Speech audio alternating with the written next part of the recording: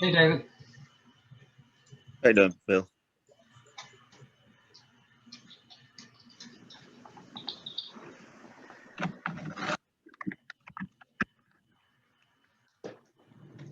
Okay. Huh.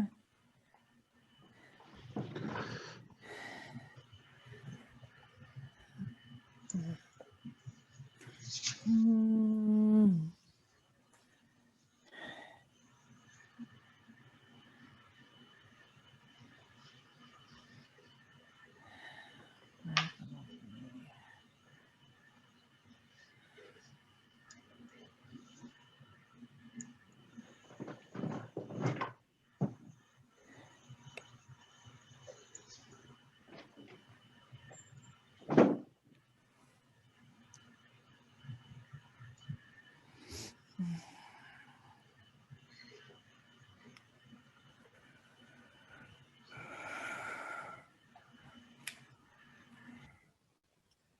Oh.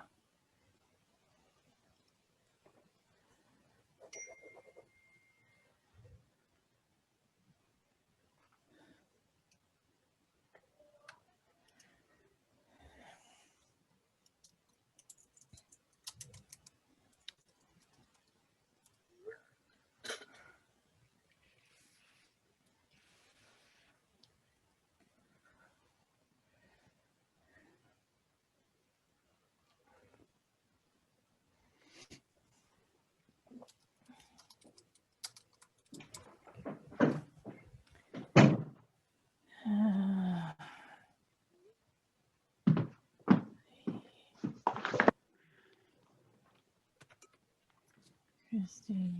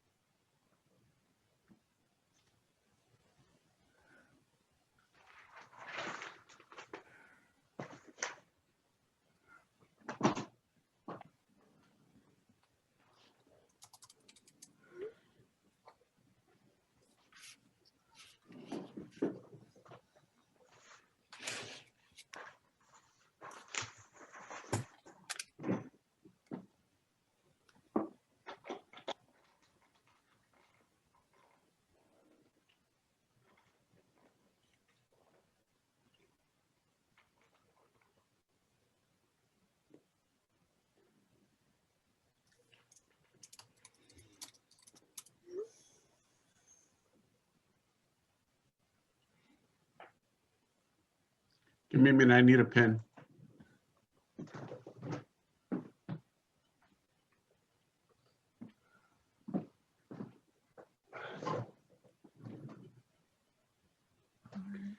And,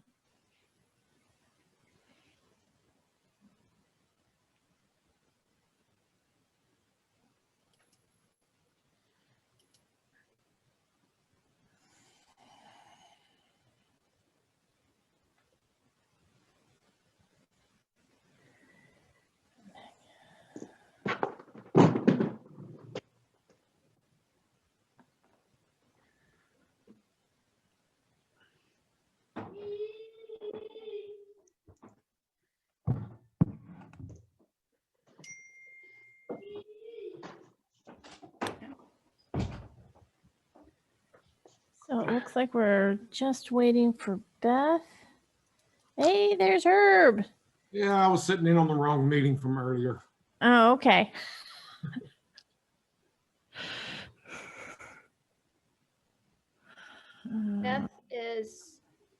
Beth says she was on and then a tree fell. So I think she's wanting me to text her the phone number. Yeah, she's she's calling me. Hold on. Hey, Beth. Hey, I just got a tree and my power split at the same time, and the tree fell in the backyard, and now I can't get on. Oh, you want? I don't know what to do. Okay. Do you just want the telephone number? Yeah, you know what? Hold on. Yeah, can you text it to me? Yeah. Megan, can you text Beth the telephone number then? Okay. Yeah. Okay. The weirdest thing. I heard the tree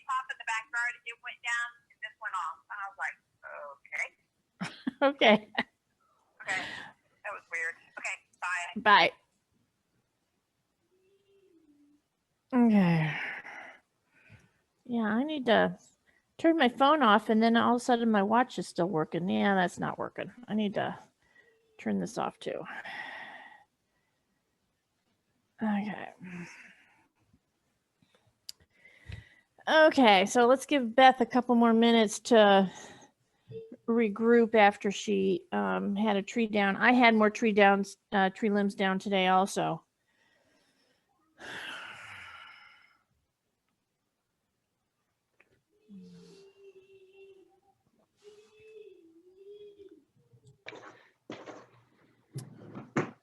So is that your child I'm hearing, Megan?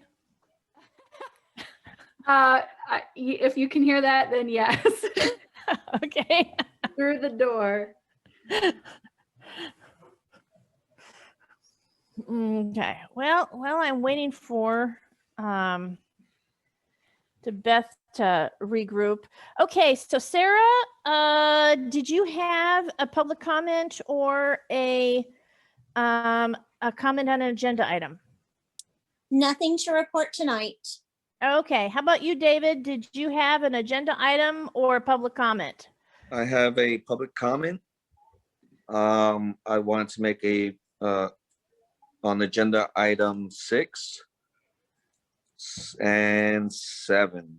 Okay. And Gerald, did you have a public comment? Yes, I had just a public comment. That's all. Thank you. Okay. And Matt, did you have a public comment? No, I'm good for tonight. Thank you. Okay. So, well, you know what? I'm just going to go ahead and start the public comment section of the meeting. Beth is going to pop in whenever she's able to get the technology working for her. Okay. So let's go ahead and start with David Flores. I'll go ahead and be the timer tonight. Hold on. Let me get my clock going. And it's going to be 2 minutes for a public comment and then 2 minutes for each agenda item. And okay, stopwatch. You ready, David? Sam? Okay, go ahead.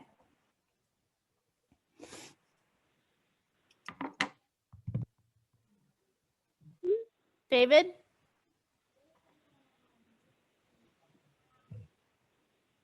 Where'd he go? He's gone. Yeah, he disappeared. He must have he's having technology problems too. Who's on 7222 last 4 digits? Beth. That is you. Okay, good. Okay. So okay, well then let's go ahead and Gerald, it looks like we've lost David for a little bit, so we'll go ahead and move to you. So 2 minutes for your public comment starting now. Okay, hold on 1 second before you start. Yeah. So can you give me just say Mark in 1 minute and 15, and then in 15 seconds, just say Mark. At 1 minute and 15 seconds? No, just 1 minute and then add 15 seconds. Okay. I mean, And both. okay, so you want a mark at a minute and then when you have 15 seconds left, is that what you're saying? Yeah, just say the word Mark so I know, like, Okay. yeah. Okay, I can do that. Okay. Okay. Go ahead, starting now. For this comment, Anderson Mill West Neighborhood Association will be referred to as the neighborhood. I work for a mortgage servicing company in the foreclosure department during the subprime loan debacle, processing thousands of loans files, working with attorneys from 21 different states, New York, Florida, California, Oregon, Michigan, etc. I was on the phone every day with my attorneys, filling out legal documents and signing legal documents. The mortgage servicing company incurred hundreds of thousands of dollars in legal fees. Thus, I saw these invoices because copies were placed in my files. But guess what? My name was plastered all over the attorney invoices. So according to a prior speaker's comments on the neighborhood attorney invoices, those 21 attorney firms were providing me with thousands of dollars in legal services and were representing me because my name was on their invoices. Wrong, knuckleheads. I did not receive any legal services, nor were any of those 21 attorneys representing me just because my name was plastered on their invoices. But others will have you believe that Mark. because some attorneys' names that appeared on the neighborhood attorney invoices, they are benefiting from those services and that the MUD directors are represented by the neighborhood attorneys. Those statements are absolutely false, and all posts stating such should be removed.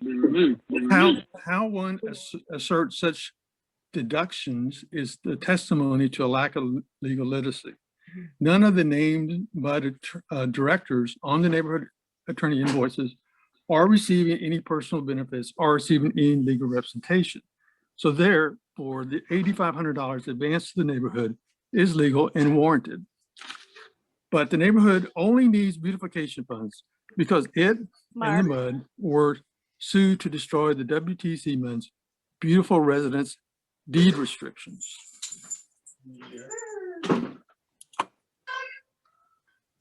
is that it?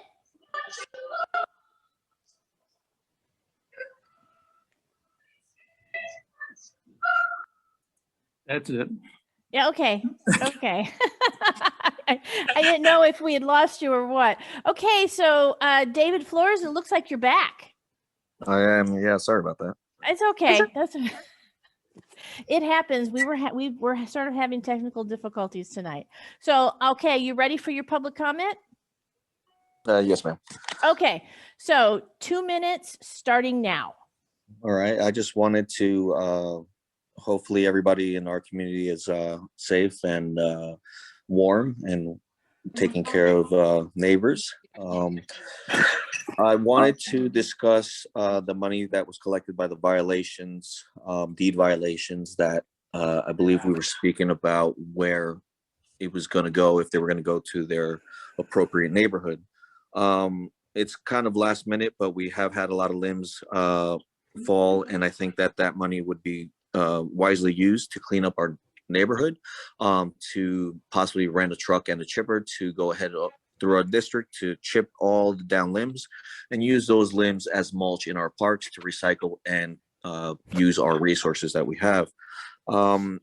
If that is too close in timing to get that all going, something that we can do to so the whole community benefits from it is, to me, it's a safety hazard when EMS or police, fire departments can't find our addresses.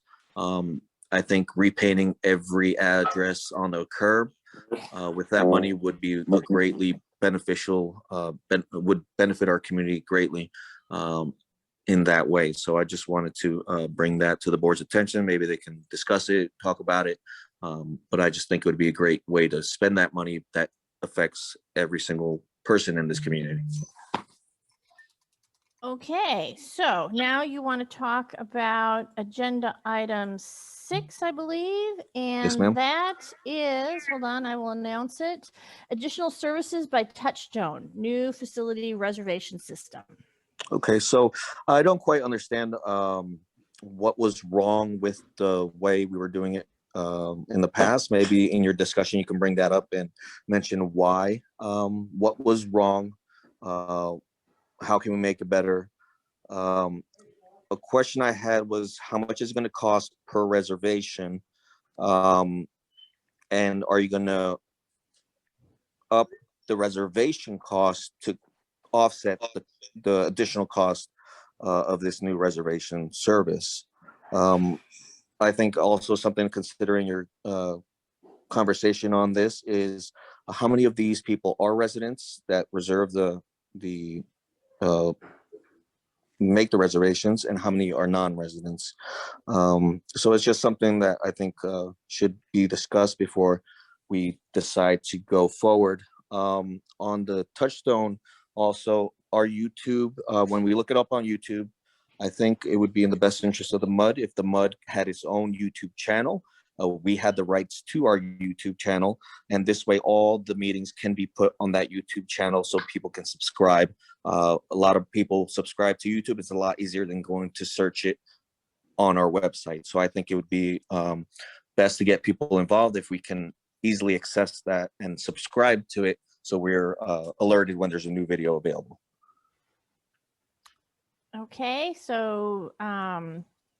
Then agenda item 7, director postings on social media. Yes, so I went back and I listened to the meeting, I think it was last month. And I'm a big fan. I don't know about y'all, but I'm a big fan of something you may have heard of it. It's called the Constitution of the United States. Huge fan of it. And that First Amendment, it's really big. So I would ask all of you on the board to really be careful violating somebody's First Amendment rights to talk to their constituents. I would hate to see a lawsuit for violation of somebody's First Amendment rights. I would consult. I would ask Bill and get some direction on that. So yeah, just that kind of bothered me when you guys were mentioning something in that aspect about some directors talking to their constituents. But yeah, that's it. Okay, thank you. And let's see, I've got a Chris showing up. Is that Chris Rocco? Chris who? Oh, that's Beth, I'll bet, right? Beth? That's Beth. Okay, This okay. is just a citizen, just listening. Oh, is that you, Chris Rocco? No, it is not. Oh, okay, okay, okay, okay. So whoever this new Chris is, you did not want to make a public comment? It's Beth. I keep getting booted. Oh, Thank you. okay. Okay. With that said, then I don't think we have any new people who've popped on the into the meeting. So I'm going to go ahead and close the public comment section of the meeting, and we're going to go to agenda item 2, which is report from the engineer. So I'm going to turn this over to you, Herb. You're up.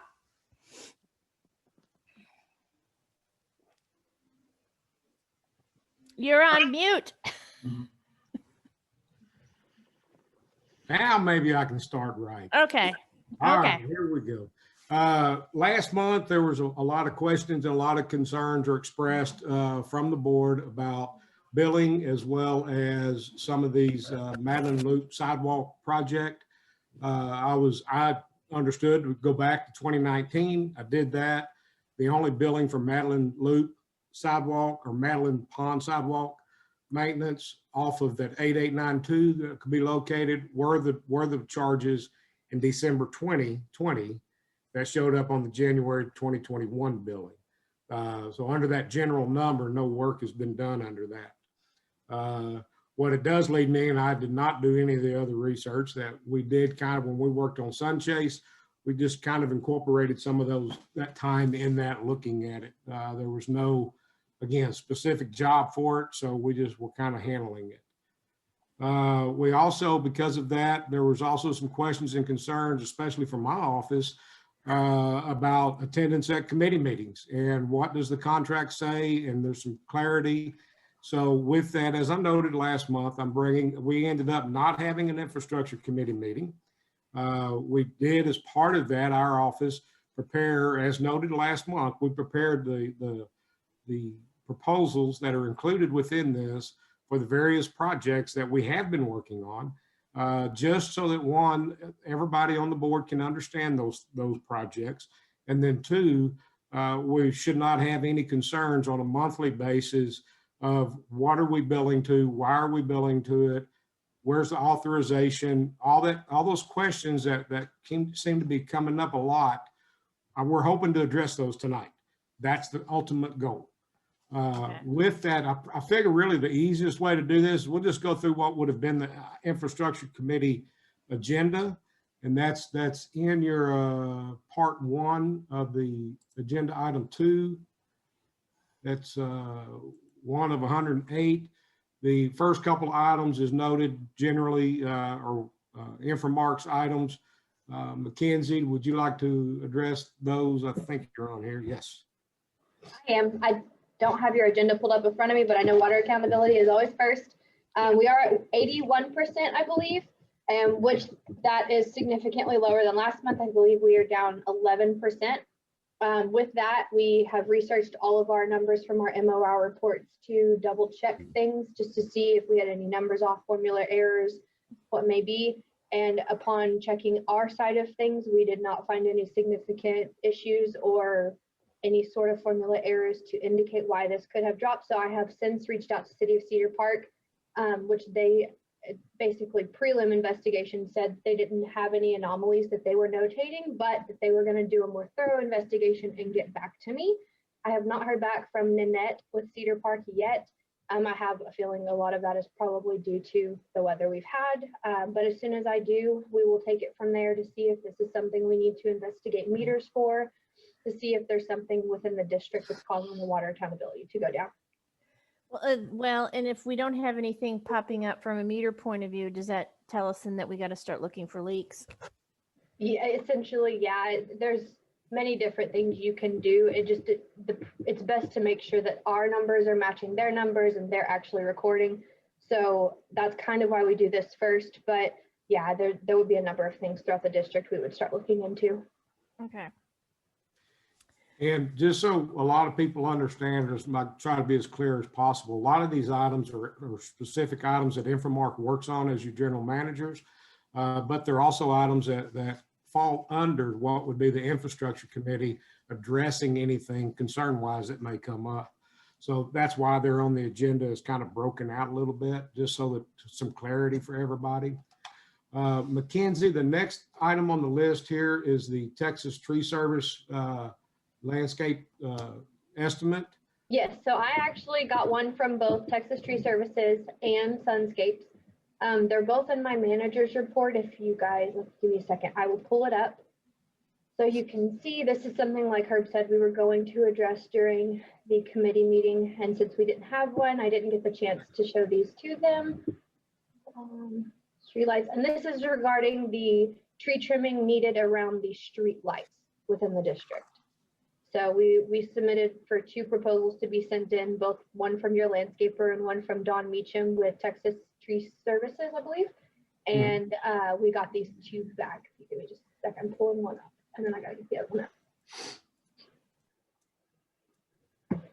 That way we can discuss, and if the IFC committee would like to make a recommendation, they can. If not, we can discuss at a later IFC committee meeting and come back to it. So the first one I am sharing is Texas Tree Services. I'm not seeing, oh, there it is. Did it Yeah, I'm show up? seeing it. Yes. Is it Texas Tree Services? It is. Yes. Yes. Perfect. So this is the one that we did receive from them. It identifies all of the things on the list that we did send them. The list, I think everyone is familiar with it, came from Sage. Sorry, my mind escaped me. Their quote did come in at $4,125 to take care of all the tree trimming needed. And this is all we got regarding the quote. Now I will show you Sunscape's proposal.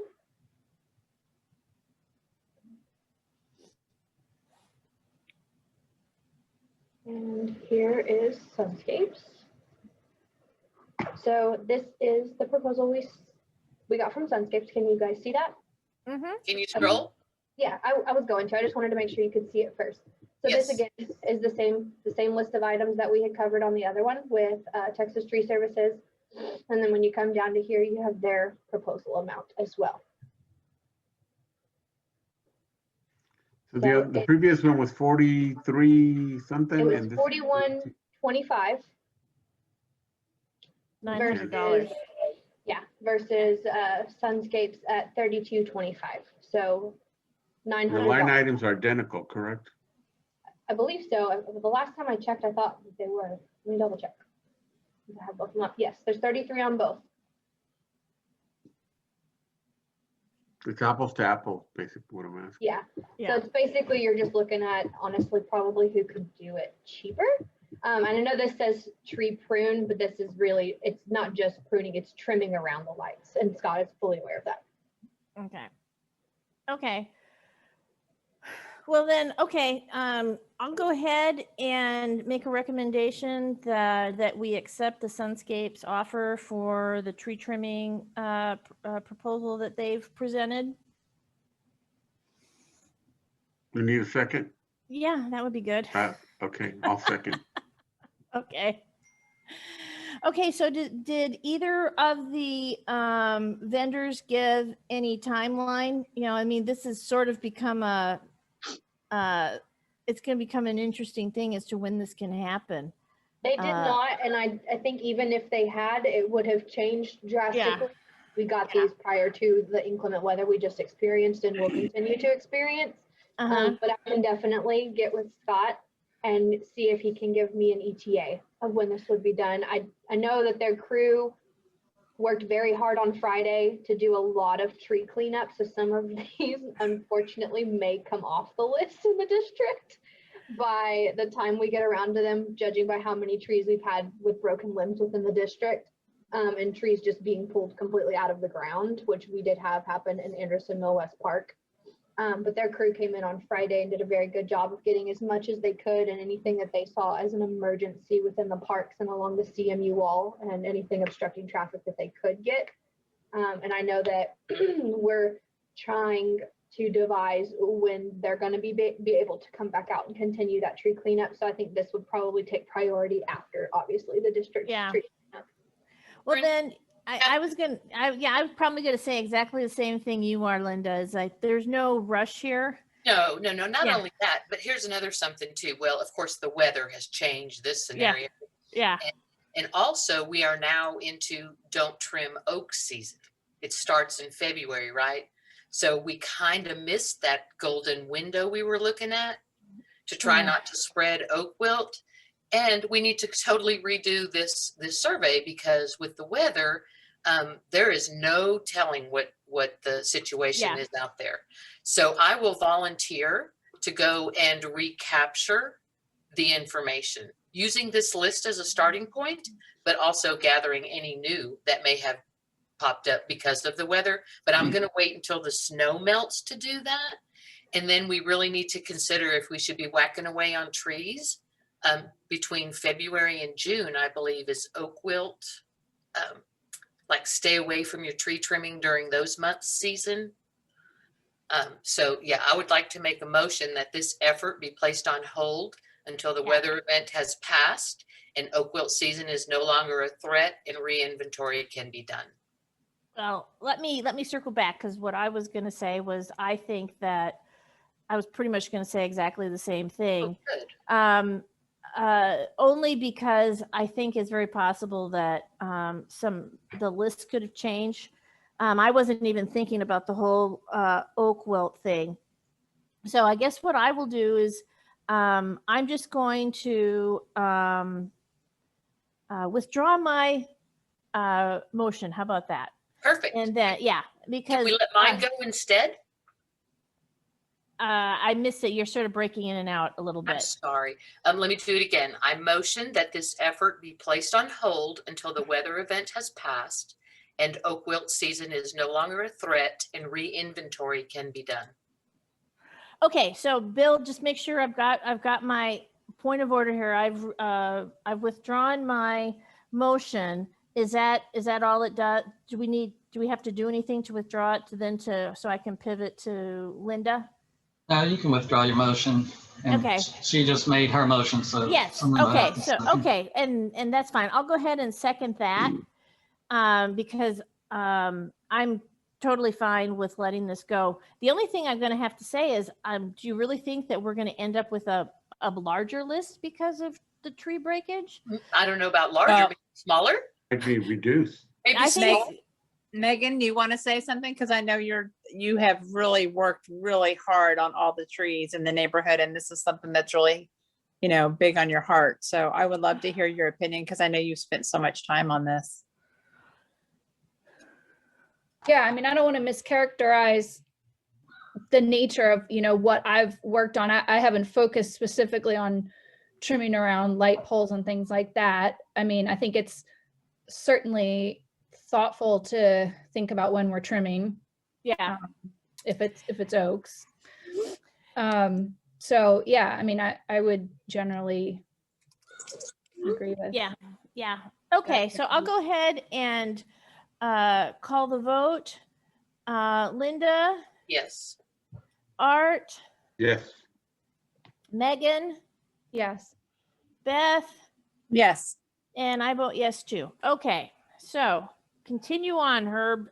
All Or is right. it Mackenzie? Is it Mackenzie still talking? Well, it's Mackenzie. I'm just going to kind of help along there. The next item on there, Mackenzie, is the CMU wall survey. I believe I forwarded you some emails. We'll talk about the repairs next. Yeah, so Linda had reported some CMU wall issues that she had found. I think one of the leaning part is on Hatch, where the wall is at a significant angle. And as Herb and I discussed, we're going to put together a wall survey within the next month or two, send a crew out to go do that and then report back. However, there were 2 areas where she did report limbs over the wall. I have Yeah. reported those over to Sunscapes, and they will take care of them the next time they're, I think, in their regularly scheduled visit in the district. Again, Mackenzie, there's no doubt in my mind that whole picture has changed. I'm sure, and those limbs may have already fallen, and they very well could have already picked them up because I Or know there some- could be 100 more now. Yeah, oh yeah, absolutely. So, I mean, like I said, we will do a wall survey over the next month or two, but hopefully with the cleaning efforts that we're going to try to do as soon as we can with both Waste Management and Sunscapes, then we can hopefully get a lot of that, and then we'll probably take care of a wall survey after the fact just to make sure we're not doubling down. Hey, if we can tie any damage to our walls to trees falling on them, let's see if we can't identify that because I think that they are on our schedule of insured values with TML. So, because I'm sure that we're going to have some movement if we've got trees, if we've got big limbs falling on some of the trees, on some of the walls. So, just something to keep in mind when you're doing your survey. Okay, keep going. All righty. Well, we just took care of the wall repairs as well. Mackenzie's got that covered.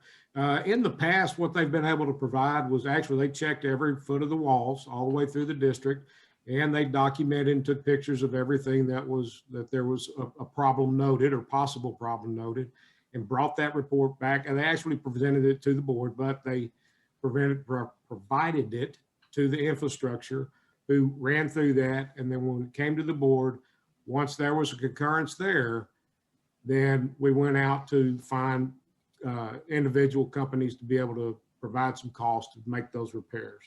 So down the road, that's just some information about generally how that will unfold in the future, just so everybody's kind of aware of that. Herb, can I ask here on the wall thing?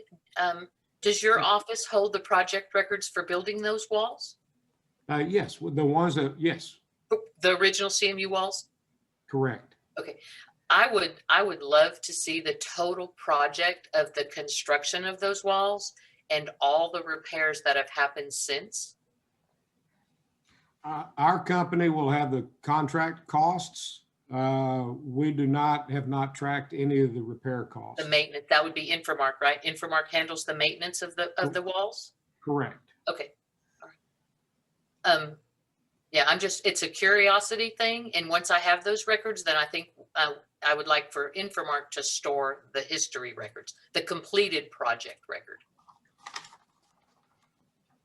So is that, just so I'm clear, we're talking about the project costs for each segment of wall that was constructed. Well, if you have a grand total for me, that's a good enough starting point. I don't need any of your detailed documents at this point. I would like to have a starting point. What did we pay to build those walls? And then I want to add all the maintenance costs since. Okay, I just wanted to be clear. Yeah, I'll have to go back and pull each project. That's the only reason I'm asking. No, I don't want you to do much paperwork at all. I just really am looking for a total project cost. It's all on the computer. Perfect. So it's a matter of finding the project, opening up the final pay estimate, looking at the number. Thank you. That's what's involved. Perfect. Okay. We obviously did not discuss, because we didn't meet any of the budgetary items for future projects this month. I'm not aware of anything being under discussion anyway at this point, other than the ones that have already been discussed. To clarify again, the first item under our items, item 2.1, is there is a proposal under the Part 2 tab. The first proposal within that is the open records request with the required forms that are necessary with that. The whole purpose of that, again, is in doing this proposal, anytime a specific open records request comes in, this will allow us to open up a specific job number to that request and be able to assign any charges to that number, so that tracking wise down the road, the district will know specifically, not just a general number of what y'all have paid our office for the whole year, but for each specific task that was asked for. These items, as you'll know, most of these, I think every one of these are basically an hour, a per hour cost based on the amounts that have been approved in our contract originally. And again, this is just for clarity in billing and being able to assign a specific job to each one of those tasks. Okay, so let me ask a question to Bill then. So let's talk about how the open records request process works. The request comes in, Bill, you oversee that, and then and if appropriate, you'll reach out to Gray Engineering for any records that they would have that would be relevant to the request. And then they're going to bill time and materials to respond to that request under this project number. Am I saying that correctly? Yeah, I think that's accurate. We've been the point of contact for the open records request to review them as they come in.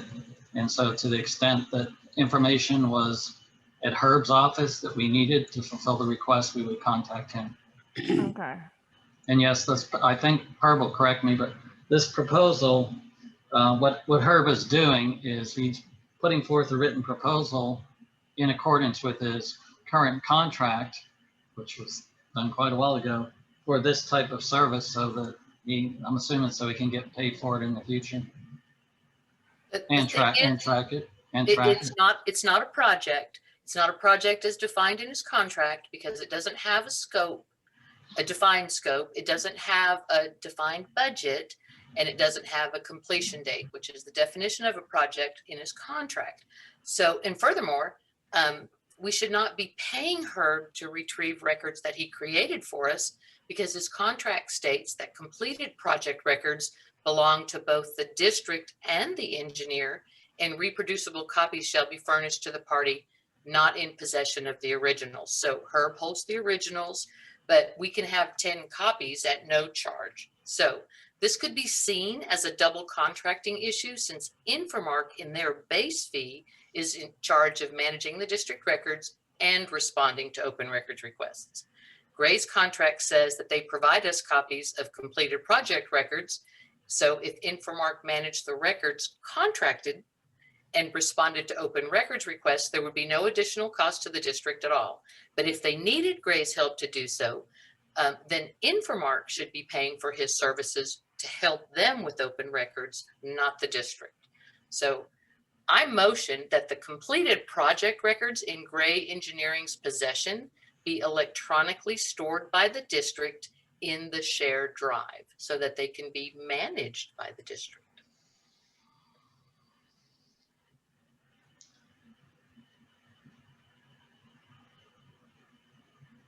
Anyone want to second that motion? Are those drives up and running again? I mean, do they exist, Mackenzie? Can we? They exist, but are not quite running yet, but I understand they're being worked on. Art, she's referring to what we were working on with records modernization. So this would be something that we would incorporate into that. And I remember that's why I'm asking. Yeah. Showed you and Megan that we would have an engineering folder specific for engineering. So, I mean, essentially it's there. It's not accessible by everybody at this time because it's not fully built out. But it's definitely doable if that is the direction of the board to take. Then Herb, we can. how often do you get these requests? Pretty rare. Yeah, I think I've had two in the last year. Yeah. So here's what I'm thinking as another solution too for when these come up is you have that additional services contract up to $1,000. Does your open records request hunts exceed $1,000? Director Fabre, that's something I can't answer. It depends on what the request is and what's going to take time-wise to dig into stuff. I really don't know the answer to that. For what the ones you've done so far, have they exceeded $1,000? I believe the first one did. Oh, it did. Yeah, so it just would make more sense and save the district a lot of money if we just took possession of the records, and then when they were ready, then, or if they were needed, it could be pulled by Infomark. And of course, if they needed assistance reviewing them or sorting through them, they have access to you. Herb, what's your reaction to that? How does that sound like it's possible, or do you foresee there being issues with that kind of strategy, or what's your reaction? There's a potential there to be able to adhere to some of that. I can't sit here tonight and guarantee you that you can get every single piece of document from us, just from a legal aspect, from an engineering aspect. We may have to change some formats of some of those documents in order to pass those where they're going to be put on somebody else's drive. We have to be able to control what usage or ensure no changes are made to any of those documents. Once they're out of our hands, we have no control over that. So that becomes a legal issue that we'll have to discuss with our attorneys as to how much and we can actually provide. I mean, there are things like the cost item that was brought up earlier. In reality, Infomark's got that information. They've got the project numbers, they've got the projects, and they've written the checks for every one of those. So, in reality, they've got the information. So we're just doubling it. So what you're saying is that we would be doubling the job. In a vast majority of the data, correct. Okay. Well, Herb, the way I read your contract, and I could be mistaken, but once the project is complete, we both own the records, the district and you, and they are public records at that point. Once the project's complete, not in development, not in design, but completed projects, then they become public records and they belong to the public. And we copy the district on the closeout documents, including all bonds and warranties and such of that. And Infomark has those documents already? Excuse me? Infomark already holds those documents? Most of those documents are copied to your attorney. Okay, but they are in the district somewhere. Correct. Okay, so that begs the question, where do we get these documents? If we already have them, who has possession, and how do we put them in the Google Drive? Yeah, that's not part of the discussion right now. Yeah, I was gonna say that's not part, and that's not his job. That actually is a good part of the discussion, Art, because it would go into the into my motion of electronically storing the records, so that if there was a need for them and somebody needed to search for them, there would be one place to go where all the records exist. But they already do exist, is what Herb is saying. Yes. Well, I'm talking in one spot. In one spot. Trying to pull all the district records together into one location. Okay, but if they're already there, then we're not asking Herb to do that. We're asking someone else to do that. Well, I think Herb said that Bill has them, not Infomark, and we need them all to end up on. So we need to have this discussion when we know more, when we have more information, is what I'm hearing. No, actually, I think we have enough information to say, and where I'm going with this is, Herb, I don't believe that you need a project for open records. I think open records is already covered by another contract. What I think would be helpful is to store the records electronically in one central location, which is Infomark's responsibility. And then if ever there's a need for you to be involved in an open records request, well, then they have the additional service contract that we can always fall back on. And that's typically how those last two were handled. The concern I've got is the monthly questions about why is this under that? And I was just trying to avoid and cover all of those bases so that we don't have to do that every single month. Now, Yeah, but that wouldn't be an issue. That wouldn't be an issue because you would have an additional service line item on your invoice. If you had one of those months where we're requesting additional services from you, it would be in there. And then the committee that requested your services would explain it to the board. Okay, then I'd like to know how the board would like to address this, because how we've done it in the past is your attorney has contacted our office and we've moved forward with taking care of that work. Now, which committee do we need to go through in order to get that authorization to do that work? It's whatever committee assigns it to you. That's what I'm saying. It's not being assigned by a committee. Yeah, Bill- yeah, and I The and I attorney think can that- assign it to you too, I believe. Yeah, and I think that's what's going on. Is For now, but it wouldn't have to be that way in the future if all the records, if Infomart could do the open records the way their contract is written, and if all the records were accessible, there's a lot of things that would have to be in line, but we have to start somewhere. And so this is the first item on the agenda that he's coming to. So I'm trying to wrap it together, and in the end, it all makes sense. But I mean, we're going in the order of his agenda.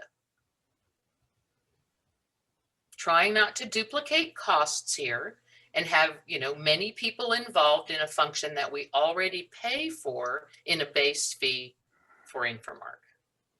That's where I'm struggling on this, because if Bill has them and if Infomart has them, then I think doing that decision today is not a good idea, because it's going to cost more money to pull it all together if someone else has to do this. No, it isn't. Well, I guess what I'm feeling like is there's sort of two different, I guess I'm thinking of it in like two separate things. There's like, from Herb's perspective, he's trying to make sure that if in the future there is a circumstance in which Bill or whomever reaches out and says, we need your help pulling together the documents for this open records request, for whatever reason that is, that he has a way under what he's contracted to do with the district to bill us for that. So, and then there's this issue of on our end, working with Infomark, trying to get our data together so that in almost all circumstances, we don't have to even go to Herb. So he's got this contract in place so that if it happens, his company's covered to get paid for that. But on our end, we can still simultaneously do all the things that we need to do to improve the efficiency of our processes, so that that's not even going to probably come up in the future. So I don't necessarily think that approving this for Herb is going to change what we do on our end. I don't think that we should have placeholder projects in the event something comes up. If something comes up, then Herb knows how to get a project approval to proceed. And it's not like we turn open records requests around in 10 days. We don't. So there will always be an opportunity to get a project approved if it's going to exceed the additional services threshold of $1,000. Then there we have a mechanism. And this is not such an issue that because we have a stack of requests for Herb to process, we don't.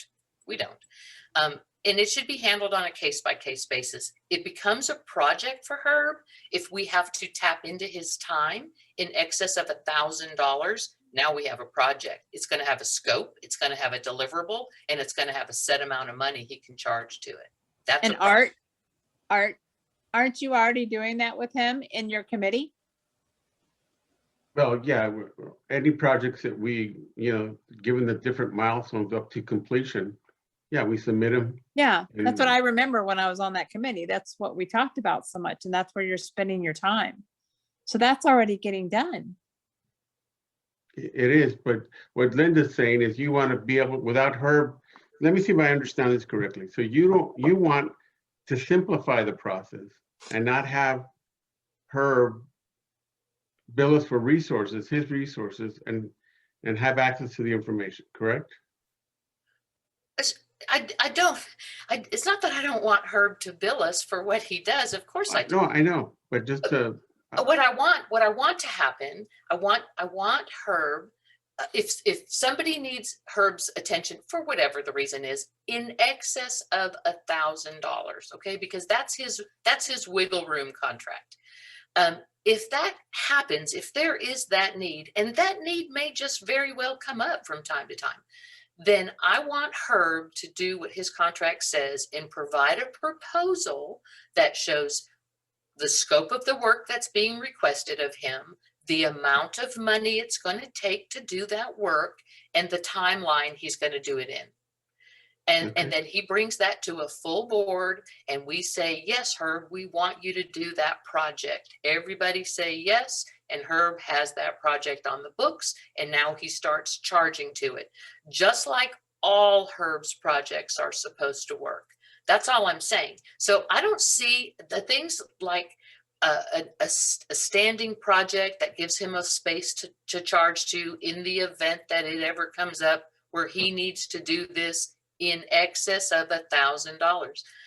Then we need to address it as it comes up on a case by case.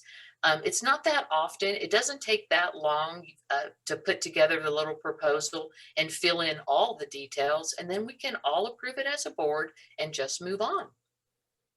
Okay, so Maybe it's from today necessary. forward, but from everything in the past, I would say no, but from today forward. That's what I'm suggesting. I'm not suggesting changing anything that's happened in the past. I'm saying going forward, if there is a need for Herb's time to search through records for an open records request, then we all know how to get that to happen. If Herb says, look, I can't find those records for $1,000, I need 3,000. That's a board decision. Do we want to pay him 3,000 to pull those records, or do we want Infomark to pull them as part of their base fee? But how do we do that within the context of the time constraints of getting people their requests? Because there's a 10-day window of time Megan, on open records. That's Records true. haven't been That's returned very in 10 days in years. They take forever, if you ever get them. So I love the idea that we could return them in 10 days. Lickety split would be my way to do it.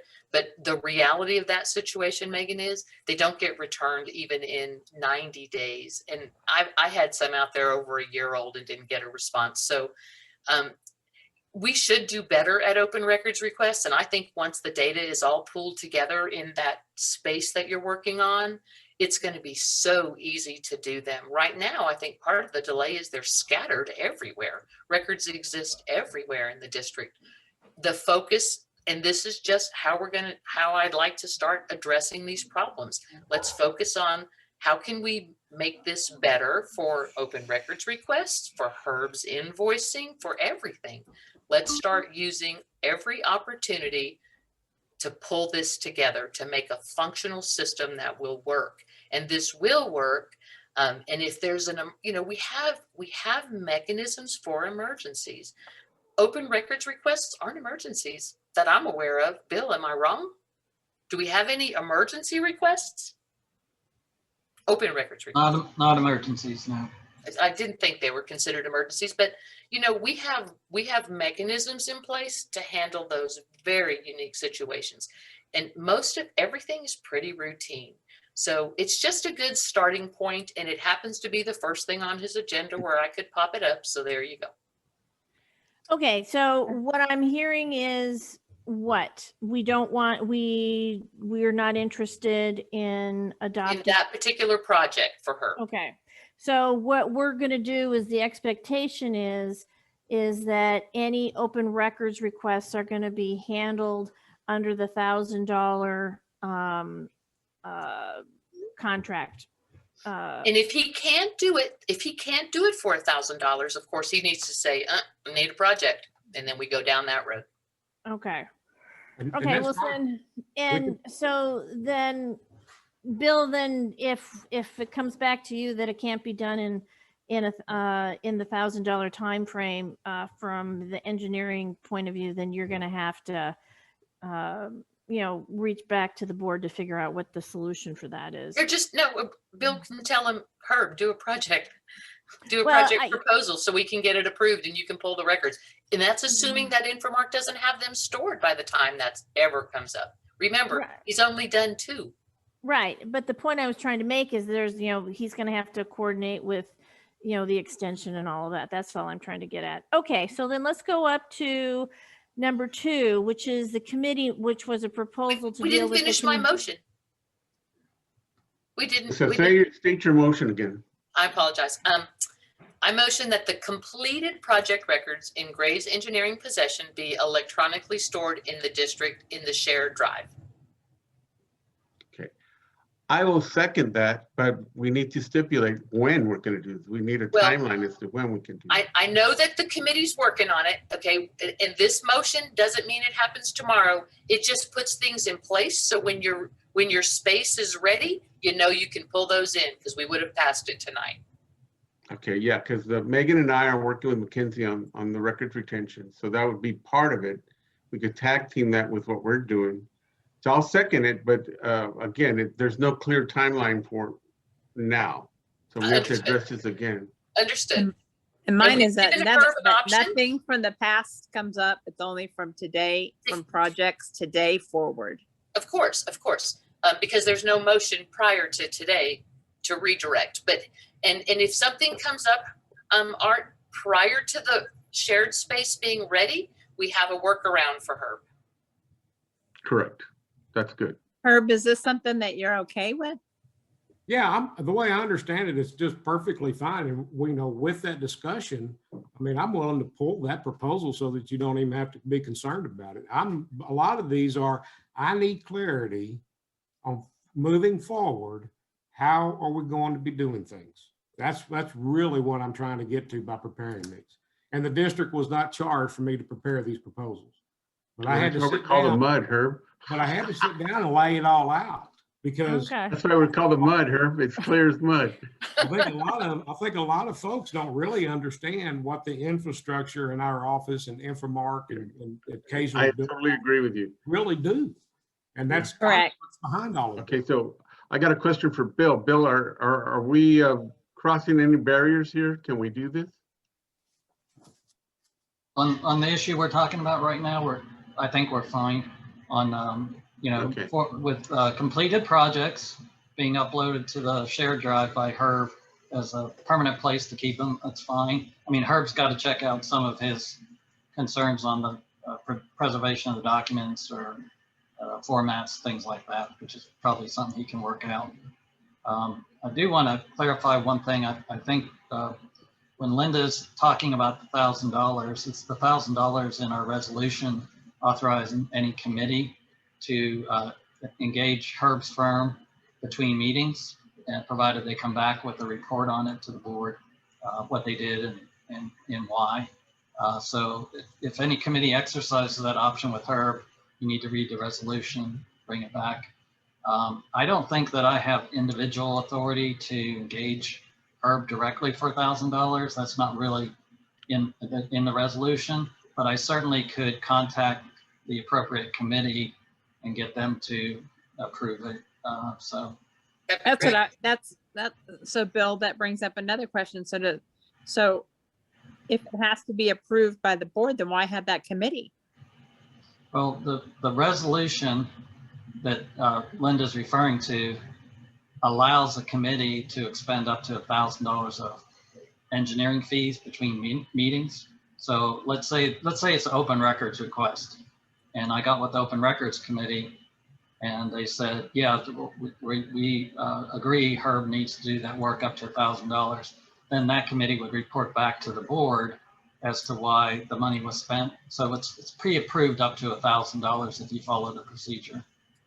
That's So the pre-approved by committee the can- subcommittee, right? Not by whoever motions for it, correct? That's what I was Committee. trying to get to, because you want Yeah. Herb to keep doing his work and you don't want to wait for the next board meeting for him to get his stuff done.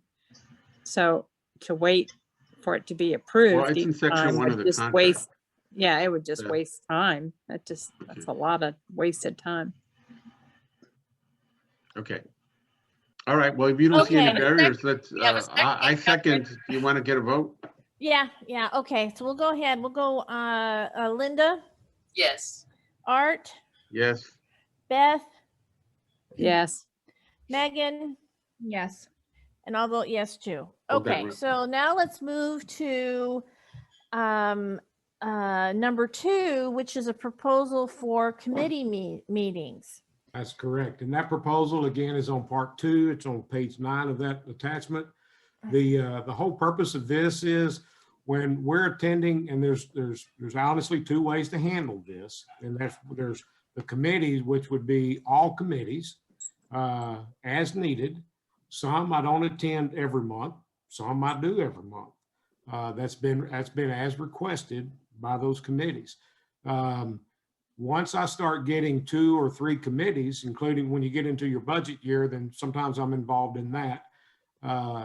Exceeding $1,000 is going to happen. I mean, they're, depending on what the meetings go, they're lasting anywhere from on average 2 hours to some of them 3 hours. It just doesn't take long because one, as far as the infrastructure, I prepare the agenda.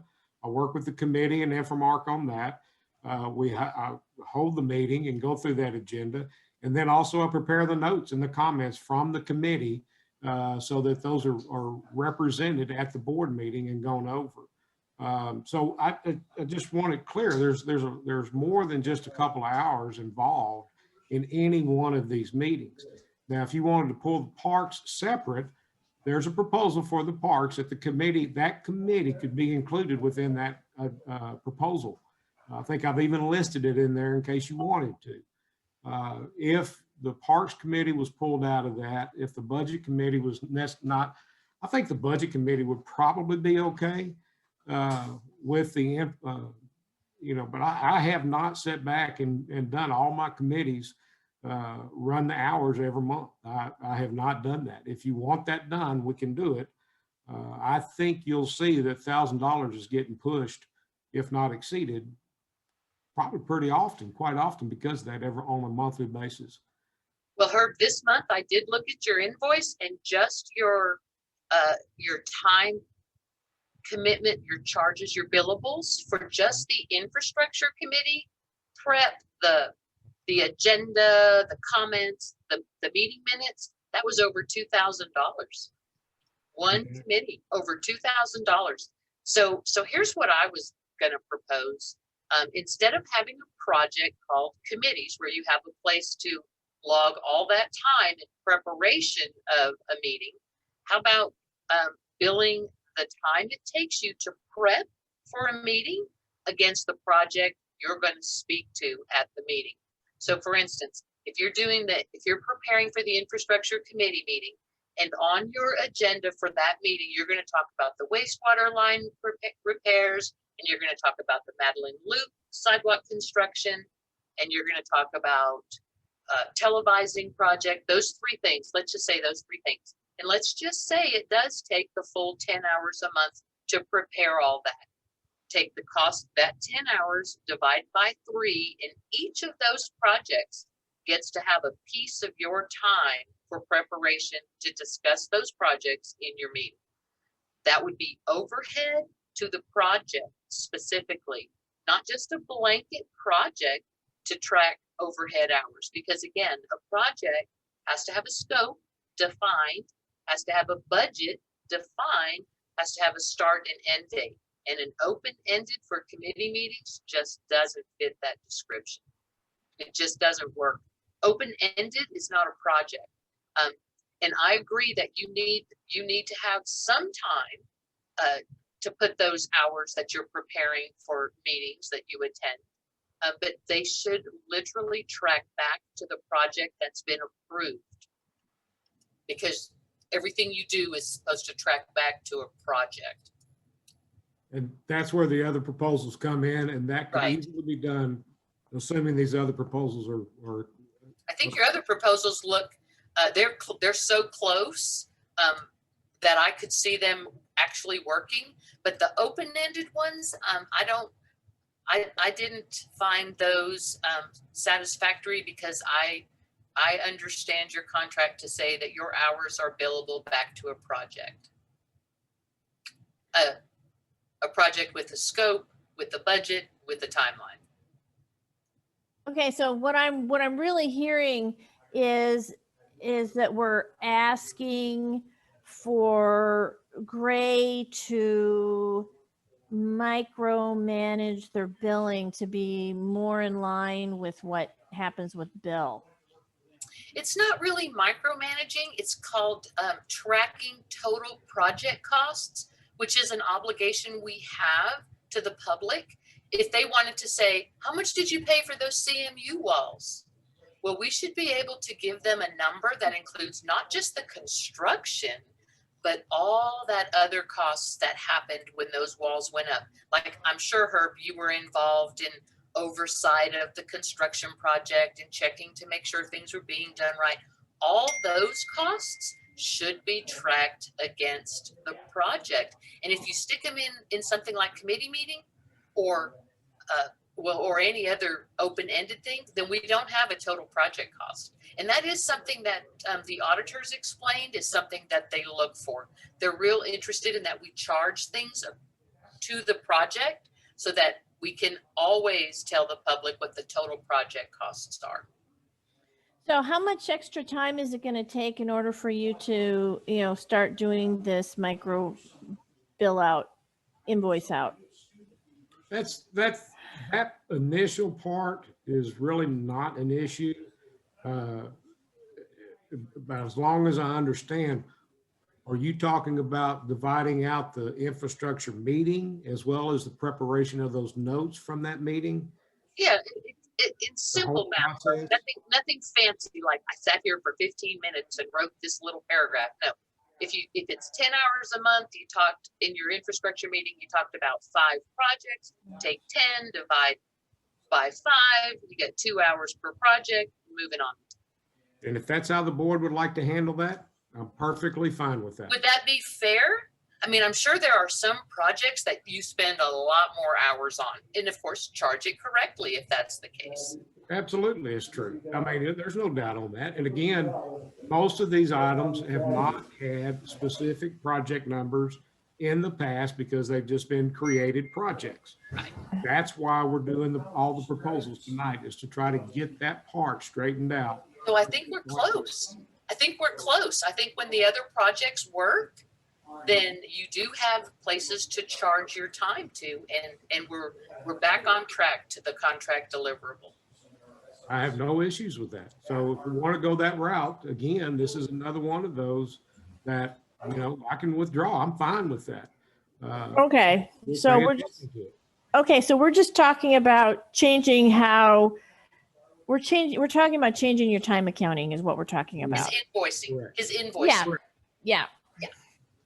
And that'll be on me. We'll get that. I'll get that straightened out. It'll take some effort, some time to get everybody on the right page, but we'll get that straightened out. It's a simple solution to what could be a problem. Mm-hmm. Yes. And Herb, I would not hesitate to help you if you needed help. So your projects and your invoicing would run side by side, basically. It would match. Correct. Now, the only exception to that, I would say, would be the Parks Committee. Well, it's a rarity, and that's a different proposal in a little bit. And I would strongly encourage you to consider that one. But well, here's the thing about that Parks one, and we'll get to it when we get to it. But again, that committee also has that $1,000 additional service thing that they can always draw from. Okay, but if they need you more than that, then yes, at that time they identify why they need you for more than $1,000, and then we make a project. Okay. So he still gets paid for every hour that he's on these board calls, though, correct? Absolutely. Well, yes, he does, because his contract has a mistake, but well, he should get paid for every minute he's on these board calls. Actually, honestly, the first paragraph of his contract says that he attends board meetings and he bears the expense, but it immediately then points to his rate schedule, so that's got to be a contract mistake. So I would not suggest that he sit here for free. No, I'm not suggesting that. No, he deserves every penny. Okay. So, I'm good with that, Herb, right? How you track that now? Are we good on how you're going to track your committee meeting notes? Absolutely. Yeah. Okay. So who's got the ding going on? That's mine. I'm sorry. I don't know how to turn it off. My son's looking for eggs. And I don't know how to turn the ding off. There are no eggs anywhere, just to let you know. In my refrigerator, there are eggs that he can have. Just not at the store. Okay. Okay, so next one is Madeline Loop Sidewalk. Madeline Loop Sidewalk, that proposal is on page 17 of part 2. And again, that has turned into a project that is much more than what was anticipated originally, especially with the involvement of TCEQ. With that, we've broken out the scope of services within this project. Just on a side note, we did get everything submitted to the TCEQ for the CZP exemption on February the 2nd. They have 60 days to approve it, review it, comment, approve it, whatever, however they want to handle it. Because it's an exemption, we're hoping it's a lot shorter than that, but we don't really know. That's in their court. What this does is it picks it up, and the next step, once approved, is we would go through the solicitation process. We would still coordinate this with the TCEQ.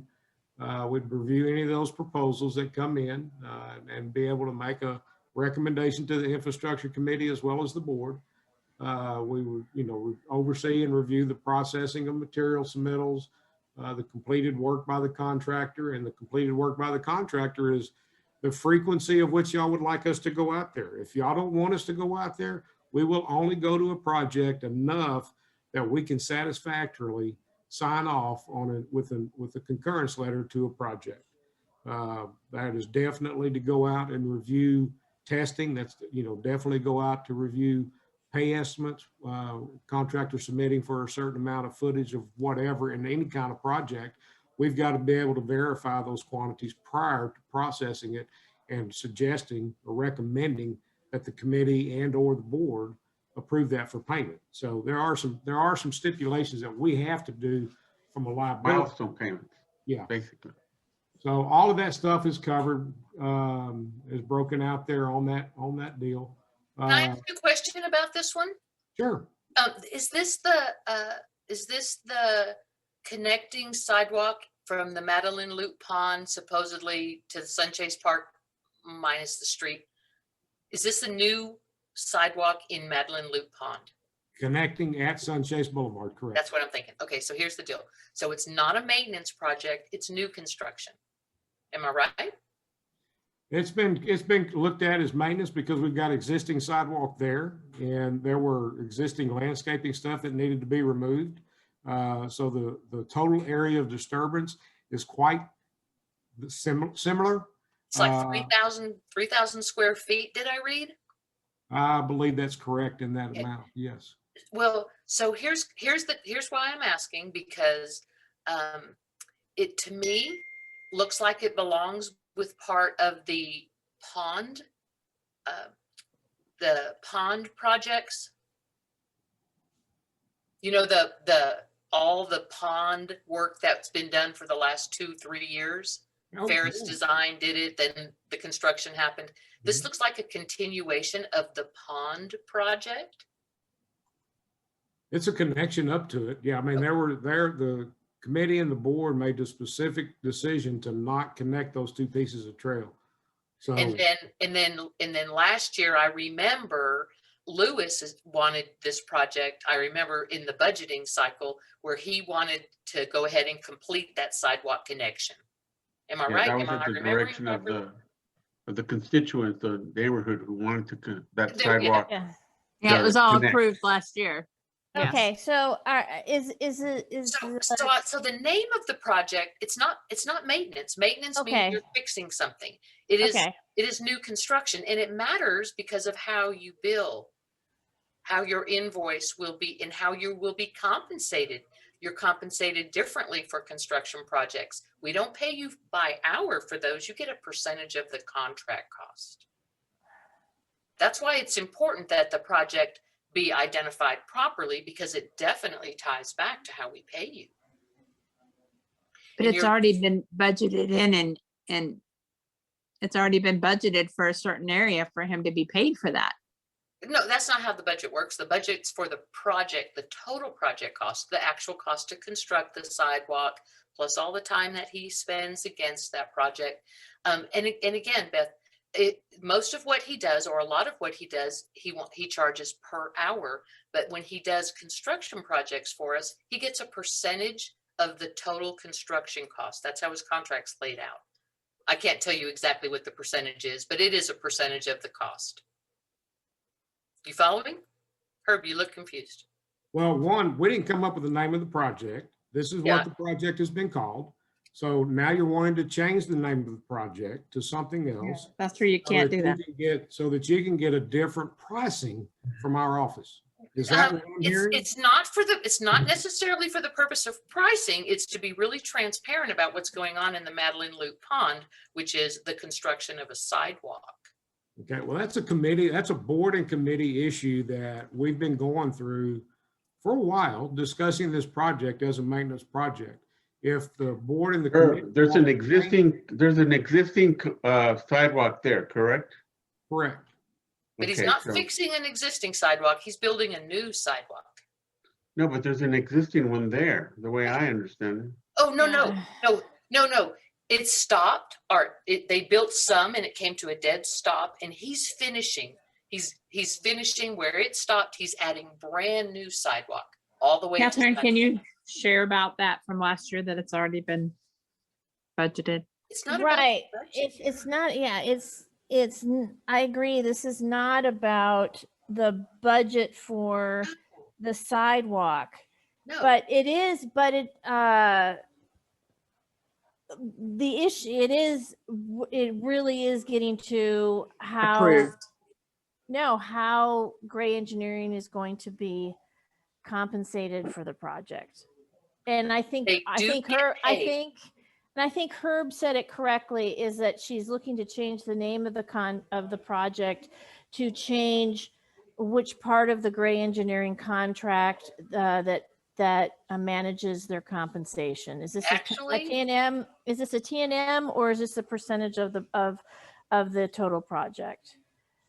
You can actually leave it the same name. His compensation isn't defined by the name of the project. His compensation is defined by the scope, which will include construction of a sidewalk, and the total cost of the project and the time. And that defines how he's paid, Catherine, not the name of the project. Right. Is this part of what's on I'm going to interrupt both of y'all. Sorry. Oh, Is this I part see of your our point, board Linda. I meeting? Because see we're your going to be point. here for 8 hours on this. Is this part of our board meeting tonight? Well, yes. But Herb, would you have an issue changing this and restructuring the way you're gonna invoice us, and you're gonna? You would like the proposal redone and have a set number, I can bring you that proposal next month. Okay. Or if you could even have it ready by Wednesday, I promise I'd be willing to look at it between now and next Wednesday. Yeah, but We don't even have to wait a month. the agenda is already set for next Wednesday, isn't it?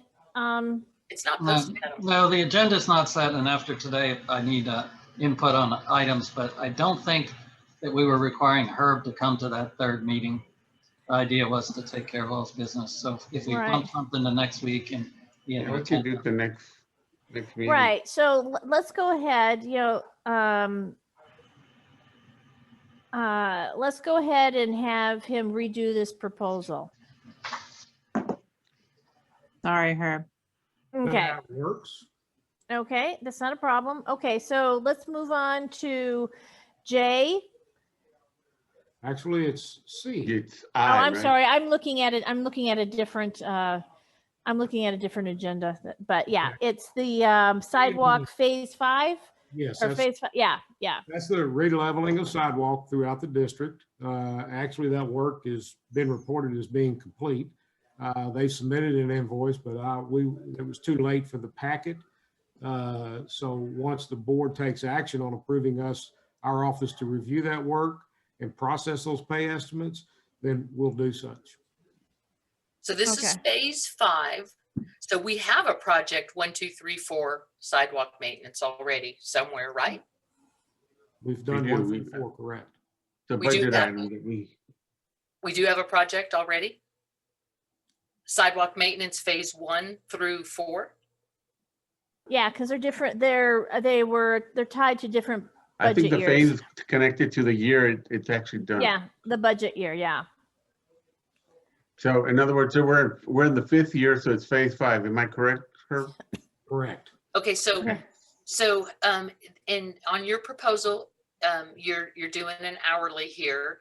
Are you doing preliminary and design work, construction oversight, I'm not sure I understand your involvement in this, other than you hire a contractor and he comes and drills holes and puts concrete under the slab and picks it up or something. Yeah, and he manages the entire project. So it's project management is what it is. No design work, no. No design work. It's not our No design. design work. Through the district, we identify those locations that are, through the board's suggestions or recommendations or requests. We look at those locations. We try to centralize that work so that we can maintain a cheaper price from the vendor y'all historically used in order to cover those areas. We do have to meet with the contractor to verify the locations and the amount of work that's going to be involved in order for him to do his pricing so that we're on the same page about that expectation of work. Once the work is done, we do make a visit or two to verify where they're at, that they're doing the work. And that way, if there's any phone calls to the district and the board or committee or board member calls us, we can tell you what's going on at that location to be able to address a resident who may be complaining. We do that, and we verify the work is complete, and then we process any pay estimates. And infrastructure committee people, does this have a not to exceed amount on it? Yeah, this is a budget. This is a 40,000 a year. Yeah, it's a budget line. So Herb, Yeah. your proposal is almost there. If you put that $40,000 limit on it, because we need the amount of money for this project, which they're telling you is 40,000, and then correct that in a timeline. I mean, I don't know how long you give the contractor to start to finish, but whatever that timeline is, add those 2 elements to your proposal, and that one would fly. Okay, the 40,000 is for the construction, just so you understand where that budgeted item has been. That's the budgeted number that we try to stay under. Generally, the sidewalk leveling based upon that next, whatever phase that is, if we've got a substantial amount of remove and replace, that's a different contractor. And we try to take care of remove and replace as well as any level up within that $40,000. And so if you want a dollar amount from us, we'll come up with a dollar amount. I'll rewrite it and you'll have that next month. Perfect. I'd be happy. Let me make a motion. Get this one done. I motion that this project proposal be corrected to include the clear scope of services provided by the engineer and the not to exceed amount and a timeline for completion. I'll second. Okay. Is there any additional comments? Okay, I'll go ahead and call the vote. Linda, Yes. Art, Yes. Beth, Yes. Megan, Yes. I vote yes too. Okay, so the next one is the wastewater main line and service maintenance. Correct. That item there, that proposal and agenda item attachment 2 is on page 33. We provided a scope of services there. This proposal is for essentially there's 2 maintenance jobs directly involved in this. You've got the wastewater line replacement project that is over on Rathland Lane by London Lane. There's about 40 feet of pipe, 35, 40 feet of pipe that has to be dug up and replaced. And then you've also got 5 locations or 5 services that need to be excavated and repaired. And then another mainline section that needs to be dug up and remove a section of pipe that's somehow ended up in there. Both of those, the work that was within. So anyway, this proposal, just initially, just take care of this part first, is what's covering all of that work. Again, if you want an estimated flat number for this, I'll give you one, and we're probably going to bill it all the way out. I don't really, it's hard to estimate on a lot of these items specifically what it's going to take. So if you would like that, we can do that. This one has a budget. I asked you about this one. This one is, didn't you tell me 65,000 on this one? No, that was the estimate was 65 to 70 on the line repair at Rathland Lane. That And you was, thought it was too high. So you're looking for another contractor. Am I saying that well, correctly? they came in at 100 and let me get my projects right. Is this the RFP that, The wastewater services and mainline repair, which is separate of Rathland.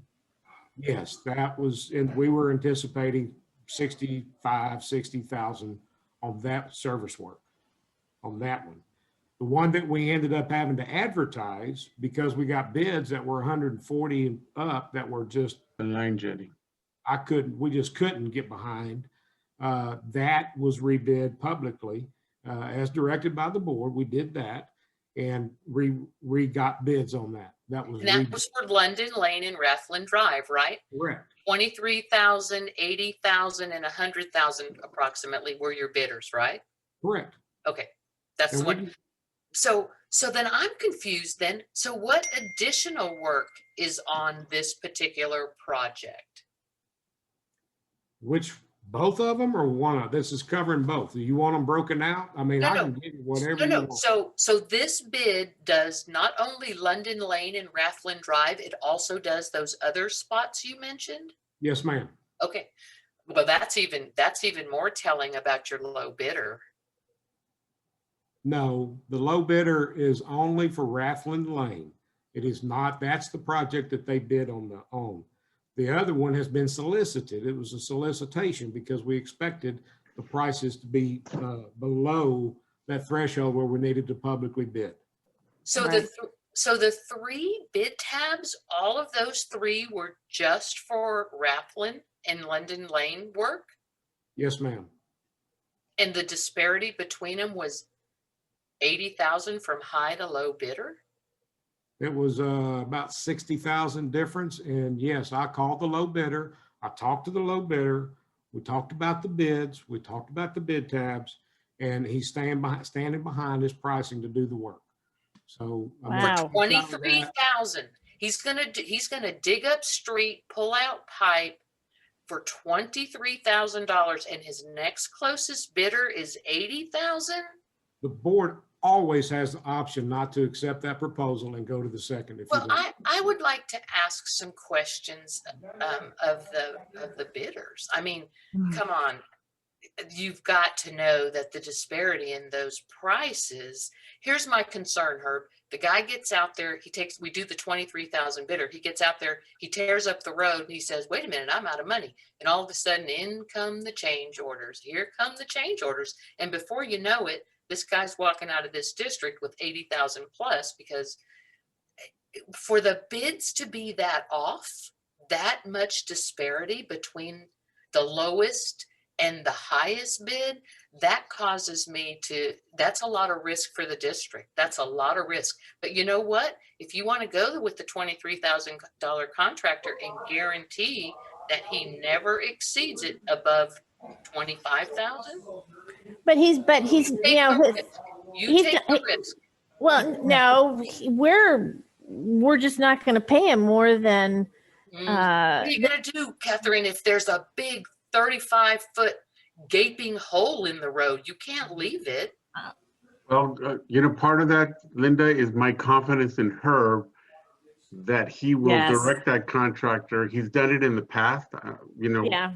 I've worked with him, and Herb has said, this guy cannot do this work for this amount of money.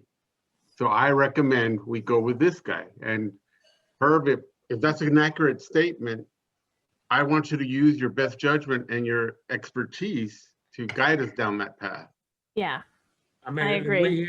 we had numerous conversations. I had a detailed conversation with the contractor, with the owner of the company, prior to us providing a letter of recommendation. And again, the board does not have to accept that. If you want to go with the next up, you're more than welcome. But you know what? What I would like is an opportunity to talk to the middle and the last bidders and ask questions about No. their bid. No, I'm not gonna do that. I'm not, I don't. You don't have a choice. It's not Wait your a minute. choice. Wait a minute. Well, let's listen, take a vote. Well, Let's hold take a on. vote on that. Let me weigh in on this. We have people that we hire to be our experts, and Herb is our expert. We've got multiple attorneys who are experts. We've got experts in with Infomark, and at some point we have to trust our experts because that's why they're the expert.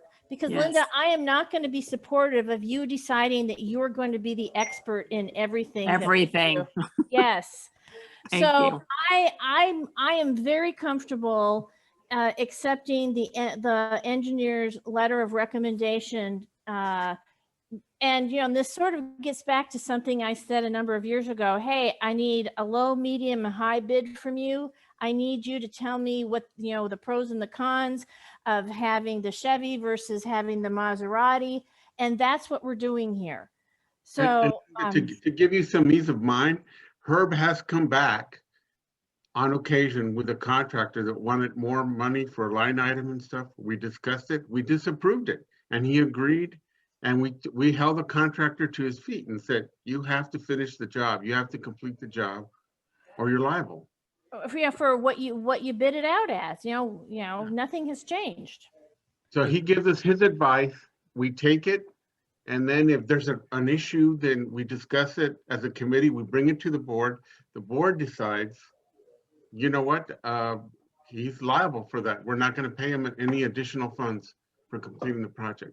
Well, if there's some kind of guarantee here that it's not going to go above the bid amount of 23,000, then I think you people have made up your mind. You run with it. But I will. I see your concern. I do. That's a big disparity.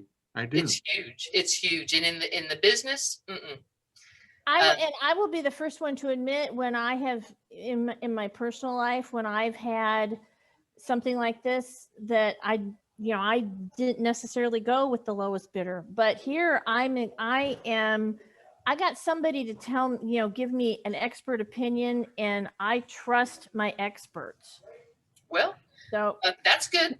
Yeah. I'm happy for you. I really am. Okay. I'm happy for you, but I don't Okay. take blind faith when there is that much disparity in the price. Bill, what's the obligation if the contractor digs up the street and walks away? What do we do? How can we protect ourselves? Herb, are we going to have a performance bond? You're muted, Herb. Muted. I was not a part of this contract. Okay. Are they expensive? Performance bonds? Yeah. What a performance bond, it's a percentage of the project probably. Performance bond is a bond you can go after the bonding company to complete the job. It's an insurance. So that's one of our backups. Right. I mean, I know what it is. I just don't have any idea how much they cost. That's what I'm saying.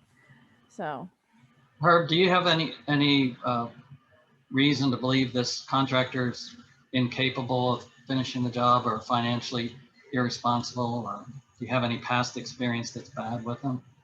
We've not had any, we've had him doing work. We've been on projects where he's been on over in the Westlake area. We've watched them do the water line stuff for another district. And they're more than capable of doing the work. I have no reason to believe, again, based on my conversations with them, that they're not prepared to handle this job. Okay, Bill, how can we protect ourselves? If he's sure, how can we protect the district that this contractor comes in here and does this job start to finish for what he's bidding and doesn't flood us with change orders and drive the cost of this project up to the middle bidder? How can we protect the district from that happening? What I can tell you is there is a contract, there is a set of plans and specifications that outlines the work from start to finish. Once a contract is signed by both parties, those items are obligated as part of the contract. That's what the expectation is to get done. Outside of that, I don't know how else to satisfy what your questions are. Well, that's why I'm asking Bill, how can we protect the district from a contractor that And hopefully this does not happen, but if it did, how can we protect the district? Because we would have to pay that contractor for any work he had completed, even if he didn't finish the job. And part of it is that we have to trust her. And I Well, think that we okay, have. let me try to answer the question too, because it's been directed to me. So we would have a binding contract. We could sue the contractor. Unless the contractor's broke, we could probably prevail. We could hire people to finish the project and sue them for the amount. Herb is you're only gonna release funds upon stages of completion, I assume. So we don't get ahead of us on the money part. Herb, this is a project you're gonna be managing, project manager. Yes. And so once the contractor starts the work, they're only gonna get paid for completion. There'll be retainage, at least 10% at the end. Correct. And then if he doesn't fulfill the contract, we'd take legal action, obviously. Also, if he presents a change order and it's not justified, if it's just a way of trying to get money he didn't bid properly, it'll be denied. So Right. You're worried about him buying into the contract, right, Linda? that's exactly what I'm worried about, that he comes in low bidder and then he comes back and says, oh geez, I forgot to add this $40,000 line item. I didn't charge you enough for pipe. It doesn't Can work we that ask, way. is it, well, I hope it doesn't work that way. No. With that bridge in Sunchase, we ended up paying for railings because the contractor forgot to put railings on the bridge. So, Bill, can we ask for a performance bond, or does that have to be, or can that be a part of the contract, that the contractor leave a performance bond? I don't think it was bid that way, so I probably can't add it right now. Well, it was actually, because I saw in your invoice that somebody in your office returned the bonds to the other two bidders. The bid bond's correct. Bid Well, bond. that's just to guarantee that they'll accept the contract. I see. Okay, never mind. What the low bidder, if he would have declined and said, oh, I made a mistake, I declined to go into contract, then he would forfeit his bid bond. Oh, I see. Which is not a lot of money, but I don't know what percentage, 5% or something like that. Correct. Okay, if we can sue him for non-performance, if he doesn't perform, then I'm okay with that. Yes. Okay, so what we need then is a proposal, a resolution of some kind? But we kind of jumped out of order a little bit. Yeah. Yeah. I guess you could address that bidding process and vote on it now if you want, but it's coming up in the agenda order. Okay. Well, we'll just deal with it in agenda order then. Okay. Okay, so right now, where we're at is our proposal, which is an hourly proposal with the scope of services outlined. As to You whether, don't have a dollar amount on it yet. You need to put a dollar amount on every one of them. And a timeline on every one of the proposals. Wait a minute. I thought this was a time and materials proposal. That project has a now we know what it costs, $23,000.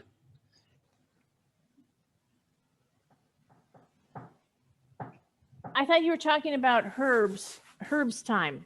Well, I'm talking about the project. Okay. You're But now talking about the project. Herb needs to come up with whatever his time involvement's going to be too, and we need to look at what his costs are. Well, so what we're going to need is total project should not exceed the budget. Right. Yeah. Yeah. And Okay. that number needs to be a part of the proposal. The timeline needs to be a part of the proposal.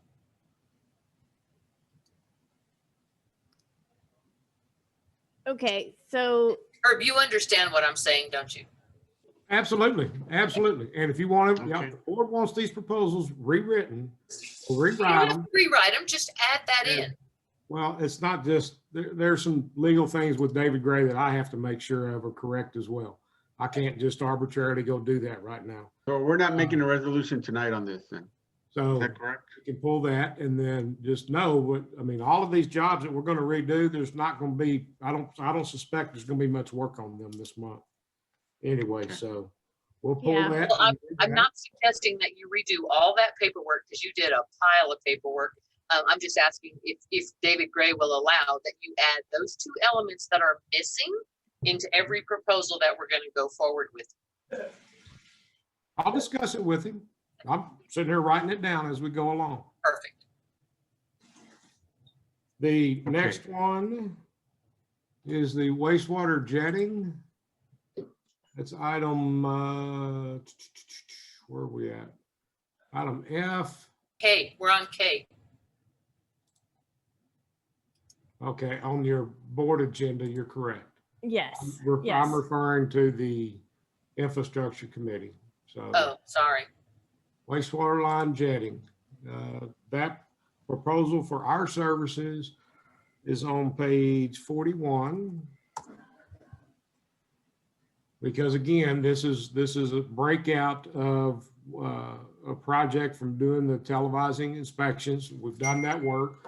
Part of that was to do the review under that initial proposal and make recommendations of repairs. That has been done. So from here, this is a project that needs to be, you got some sections that need to be jetted out to clean out in order to get the recertification letter, be able to send that to the state. I believe Infomark is working on, through maintenance, is working through getting a jetting company with the proposal. The only task that our office would really need to do is once the work is completed, we need to look at the tapes and then provide the certification for the jetting separately. Because the other projects for the recertification are the services and the mainline work. You did not put all that in your scope of services. You need to put that in your scope of services. That's Scope what of you're going to do services. for the project. Director, I'll just say it. The remaining work by our office includes a final review of videos providing evidence of the completed work. Once completed, a memo will be prepared as a part of fulfilling the district's requirements for the 5-year recertification. That is exactly what I said. My apologies. My apologies. You do have that one covered. All we're missing then is the dollar amount and the timeline. That's all we're missing on that one.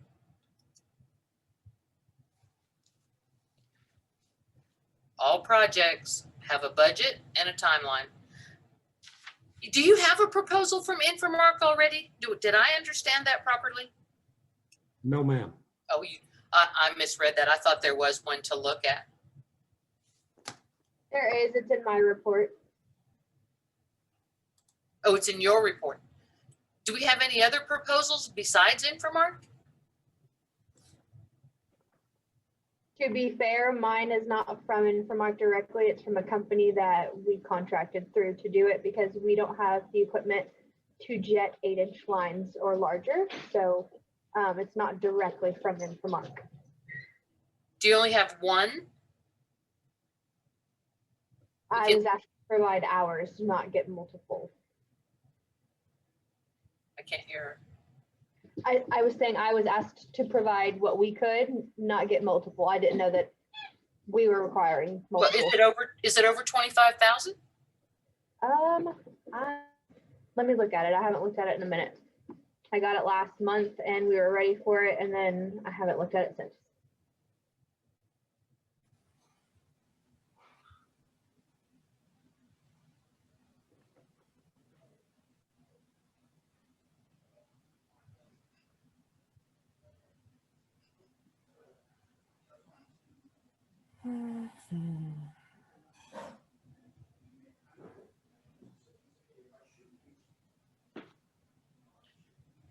Now, Herb, what we're talking about here is jetting the lines, not actually repairing the lines, correct? Yeah, this is jetting. This is what really is it's normal maintenance. Is what Yeah.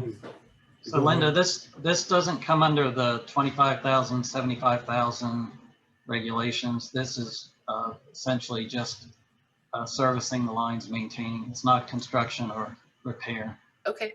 And I remember the pictures of sediment at the bottom in like a divot or something of the lines. I remember Mackenzie giving us a video tour of what this project was going to look like. I just want to know how much it's going to cost. So I have the proposal, if y'all want me to go ahead and share it, it's for 4,800. Yeah, go ahead. Okay.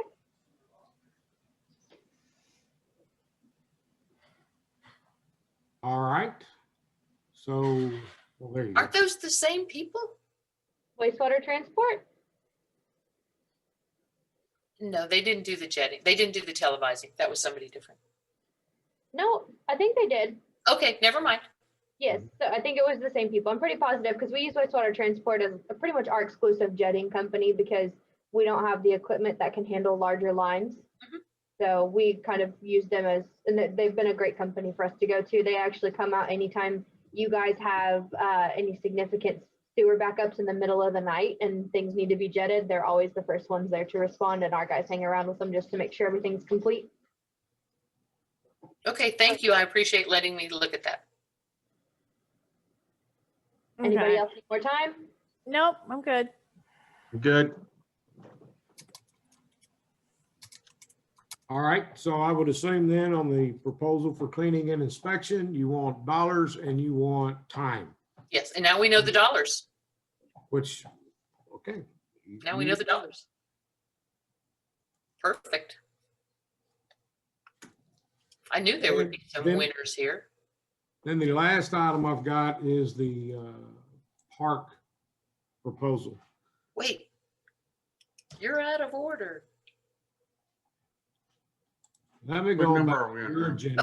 I thought I said we were trying to follow the agenda from the infrastructure, but maybe I misspoke. And maybe this is, well, cleaning and inspection of the sanitary sewer system, 2019.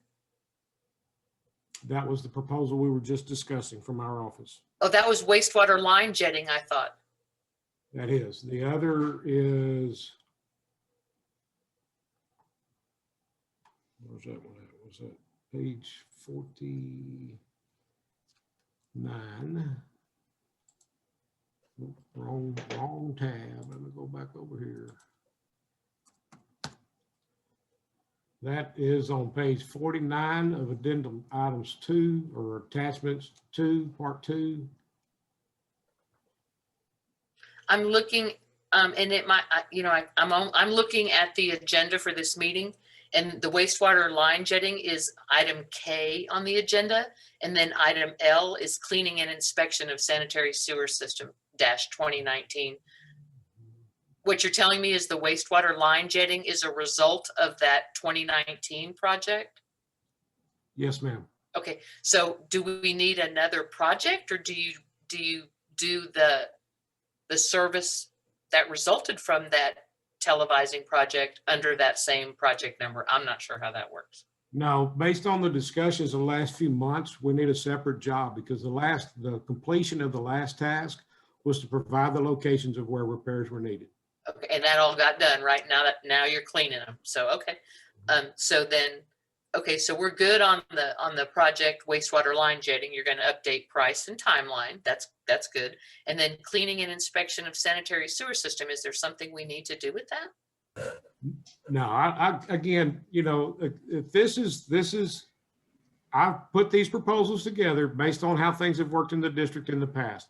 If you want everything spelled out as a board, specific time and money, I'll provide every one of these for next month and you'll Okay, have it. but you don't need to do sanitary sewer system because that project's over, right?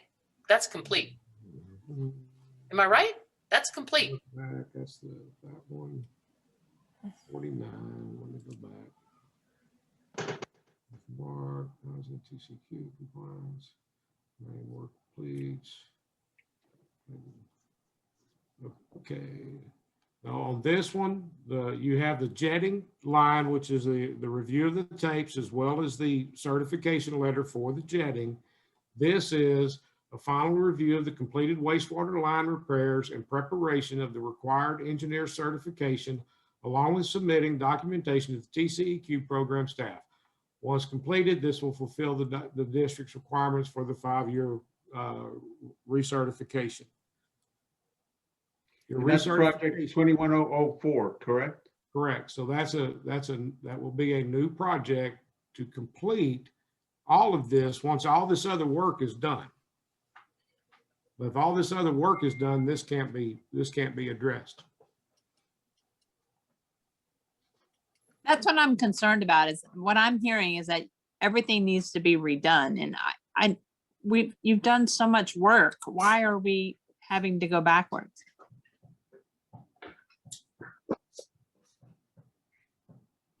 That's a board decision, not, I agree. I just To provided me what I right thought. now, I mean, I'm just gonna say it.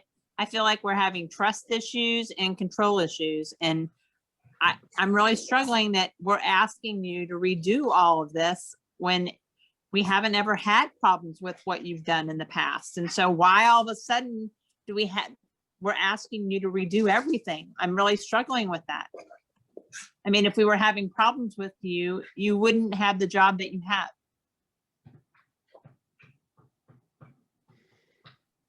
Okay, so let me recap. So this last proposal we're talking about is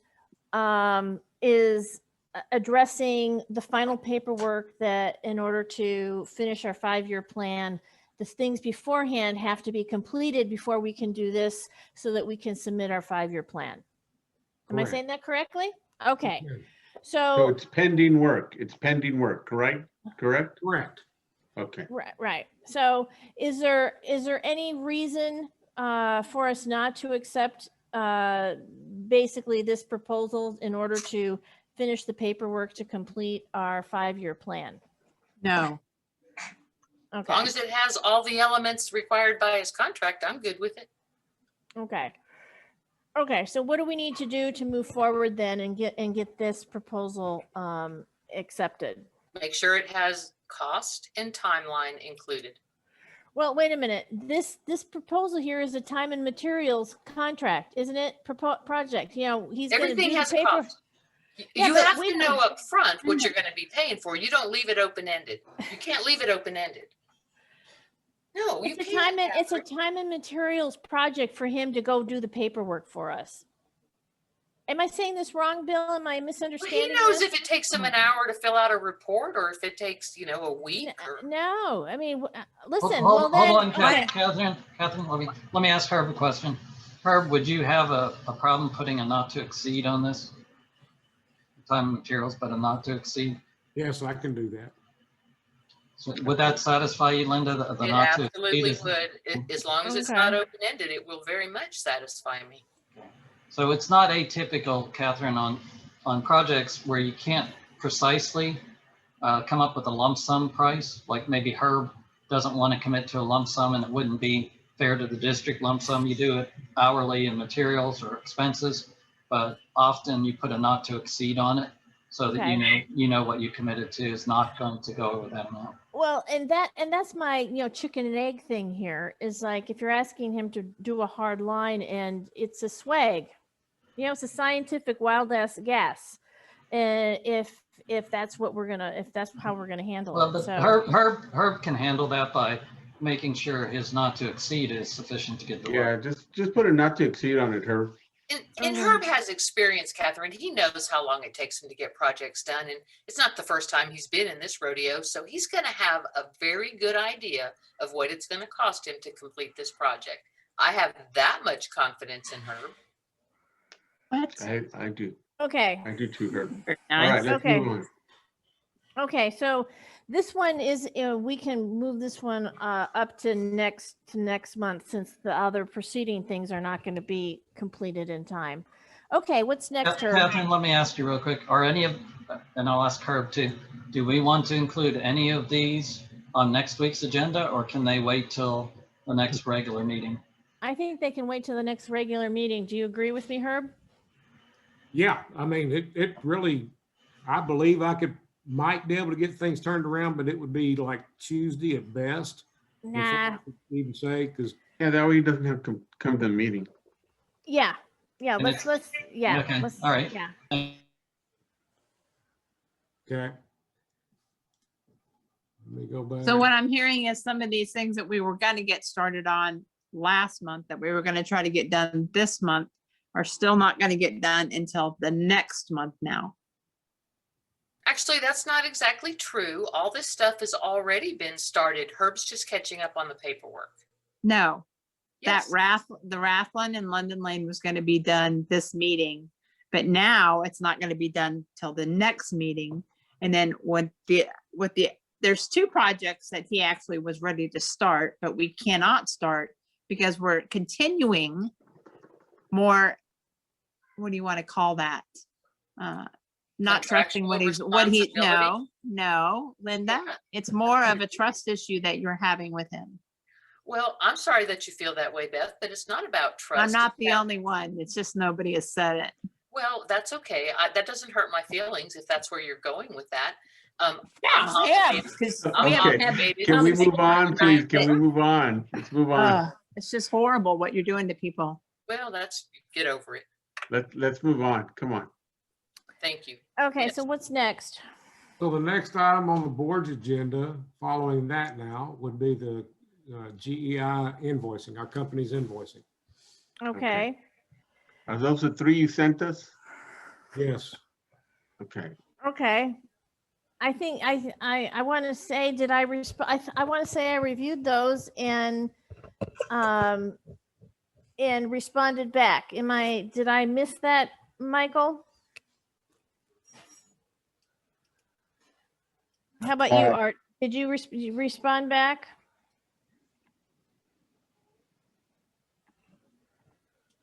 I didn't hear him.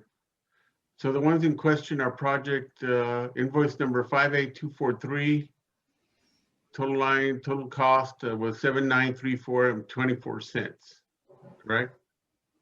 That sounds correct. I don't have those here in front of me. Okay. I emailed those Next out one. to various committees.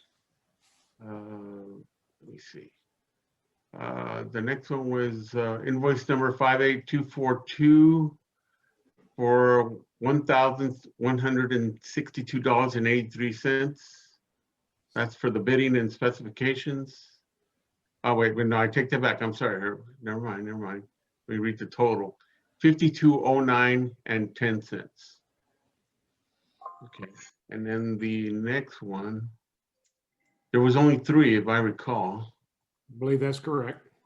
Was invoice number 58241, and that was project observations and miscellaneous consultation for $86.47.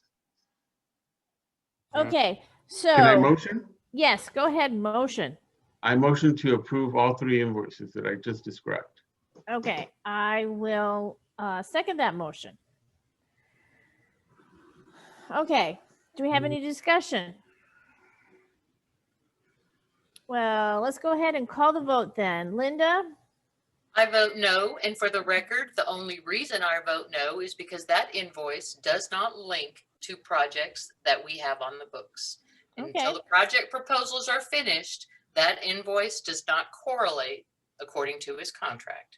Okay, Art? Yes. Beth? Yes. Megan? Yes. I vote yes too. Okay. What's next? Well, that took care of the infrastructure invoicing.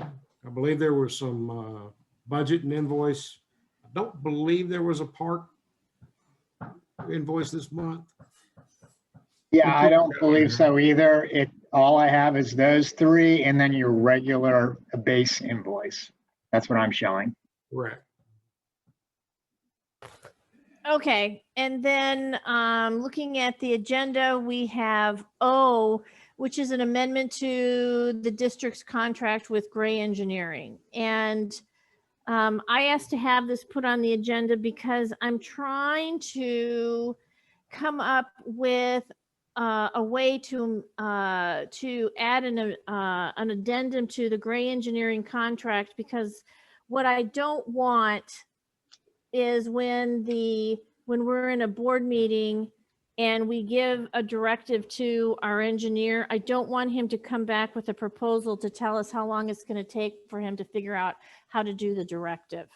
And so and it looks like this is also, well, anyway, so that's why I asked for this to be put on the agenda. So I think what the management committee is going to do is we're going to meet with Bill and come up with a come up with a solution. One of the suggestions that I'm going to throw out there is that we go down the path of what I'll call the software maintenance model, where there are X amounts of hours in a month that can be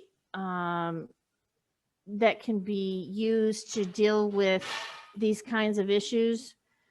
But that's all I have to say at this point. What I'm trying to do is stop having having the situation where we ask the engineer to do something and his response to our directive is to give us a proposal about how long it's going to take for him to research and do the project.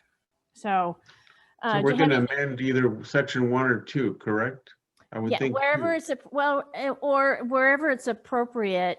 What I'm looking for is because the concern I have is if you ask your vendor, if I ask my engineer to go do something and his response is to come back with a proposal that just says it's going to take me 10 hours to figure out how to do it and then I'll give you a budget number, it's like that's not helping me, and it's just delaying working a project or working a problem. That's really what I'm more concerned about. Is I got a problem that I'm trying to address, and the response from my engineer is, well, it's going to take me 10 hours for me to come up with an answer to figure out how much it's going to cost. And that's what so anyway, that's why I just had it added to the agenda. So it's Catherine, yeah. if we're going to proceed in that direction, I'd recommend you get a motion to authorize me to work with the management company to work on that draft so that you don't get tied to having come back with $1,000 resolution. Okay. Well, then I'm gonna I'll make a motion to approve the attorney to work on an amendment to the Gray engineering contract. How about that? Is that sufficient? It's sufficient. It's sufficient. Okay. Can I have a second, please? I will second that. Okay. So do we have any more discussion? Yes, I'd like to discuss that. The TCEQ recommends as a best practice that MUDs rebid their service providers every 5 years as a reassurance that they are obtaining best value for their constituents. Soliciting proposals and qualifications doesn't mean that the contractor necessarily changes. It does show us a comparison of costs in today's market. It also allows the district to negotiate better rates for services that are actually needed. We should be doing this with all of our contracts. Rather than amend this 30-year-old contract with Gray Engineering, I would suggest that we first put out a request for qualifications and compare services and prices with today's market. Okay. Any more discussion? There was one invoice that did not, that was submitted to the budget. I don't know if you needed to take action on that now or y'all. Okay, hold on. Let me call the vote and then we'll circle back to that. So I have a motion for the management committee to work with the attorney for an amendment to the Gray engineering contract. I'm going to call the vote. I'm going to call Linda. I vote no, and for the record, I want my no votes on the record. For the record, contract amendments should be in the interest of the district, not in the interest of the contractor. I agree. Art? I vote yes. Beth? Yes. Megan? Yes, and I would just like to add that I agree that the contract should be in the interest of it should be in the interest of everybody, and that a super old contract is not in the interest of anybody. So, however, my yes vote on this doesn't necessarily suggest that I don't think we should consider putting, project out to bid for other vendors. Because I've been on both sides of this. I've been the contractor with communities before where we were the contractor for a bazillion years. And we had to go through the process of re-interviewing for our job. And it wasn't necessarily because the community thought we weren't doing a good job. They were just doing their due diligence, and often we would keep our job. And so I just want to say for the record that I do think we should work on Herb's contract for the interest of everyone. But I also, that doesn't preclude me from also agreeing with Linda. Okay. And I vote yes too. Okay. So we're now on. Wait, Catherine, wait. I'd like to make a motion, please. Oh, okay. I motion that we send a request for qualifications for an engineer for the district to explore costs and qualifications in today's market. Can I get a second? I'll So second. a solicitation, right, to the public? It's just a request for qualifications that obligates nothing or no one, and I already have the document. It's I'll done. second that. Let's Megan just already get this done. seconded that. Thank you, Art. Megan already gave me a second. Yeah, okay. Catherine, can you call a vote? Do we have any more discussion? Okay. Linda, Yes. Art, Yes. Beth, Yes. Megan,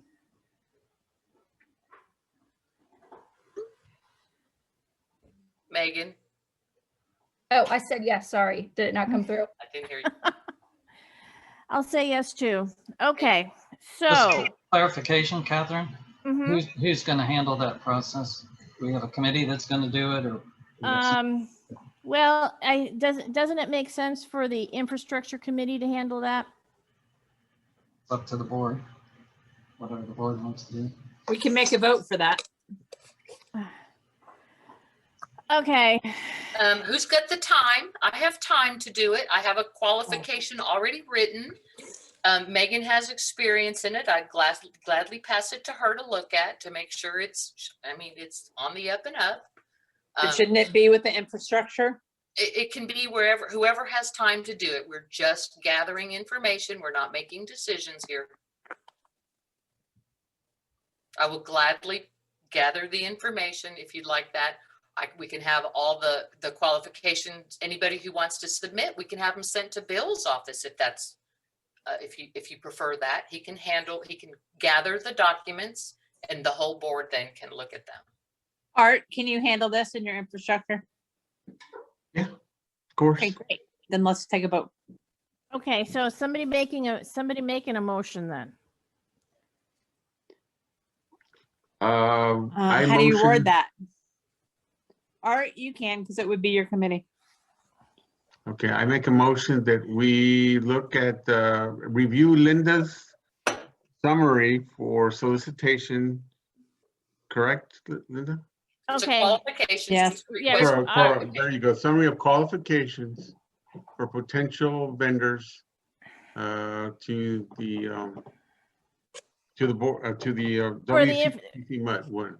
Okay, so how about, let me help you there. How about that the infrastructure committee be in charge of reviewing and publishing an RFQ for engineering services for the district, and There you then go. share the responses with the board. How's that There you sound? That's much better. Herb, I would Perfect. I encourage, like 4:30 in the morning. I've been up since 4:30 in the morning. Herb, I hope you will put in you will submit a qualification as well. So Okay. Linda, give me what you have. Send it to me. I will. I'll Okay. send it to you tomorrow, Art. All right. Okay. Just don't reply to me, okay? Okay. And okay. So who I made the motion. Okay, I reworded it. Art, you want to second it for me? I will second. Okay. Then let me call the vote. Linda, Yes. Art, Yes. Beth, Yes. Megan. Yes. I vote yes too. Okay. Okay, now we're at agenda item 3C, report from the Infrastructure Committee. Oh, how fun. Excuse me, Catherine. Yeah. Herb, did we already talk about the proposal on park issues? Or do Oh, we I'm need? sorry, I missed that. Yeah, it's And I think there was one invoice outstanding also for the budget committee. okay. So why don't we let Herb? Herb, do you want to address the park issues proposal first? We can do that. Yeah. Yes. 21003. Yes, well, within the second packet that was sent out, it's on page 57. And the scope here and the whole purpose of this, or the backing, the district generally through the committees has contacted us for various aspects of looking at some park improvements, looking at issues with the irrigation, issues with different things that have come up that are park related, and trail washouts, whatever those may be, as well as occasionally, periodically attending the Parks Committee meeting. And again, I can't put a number to something I don't know is how long I'm going to be there or what I'm going to do. So if there's another way that y'all would like to handle that, that's fine. I'm just trying to get all of these bases covered that are being questioned. So that's it. I would prefer that we use your additional services as necessary when the Parks Committee needs you, because they can approve your services up to $1,000. And if they need some much larger effort from you because it's project related, then I would suggest that you come with a project proposal, scope, cost, timeline, and let the board approve that project, because then it becomes really a park project, specific park project. That would be my suggestion. So here, let me make a motion. It's easier. I motion that the engineer for the district be used to assist the Parks Committee under the existing additional services contract on a per project basis that is approved by the board in accordance with the existing contract.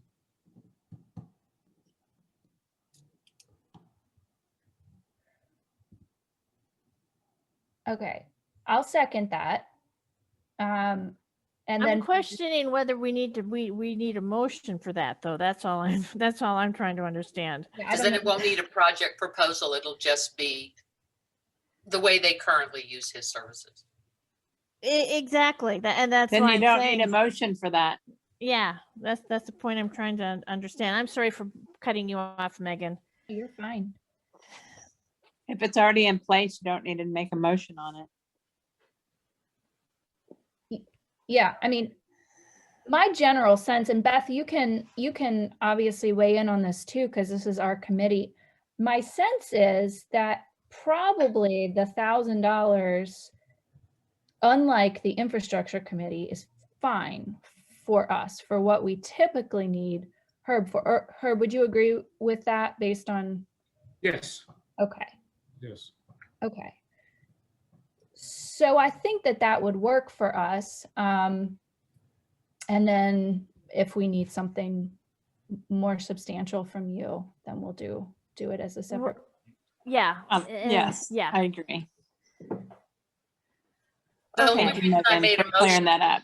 the only reason I made a motion is because this was another one of those proposals that Herb was suggesting, one of those open proposals that he could always charge back to. So I think we're in agreement. He doesn't need a proposal. We'll go forward with the amendment or the resolution that's already in place. Is that what you're okay with that, Megan? Yeah, I'm fine. I'm fine with that. So we don't need that proposal. Okay. So Linda, do you withdraw your motion? Is it necessary, Bill? Well, if not, we have to vote on it. Is my motion necessary to? Oh, no, it's not necessary. Okay, then I withdraw my motion. Okay.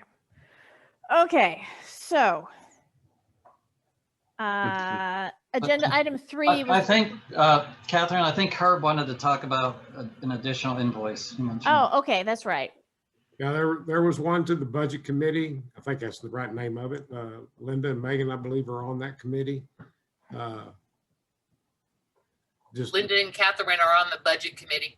I think it was the audit committee. Do you think it was the audit committee? Oh, no, were you trying to make a proposal for future budget help? Because I didn't see that one either. Are you talking about 58,240 invoice number? 58,240, yes, ma'am. What is it? So bills and invoices. That was to us, Linda.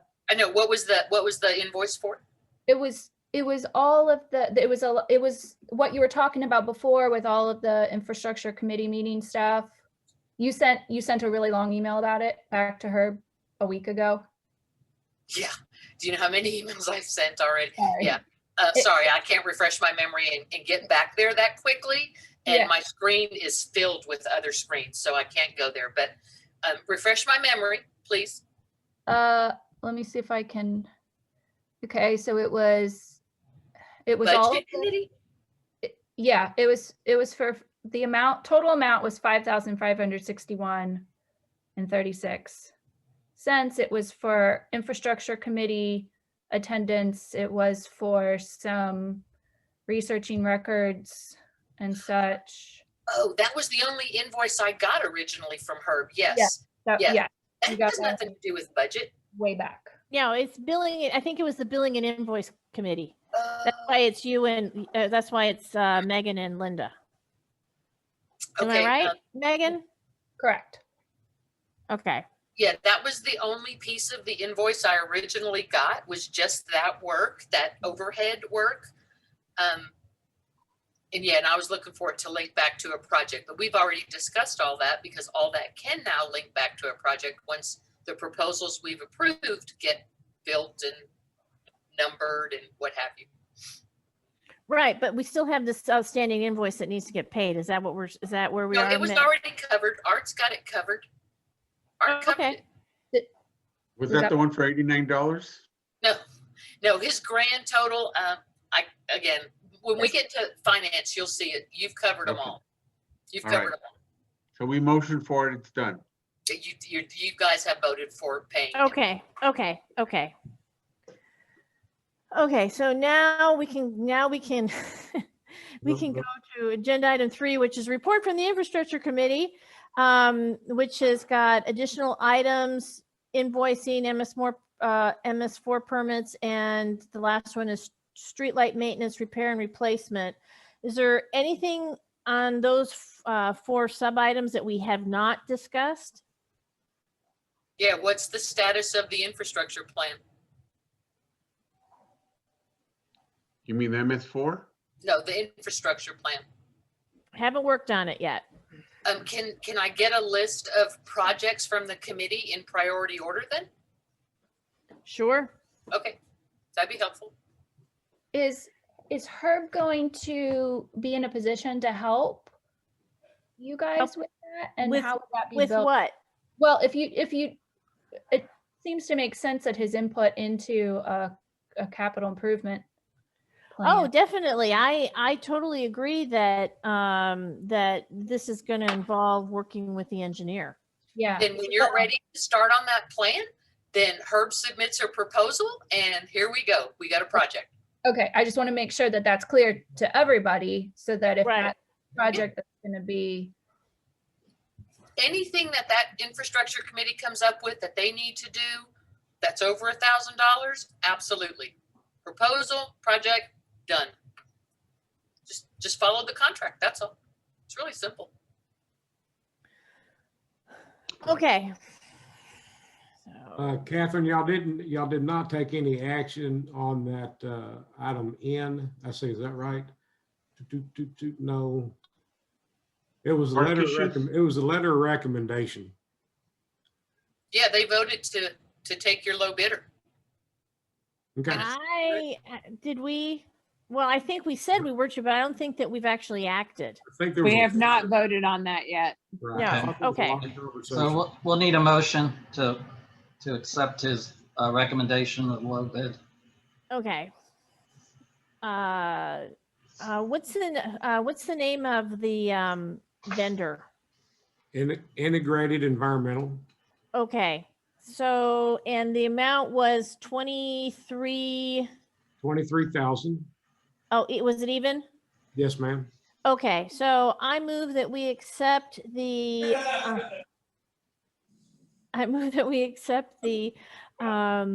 proposal. I'm sorry, I forgot the name of the integrated Integrated environment. from Integrated Environment for $23,000. Do I need anything more than that? That should be fine. Okay. Can I have a second?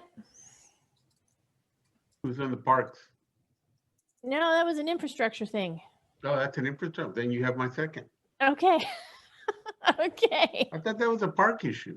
No, this is the one where, no, this is the part of, Tearing up the street at Rathlin and London Lane. yeah. Okay, yes. $23,000. Yeah. Okay, so let me go ahead and call the vote. Linda? I vote no, and for the record, because the bid tab is too disparate and too much risk to the district. Okay, Art? Yes. Beth? Yes. Megan? Yes. And I vote yes too. Okay, so have we finished everything from the infrastructure committee? MS4. Well, yeah, where are we? Well, in order to complete the MS4, we have to, no, I'm sorry, I'm mixing projects. Where are we going with that, Art? I mean, Herb. That was something we were going to discuss at the IFC committee meeting, just the current status of everything, but we didn't have a meeting, so. Okay. Okay. Okay, so I know we didn't have a meeting, but as far as compliance, where are we on that? So at this time, there are no records we owe to TCEQ that they have asked for. To my knowledge, it has been complete and they are on their end, the application, or I think it's called notice of intent, is in review, but they have otherwise considered it complete administratively, which is what we would administratively have to provide documentation to them for. So they consider this closed administratively? No, Yes. it's not closed, no, because there's still the public comment period. It right now is going through a second technical review at TCEQ. Then there's a public comment period, and then you'll have a new MS4. Okay, not so it's in the before. review. Okay, got it. Review. So then it has a public comment period after the second review. Yeah, I understand. Public. Okay. So I think that's it for the infrastructure committee. Am I correct? Believe that's correct. And is there anything else you need? Guys, I'll be back. Another tree just fell and it was a big one and hit the house. I'll be back. Sorry. I mean, it hit the house hard. I'll be back. Okay. So do we need Herb for anything further this meeting? I'm thinking not. Okay. I need a 10-minute break. Okay. So I will be back shortly. Everybody go have a potty break. Get some more coffee. Be right back. Thank you. I'm going to go ahead and pause the recording until we come back. Okay. Thank you, Catherine. That break was well timed. Okay. Okay, so are we recording? Yes, I'm recording.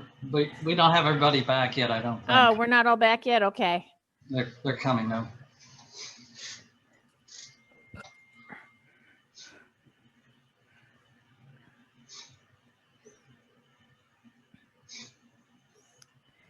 So who are we waiting on? Let's see. Beth back? Well, we might not have, she might not be back. We don't know. You got, Depending on you got how all, bad. you got all the directors except for Beth. It looks like she's Okay. muted right now.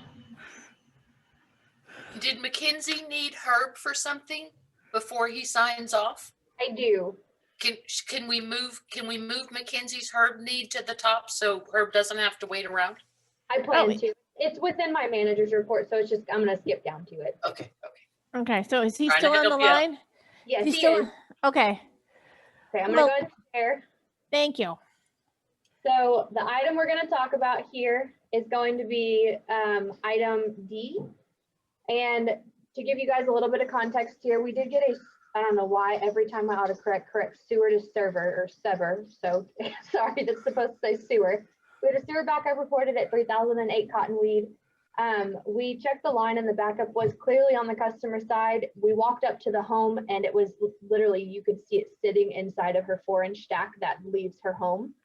And we had informed her that she would need to have the line jetted and televised. We offered to do so, but they, I think she's a renter, if I'm not mistaken, did not want us to do so, which we did inform her that if we jet the line, it is fairly expensive because we do use the contractor, and typically we try to inform customers you can get it done much cheaper through subsidiary companies, but we could come back and televise the line.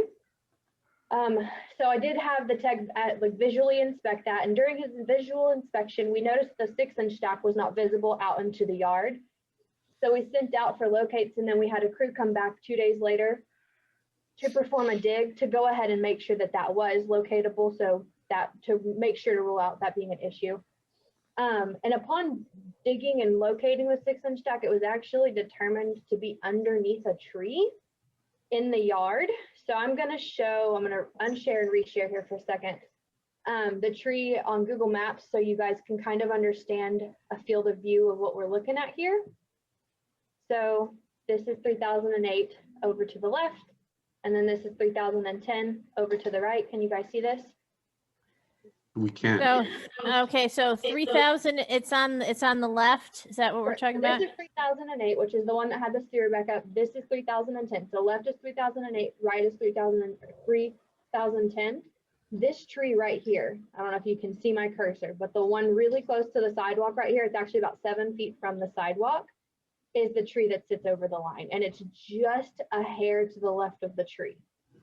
And it's severely buried. While we were doing our dig to locate it, the homeowner did come out and let us know that they refused to let the tree go. They weren't gonna, take down that tree and this, that, and the other. So we held off. We just covered our stuff back up, put some cones out for them to understand that, the soft ground, and told them that we would come back to them once we were able to have a board decision made on what needed to happen here. So there's 2 things that can happen. It can be recommended that they need to remove the tree in their front yard. Or we could potentially cap it and run it over closer to the sidewalk. You're going to have some high maintenance costs with that associated, rather than if they were to remove the tree, because this tree was clearly planted long after that 6-inch stack was there. And not saying it was by the current homeowners, none of us would know that. But it is a homeowner's responsibility when a tree is over their line. We could go in and remove that, charge that back to the district, and then just raise the stack, which is all that really needs to happen. Is it needs to be brought up to ground level so it is viewable. But we were hoping to bring this to the IFC committee for some discussion. But obviously, since we didn't have that meeting, I wanted to go ahead and bring it up here because we need a decision made, hopefully at tonight's meeting, so we know how to proceed moving forward, because that 6-inch stack needs to be made visible. Okay, so what are the what's the legal obligations? Can we force somebody to have the stack raised? That's a bill question. Yes, yeah. Yeah, so the stack is our facility, correct? That's part of our line, our part of the line? That is what we maintain. And then the customer's line tees into the 6-inch stack, and everything up to their line touching the stack is their responsibility. Right. And so the stack is not damaged right now, it's just buried? Correct, which makes it technically not visible or viewable or accessible. Right. And so to access it, you have to raise it. To raise it, the tree has to be cut down? Correct. Is the stack under the tree or close to the tree? No, it is under the tree. Yeah. So somebody literally planted something on top of it.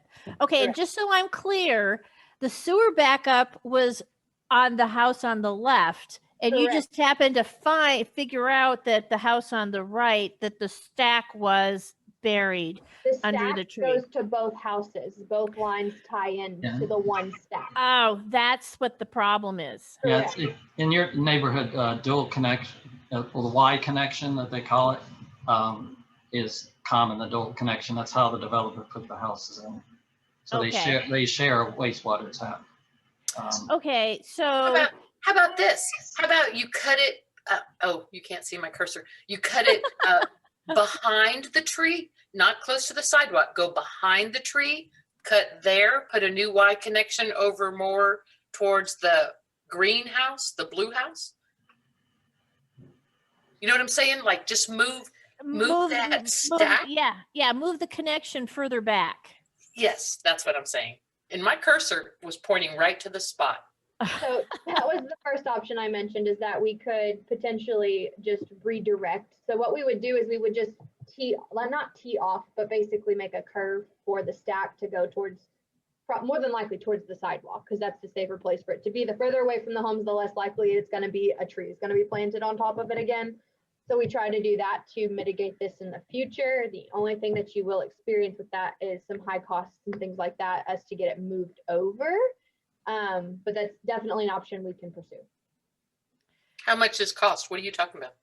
So if you look at it from the standpoint, I can't give you any numbers, but so right now, if we put it on the homeowners to remove that tree, they would cover the cost of removing the tree because it is their personal property. All you're going to have to do is pay for us to put a connection on the stack that's currently there, gets it above ground level. That's it. And then Do they want to move? Do they want to remove their tree? Absolutely not. No, they don't want. Yeah, they don't want to remove their tree. Can hardly blame them. It's a nice looking tree. They were very upset that we were even digging underneath it to find the stack, but we had no choice. We had to be able to locate it. So we did put the ground, the dirt and stuff back. It doesn't look the best right now, but they were told we would be back after we got a board decision on this to figure out what our next steps were going to be. But your higher cost is going to come. Doesn't the MUD have an easement for stuff like that? Because, like, for example, Pertinalis, if my tree's in the way, they'll cut it down and they'll tell me. In fact, they did. Last month, they just came in and they just cut things down. They didn't ask me. They just said, we're going to cut your tree down because it's in the way of the line. So that was another question I was going to bring up was, this is technically your district property, that your line, because so yeah, your easement does qualify for that, and that tree is technically in your easement with the placement of it. Right. So legally we could cut down the tree. I don't know if we could charge the owner for cutting down the tree, but we could do it without their permission. But as a community, you want to avoid cutting down sizable trees that are attractive if there's another option, I think. And see, I'm looking at this tree and I'm going, well, how big is it? I mean, I can tell you that the root system at the bottom is probably only 2 foot, like in circumference, maybe. But it's got a big canopy. Yeah, it has a large canopy, but the base of it is fairly small. Now, is this an oak tree? I can't tell what it is. Sherman oak, I think. No, not with that. Not with that bark. That's not. Well, there's the tree next door is an oak tree. It's definitely not a live oak. Yeah, not a live oak. It might be a red oak, maybe. So okay. What are our choices here? Mackenzie, can you get us a cost? The expensive route, what's that cost? What are we talking about? Saving the tree versus what, 1,000, 2,000? What are we talking about? So I really couldn't for you. The reason that I can is I'm not part of our maintenance crew and I don't really know our numbers that well, but I can definitely get you guys a cost estimate and we can bring it back at next week's meeting and present it under. Right. And both these homeowners understand that this is all part of making sure the poo goes down, right? Correct. Okay. It still doesn't persuade them any at all, but they were made aware. Okay. So how did it solve their problem for now? How is their sewer working for now? The sewer problem that 3008 had was on her side of the line. So it was not a problem on the district side, but it just happened to be that when we were doing a visual inspection for her, that we noticed the 6-inch was not visible. She did have a plumber come out and jet her line and then did not even give her a report of where the problem was. So we actually had 2 techs go out to televise it just to make sure that she didn't have any crazy damage going on that they didn't inform her of. And her line is beautiful. There's nothing wrong with it. There's no cracks. There's no spaces. There's no roots. And so that is what prompted them to go up to her door and actually ask her what the plumber reported being wrong with her line. And she goes, let me get the paperwork for you. Mind you, she is, I believe, in her 80s or she's 77 years old. She came back and handed them a receipt that just said they jetted the line, not Wow. anything else. So they informed her that she needed to reach back out to the plumbing company and get notes for her own personal records, because there was no reason for them to not at least tell her what the cause of her backup was. I guess my question is, there's no sewage backing up into either one of those houses today, right? Correct. Okay, so we have a couple of days for you to get us an estimate and figure out what it's going to cost to do the more neighborly thing and move that stack pipe so that nobody has a problem in the future. Yes, that's what I was saying earlier. We can come back and bring an estimate at next week's meeting under the IFC committee, and Herb doesn't have to be here for it. Okay. It'll just be the IFC can make that recommendation. What happens if the tree dies because we dug it up? Or we dug up do we pay for it? No. Okay. No. Technically still in your easement, so, which we didn't damage the roots enough for that to happen. We did as best as we could, hand digging and shovel digging to not, once we were able to at least somewhat locate where the stack was, we dug only where the stack was. Okay. Be gentle. Well, I like Linda's idea. Let's go with that. Will do. And let's hope it's not $10,000. I definitely don't think you're looking at anything that high. I just know it's a lot more simple to raise that stack straight up than it would be to move it over completely, because it's going to require a bit more digging, some more equipment.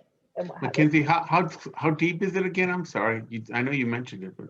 The stack is probably, I say you have about 1.5 feet of dirt, and then the cap of the stack is visible. And then it goes, I wish I had put some pictures in my report, but I'd taken them, I didn't have them off of my work phone, but the stack is less than 1/2 foot from like the tree line itself. So if you looked at that trunk and you went straight down, if you go to the left about 6 inches, which it's the root system below the tree is well wider than the actual base of the tree. It's directly under there. Can you put a 45-degree angle on the cap when you raise it and keep it in the same place? Yeah, I believe you can. It just depends. So another thing that we're going to have to do is make sure that there's no damage to that 6 inch from the root system there, because the roots do encroach where there is, water, humidity, that kind of thing. So as long as there isn't, I don't see that they will really need to do too much to it, but that'll also be up to our maintenance staff and their best recommendations on how to relocate it. Well, throw that into the mix if that's a viable alternative, instead of going straight up, is to put a 45-degree angle on it before you come up. So and they would likely have to. Mackenzie, how are we going to put this on the agenda next week? What are we going to call it? So I know we do like committees on next week's agenda. Can we put, can it just be the address and then put stack maintenance? Yeah, 6-inch stack maintenance for 3008 cottonweed. 3008 cottonweed? Correct. Isn't it wood? Isn't it cottonwood? No, it's cottonweed. Cottonwood is not in Cedar Park. I did that earlier on accident and got a weird address. Okay. So what wood or a weed? Mackenzie, is this under a particular committee? Yes, it would be infrastructure. We do all water, wastewater issues under infrastructure. Okay. All right. So I'll make sure it's on there for next week. Sounds good. All right, Herb. Sayonara. All right, Herb. Thank you. Hi, Herb. Thanks. Let me reshare. Okay. Report. Okay. So in our manager's report, which a lot of this has already been covered, so this will be fairly simple to get through. What you'll notice up here, we do have the request for the check valve on pump number 2. So at Hatch lift station, you have 2 pumps down in the bottom of that lift station that help obviously do the pumping for the lift station to pump the basically liquids upwards because gravity can't help it. Pump number 2, the check valve on the pump has started to go bad. So we actually got high level alarms that were hitting on that pump. We sent a tech out to check on the pump due to the high run times, and they determined that they were in pretty good need of cleaning. So we hired Alterman, who comes in to clean your pumps. They cleaned both pumps, got them up to queue with maintenance and what have you. And when doing so, they had actually determined that pump number 2 had stopped running, and determining why was because the check valve is actually going bad. It'll intermittently work, but not nearly enough. So that brings you down to 1 pump, which is an emergency situation, because if that lift station is not working, it's a very big problem for the district. So we did submit a emergency request to have them come in and get the check valve replaced, mainly because most parts for pumps are high lead time, and right now that's a 6 to 8 week lead time alone on that check valve. So our quote came in less than my not to exceed limit, and I can tell you what the exact amount is, and that is going to be roughly, so our exact amount is $5,189.83, and that's through Alterman, the same company that did the cleaning of the pump, and that is prior to freight shipping, which we foresee being less than $250. Okay, so we're still going to be under the not to exceed. Yes, if you approve the not to exceed, we will be significantly under it. You're looking at right around 5,500. Okay, so is the pump that is in this particular lift station, is it the same type of pump that is used in our other lift stations? No, this is your only wet lift station. Okay, okay. This is Hatch. This is on Hatch. Am I right? Yeah, yeah. Isn't this the whole one that needs to be rebuilt? Wasn't Herb telling us that the one on Hatch? Yeah. So that we determined wasn't going to be an ordeal after the committee looked at repair and maintenance costs being right. what they Yeah. were. Yeah. So this is again just normal maintenance. It's something that we can't, you nor I nor anyone has control of when check valves are going to go bad. And it just happened to happen, and we caught it under a cleaning because we were having high run times. Right. That's what I remember too, Linda, was that after we reviewed the maintenance and what it was going to cost to do a great big re-engineering, it just was not worth the 6-figure dollar that we were a value that it was going to cost to re-engineer the entire lift station. So that whole idea is over. That whole idea is over. And now we're just going to maintain it for a while longer. Right. And that's actually more what cost Bruce's efficient. decision on the bond was right. not. Yeah. And so, and what Herb recommended was that we just start just setting money aside, you know, so that in 5 years that we've got money to go in and just pay for it in cash. I think that was sort of where we ended up. Yeah, we would replace this wet one with a dry lift station. And that was something Dry that well. you wouldn't need 2 people to go down in a hole together. I remember Yes, this conversation. yes, So tell me this. So tell me this. At what point maintenance costs on this particular lift station exceed the value and we just have to bite the bullet and replace it? Because you know, it's kind of like you don't want to keep throwing good money after bad. Exactly.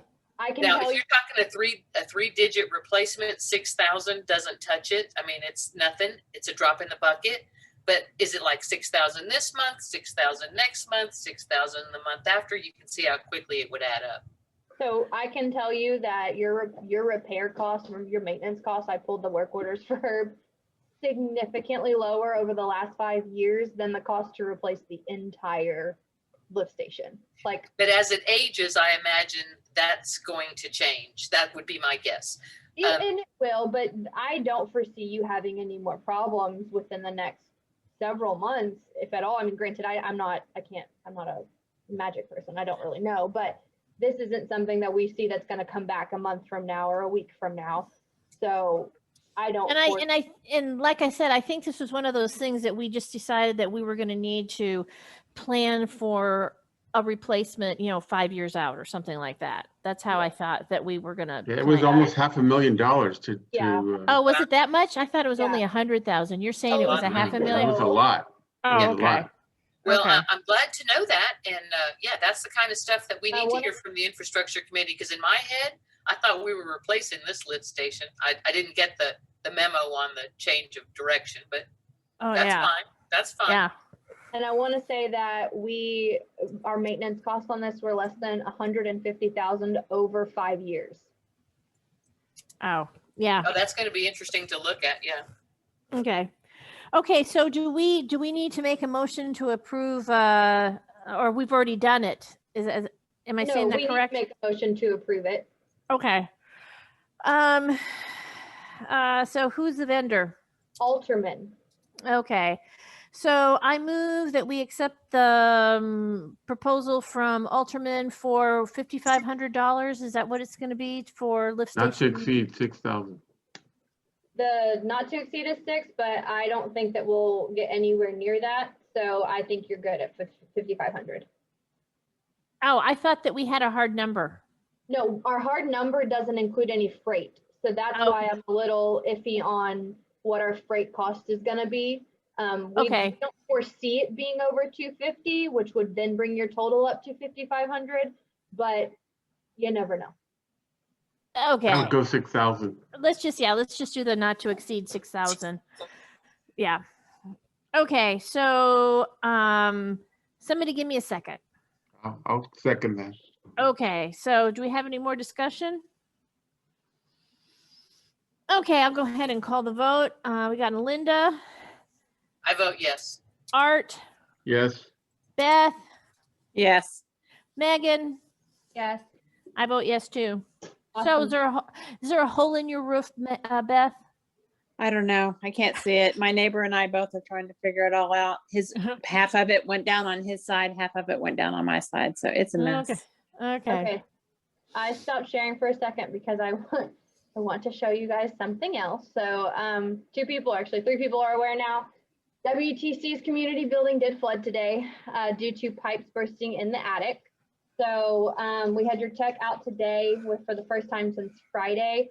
When our techs left on Friday, they were instructed to leave faucets dripping, which they did do, but it was no match for the 3-degree weather that you guys had. And we do believe that the pipes burst somewhere in association with the water heater upstairs. So I have some pictures to show you guys. Can you guys see this? Yep. Okay. So this was whenever he arrived today. The water has since been cut, so there's no water flowing to the building any longer. And the only electricity that is being allowed on right now via breakers is the one for the card reader to the door. Otherwise, we wouldn't be able to get in and out. So this is the entrance to the community center. This is the walls where Whoa. it's being through. This is in the kitchen, the picture on the right. This is in that supply / server area of the conference room.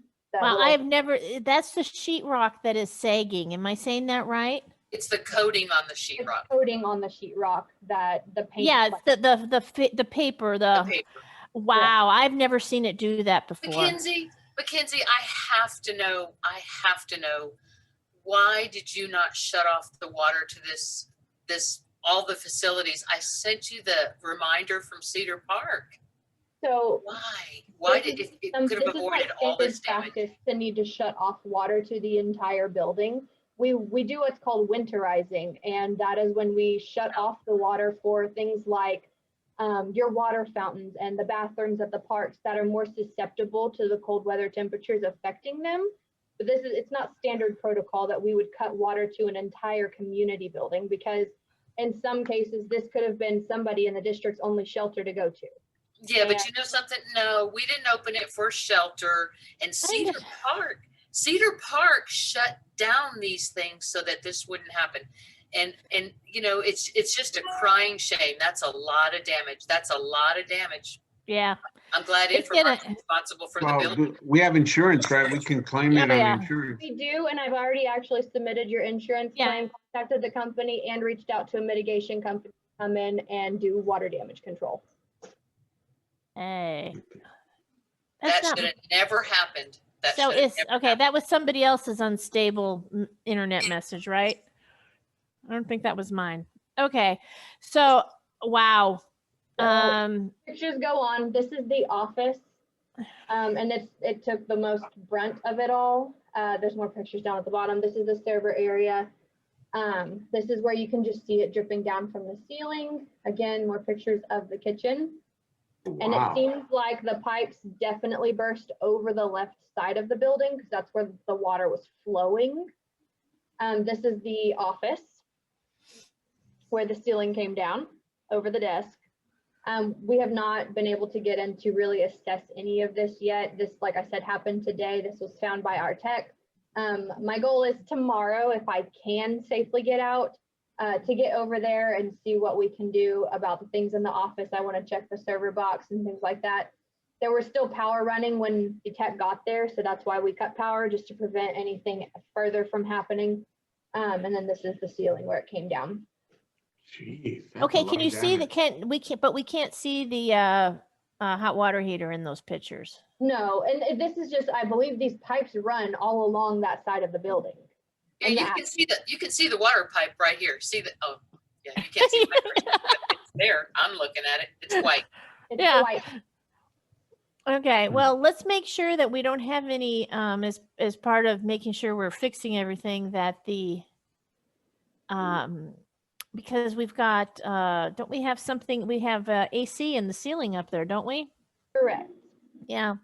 So I've already submitted the claim to TML. I gave them a call today. They said they've been getting calls like this left and right all day, every day since the storm started. They sent me the claims form. I've already filled it out, sent it over to them tonight, which they've already responded.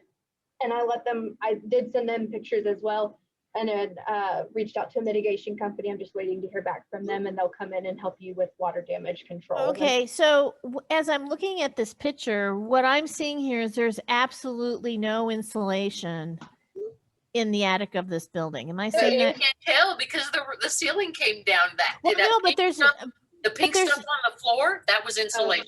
There is Yeah, no insulation on the roof at all. So Yeah. yeah, I definitely say the attic was poorly insulated. You don't put insulation on the roof, you put it on the floor. You see the pink?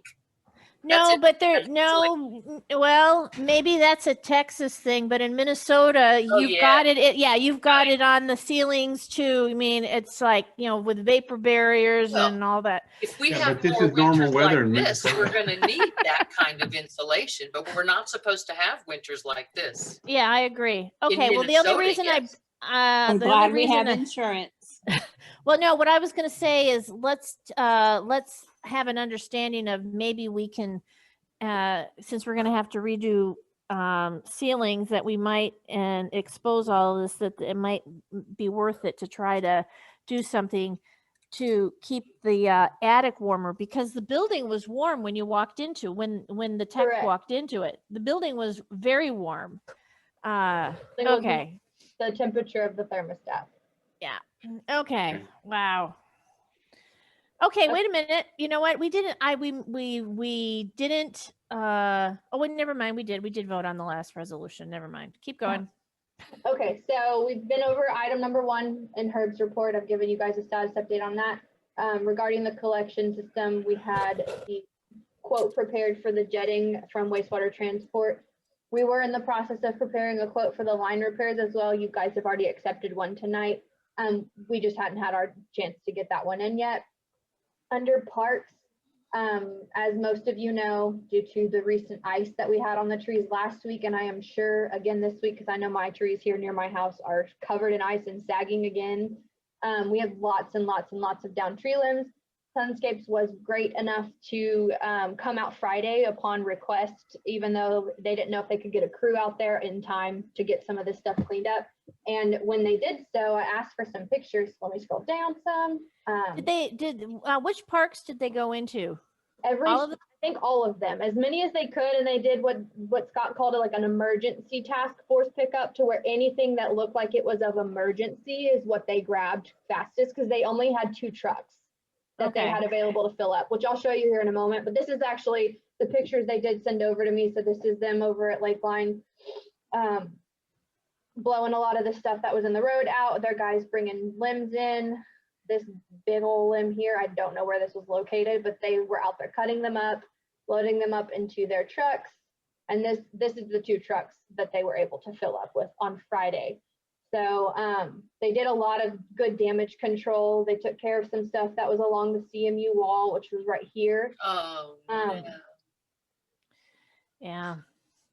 Do you know if they got into Sunchase? Because I know the last time I drove past it, you could see stuff that was down, and so I don't know if there's stuff I don't still know if caught in the trees.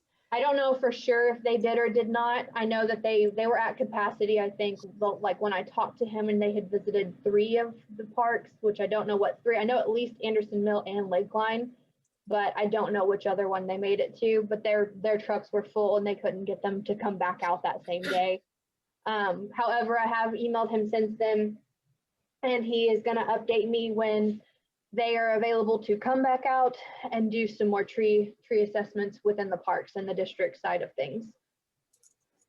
Wow. That's pretty severe. So here, I've got some questions while you scroll through. Those limbs that are falling, those are called widow makers. And I have a question. Number one, what is Sunchase costing us for this emergency service? And why did they haul them away? Hauling them away wasn't the emergency. We could have chipped them and used them as mulch. First thing is they use a specific type of mulch for the district. And I don't think that chipping trees qualifies for that. I don't have a price estimate for you on this. I don't know if this is covered within their base. I want to say that it might be because it's just limb removal.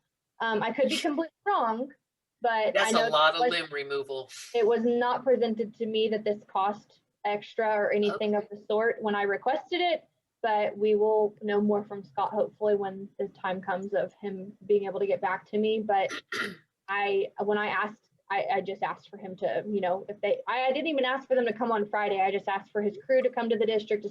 It's their earliest convenience. And he said that he had a crew close by.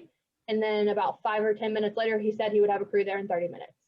Wow. I hope he doesn't surprise us with a bill that we all need to sit down to look at. Yeah. Wow. Okay. Keep going. Okay. So outside of that, the Parks Committee does not have a recommendation tonight on cleaning services. We're going to handle that at next week's meeting. I meant to say does not and put would like to. Infrastructure, we talked about A, which is the hatch lift station pump check valve. We've already talked about B, which is the tree trimming quotes, which you guys have approved Sunscapes. We've already talked about C, which is that we will be performing the CMU wall survey in the next coming months. We've already talked about D. Additional to D is E.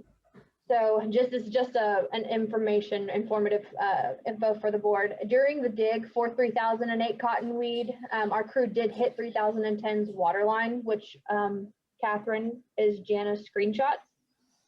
When the crew went back out that night, that same night that they had made the repair, it had been determined that the coupling that they used for the line just hadn't had a good enough seal, so the water was leaking from it. They dug it back up and basically resealed that coupling, put it back together. We haven't had any problems since. The homeowner was informed she would not be charged for the excess water leak or anything of the sort, since it was Infomark's fault for hitting it. So they were happy with that, and everybody's happy. So how do we know how much water was lost? Yeah, that was my exact question. It's like, how do we come up with that one? We just grab something and throw it in there. So what we would typically do is we would take last year's average for this month for that customer. And then they would just be charged that amount. That's pretty standard to do because it's the most fair way to do it. However, this customer has not been here for a year. So we did the average of her last 2 months usage to come up with a new amount. And that's just typically what we do. We communicate that over to billing and they take it from there. But there's no other way for us to determine amount to charge them with how large of a leak this was. Okay, so you're going to follow up and make sure that that something is gets to the invoice. Is it going to be reflected in the invoice? How is that going to be handled? So it'll just be reflected on her water bill that she wouldn't get for the amount. Well, I guess what I'm trying to understand is her water bill going to say that 10,000 gallons went through the meter, but we're only going to charge you for 2. That's what I'm trying to understand. So what'll happen is we send a note over to billing, they add a note to her account to make that adjustment, and then they make the adjustment on what her water usage shows. And then the billing system will bill her for the amount that they input. So they'll have to put a credit on her account because they can't roll numbers back off the meter, right? So they're going to read her meter. It's going to say 10,000. They're going to say, oops, minus 8,000, you're paying for 2. I'm sure that's how it's going to work. Right? Because you can't roll the meter number back. So they got to report the read. They're going to have to adjust it with a credit. See, I'm thinking that, yeah, there's going to be something on there. As long as everybody's happy, I guess I would that's all we can. love to know how much water Yeah. went through there, just out of curiosity. Yeah. This is a pretty standard thing for us to do on our billing side though, so I don't foresee any issues with it once the bill gets to the customer. Yeah, but we're nosy and we want to know. So tell us how many gallons went through next month. Okay, I will try to make sure we get that on there. Oh, yeah. Okay, keep the going. only thing is I'm not going to be able to tell you how many she used versus how many were from the No, I just want to know what the total gallon is before you did the credit. That's what I'm saying. Yeah, that's all we want to know. It's like, well, because it was a big leak but for not a long period of time. Correct. It wasn't very long. Yeah. So basically how it happened, they hit the water line in the middle of doing the repair. They notified her that they were going to turn her water off for about an hour or so to dig it up, make the repair. They did that. So there was hardly any time there spent, but the time spent was after they left. I don't know if it was leaking right then and there or several hours later, but we got a call back out that night. Okay. To come out. So I'd say maybe 6 to 7 hours, maybe less. Yeah. Okay, I need to make a motion.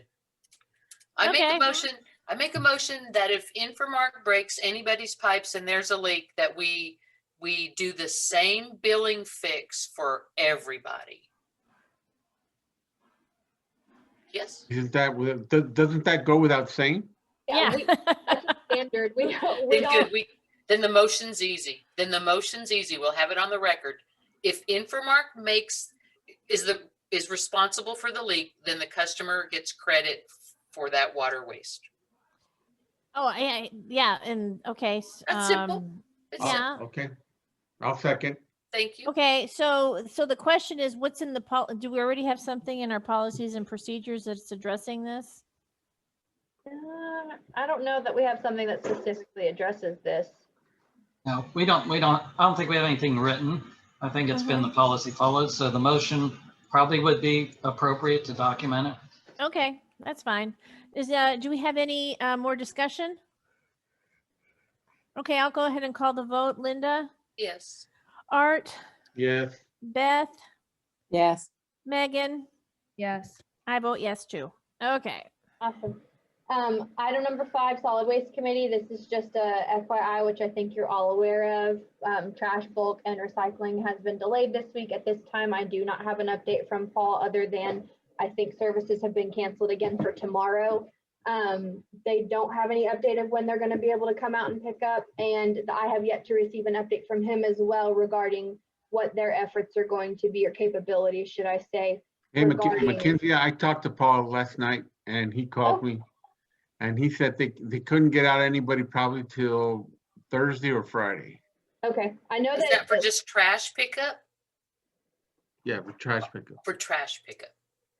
I know that what I was referring to on that latter half of what I was saying is as far as like the bulk pickup that's going to be needed for the district regarding tree limbs, and basically what services and capabilities they're going to have regarding that. So I have an email into him for that. He has yet to be able to update me. I think he is checking on his end what their efforts are going to be able, or what they're going to look like. So then we can make a decision from there from a board standpoint if we need to hire additional help or if our current contractors are going to be sufficeable with getting the district cleaned up. Well, Mackenzie, before you move off that item, because it looks like we're both duplicating efforts here and I have plenty of other things I can be doing. So here's what I would like to ask the Parks Committee as far as getting rid of all of these downed limbs and trying to help the neighbors with, cleaning up the neighborhood. So Megan and Beth, I think you two are Parks. Can we consider using all this downed material into chipped mulch that you can find a use for? We'll have to look into it and see. Can we put I it don't in know that what the cost space? is going to be. Well, could we store it in, by the tennis On, yes, that square Yeah, thing. Yeah, over by the tennis court. where the trash cans live, Yeah.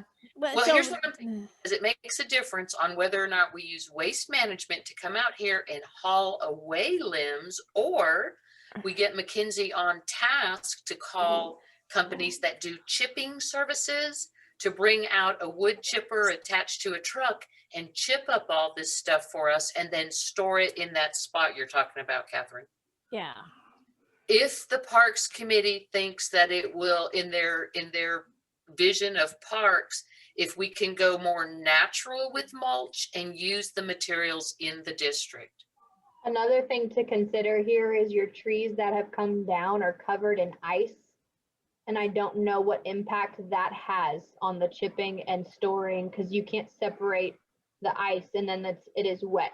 So Don't worry, there will not be ice on it by the time you find a company to come out here and chip up that wood. It's going to be summer. Yeah.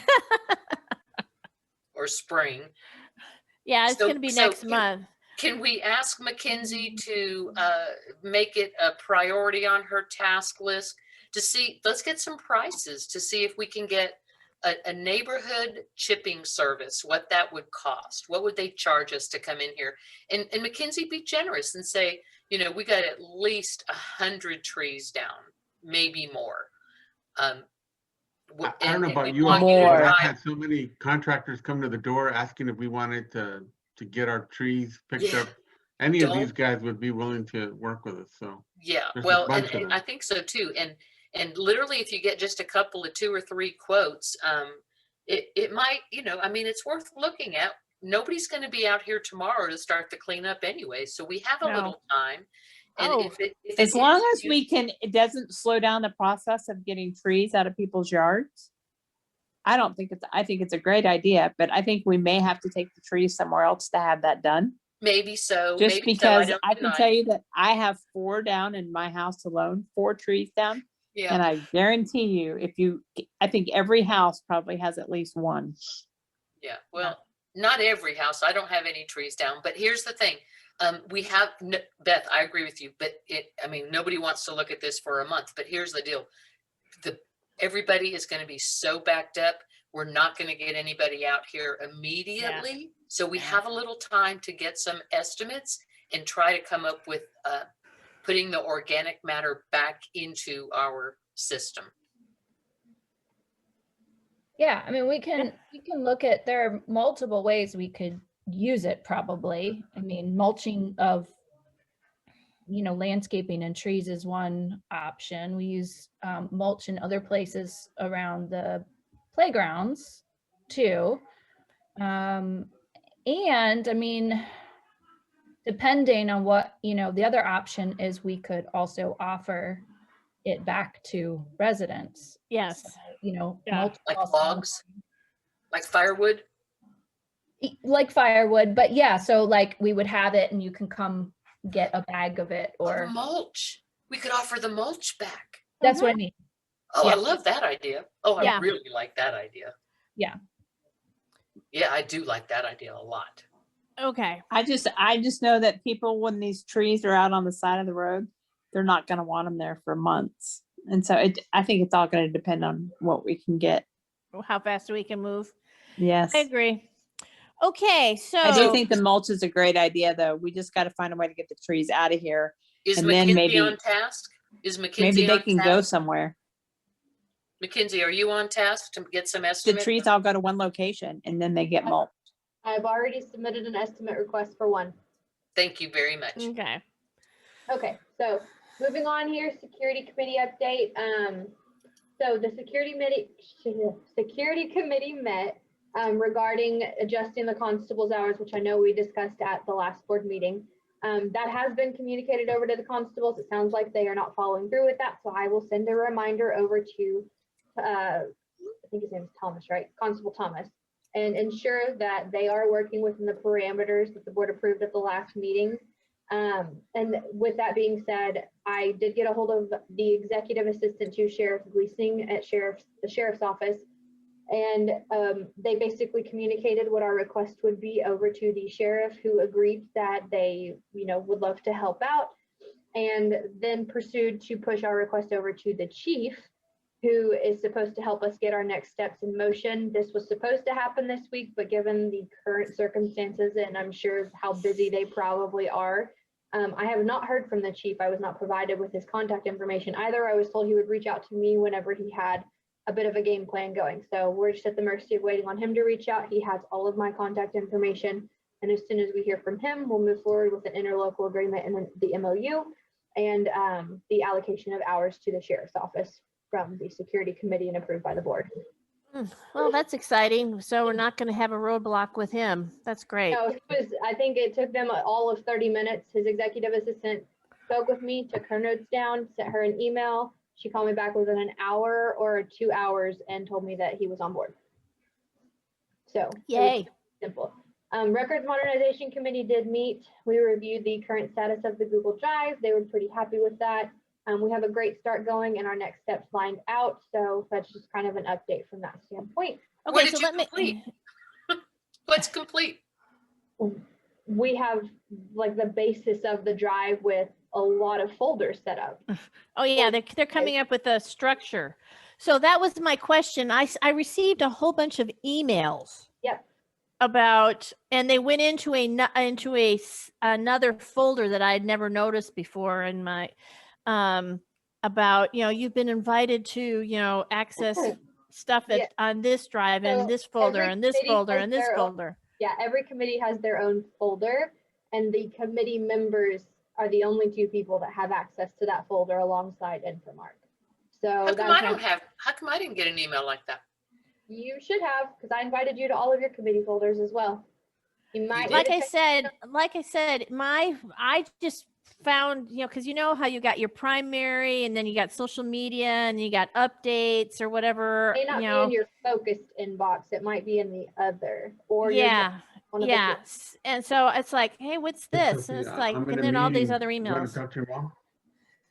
So yeah, I'm in a meeting now. We've got a really good start going. I've worked pretty hard on the Google Drive. You guys can't see everything on your end at this time, just because it's not ready for launch and it's a work in progress, and it is something under the Records Modernization Committee. But they do have access and they gave their input. So we're working through with that, and we will hopefully have an update at next month's meeting. Okay, so this is the float. We've already gone through all of this, so I'm going to come down to my standard report. Hey, are you guys able to hear the TV off to my side? Otherwise, I'll tell if you can, I'll tell them to turn it off. No, I can't. Okay. Okay. The total number of accounts billed 1927. You can see that that hydrant account fell off. So for a while there, we had. I think it was wastewater transport was utilizing one of our hydrants. We had a meter on it for them to use water for a project that they had within the area. And that hydrant has since then had the meter taken off. It's no longer considered a connection. Total gallons consumed, 10,405,000. Average water use for accounts billed was 5,400. Our total receivables was right at 240,000. Zoom out here. So the chart depiction of that exact report for your running, your receivables and collections for. Can you make that a little bigger, please? Just this one. This section? I can see. Okay. So there are your total receivables. We did have 164 delinquent letters mailed. Wait. Do you need it longer? Yeah. This is you have dollar amounts here now? Oh. We have dollar and we have numbers. That's what I wanted. Two. That's Yeah. what I'm looking for. Wait. Okay. So you have 62 people that are 120 days delinquent? Correct. Okay, now right now, because I asked earlier, and I was told that we have.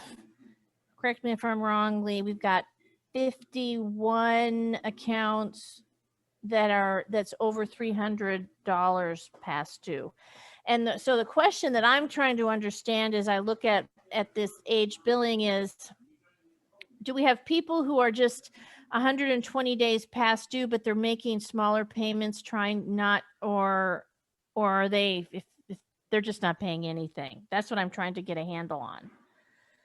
And I think I asked her to be able to, Lee, to be able to talk about this at a future meeting. You're correct about the number of accounts that right now are over $300. I mean, the payments really vary from account to account. Some people pay a minimum. Some people every couple months will make a big lump sum payment. There's really a big variance right now. Okay. But we don't have any account right now that was like the account last fall that was thousands of dollars. We don't have anything huge like that, do we? We have a couple high balance accounts, and I can get you the details on those if you would like. Well, what's the definition of high balance in this context then?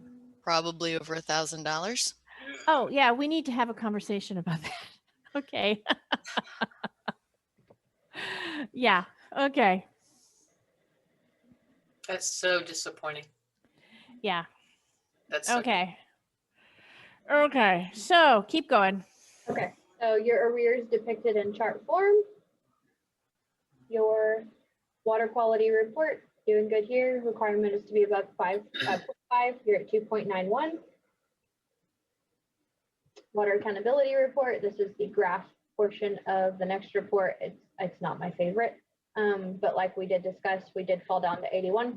So that is something that we are looking into. Waiting to hear back from Nanette with Cedar Park. She is, I believe, the one who handles our Cedar Park account. They're going to check on their end. They do a meter test too. It's definitely a reconciliation right there, for sure. Yeah, they do a meter test on their end. So they'll go through and they'll pull diagnostic testing on all of the master meters for the district just to ensure they're reading accurately. So we're waiting to hear back from them on that to figure out what our next steps are. Hey, Mackenzie, you notice that every February that number goes down, that percentage goes down to the 80s. Have you noticed that? Mm-hmm. So, It looks like 2019, it was already there in January. yeah. And then they stayed pretty steady through April. Then they climbed back up. And then it looks like February of 2020, we were holding steady at 92. So it didn't fall in 2020 either. It's always It the doesn't case. seem like it's always falling. So I'm not sure what's going on here. We're trying to work on figuring that out though. It's a new year. Yeah, it's not 2020, but it's 2021. But anyways, that concludes my report. I don't have anything to add unless you guys have any questions. I do have just a few questions. So let me understand this, the folders on the committee folders on the Google Drive. Is that for all directors to see?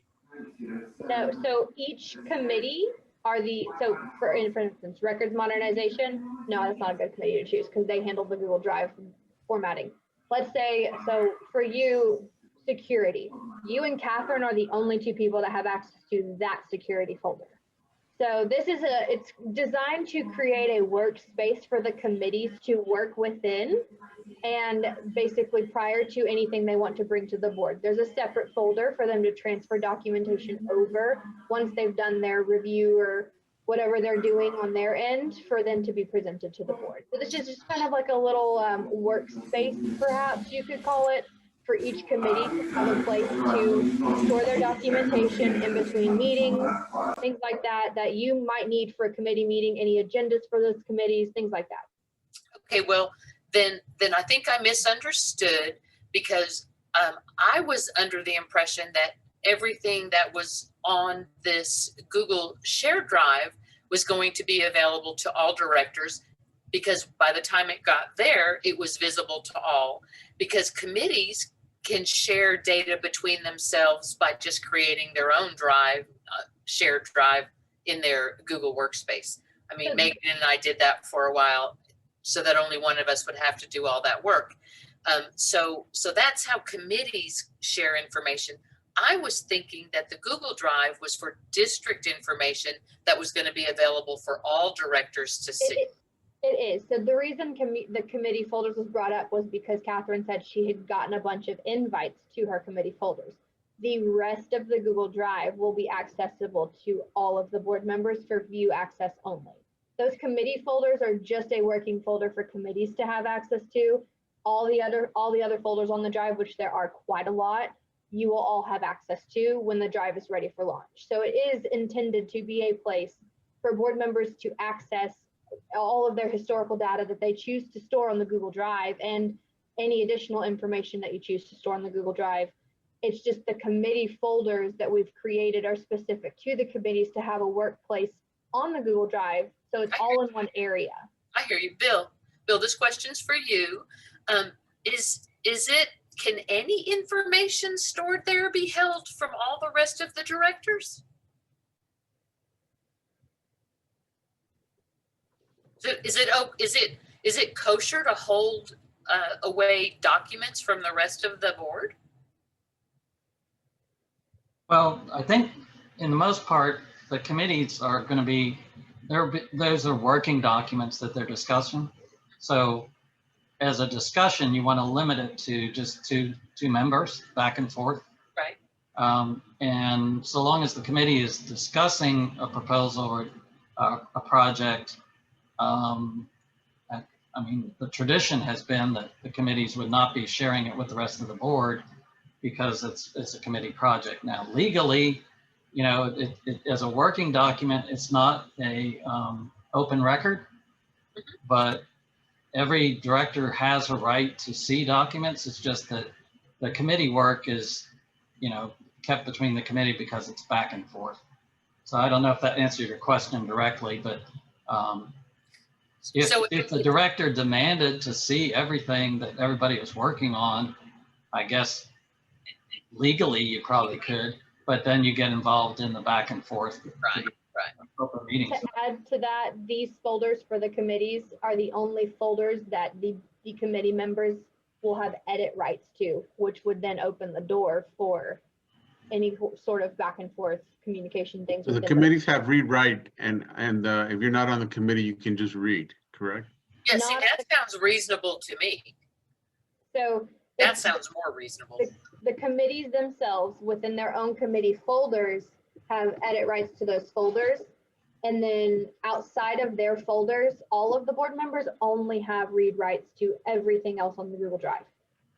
So that's just to mitigate any sort of weird communication that could possibly happen with documents. Yeah, that's why I'm not so sure that that's the best location for a two-way conversation, a committee kind of thing.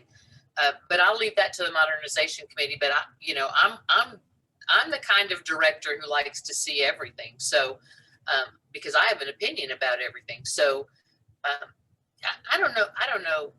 I'm going to have to think about that one. I don't know that that's such a good thing.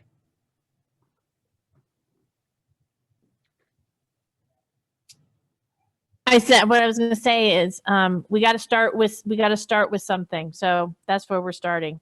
I hear okay. So what's next? That's all I had. I think Michael's up. Okay, Michael, you're up. You're going to share now? Yes, I am, because I like to share. Okay. You like to share? You learn your lessons in kindergarten. All the best lessons are there. That's right. All right. I think I have it. I think this is the right thing. All right. So everyone can see my financials yet? Yep. Yeah. The first thing I noticed is you don't have a nice I don't have a nice what? You cut off.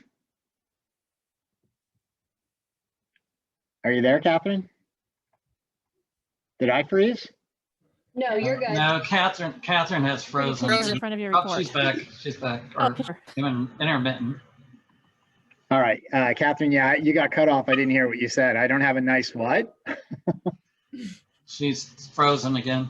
So okay. might want to just I go was going to say through. the first thing, if printer on the front of your report, that's all I'm saying. Wow, I am definitely having struggles hearing everybody. I think, our internet connections are not as good as they could be. Yeah. I apologize. All right, so I'm going to continue moving on, and hopefully everybody will be able to see. On the calendar for this month, this scrolls really slowly. Worth noting that, besides reviewing the financials, that we have a bond interest payment that's due March 1, and we'll talk about that a bit later. So let's move on. In terms of the taxes, we're running ahead of last year, which is good news since last year we shortfalled. We have reason to believe that our actual collections might even be better than this, because I've gotten word that the two tax offices are slower this year in counting the collections that are coming in. Struggles with their staffing with COVID and the like. So hopefully the district will not have the same degree of shortfall as last year. But I did budget with the factoring that level of shortfall in. So hopefully, even if there is a shortfall, that the district won't be behind on the budget with that. All right, so let's move on to the balance sheet. There's really not much of note here. So we'll move on to the P&L. And so, as I said earlier, on the property tax collections, you're running ahead of budget. It was a very good month for the year so far. You're running, over 45,000 better than budget. For the month, you were 99 ahead of budget, which is almost all of the revenue that you're beating budget for the month for 101. Almost all of that was property tax with a little bit of water revenue. For the year, the water revenue is almost 60,000 better, and the taxes at 45, and those two together pretty much make up the 106 that you're better than budget on. In terms of your administrative expenses, sorry, Bill. You'll see that the expenses for the month for legal is about 16,000 over budget, and about 58 for the year. And you can see that pretty much ties to our administrative overages for the year. So everything else is pretty much a wash. Legal fees are our challenge.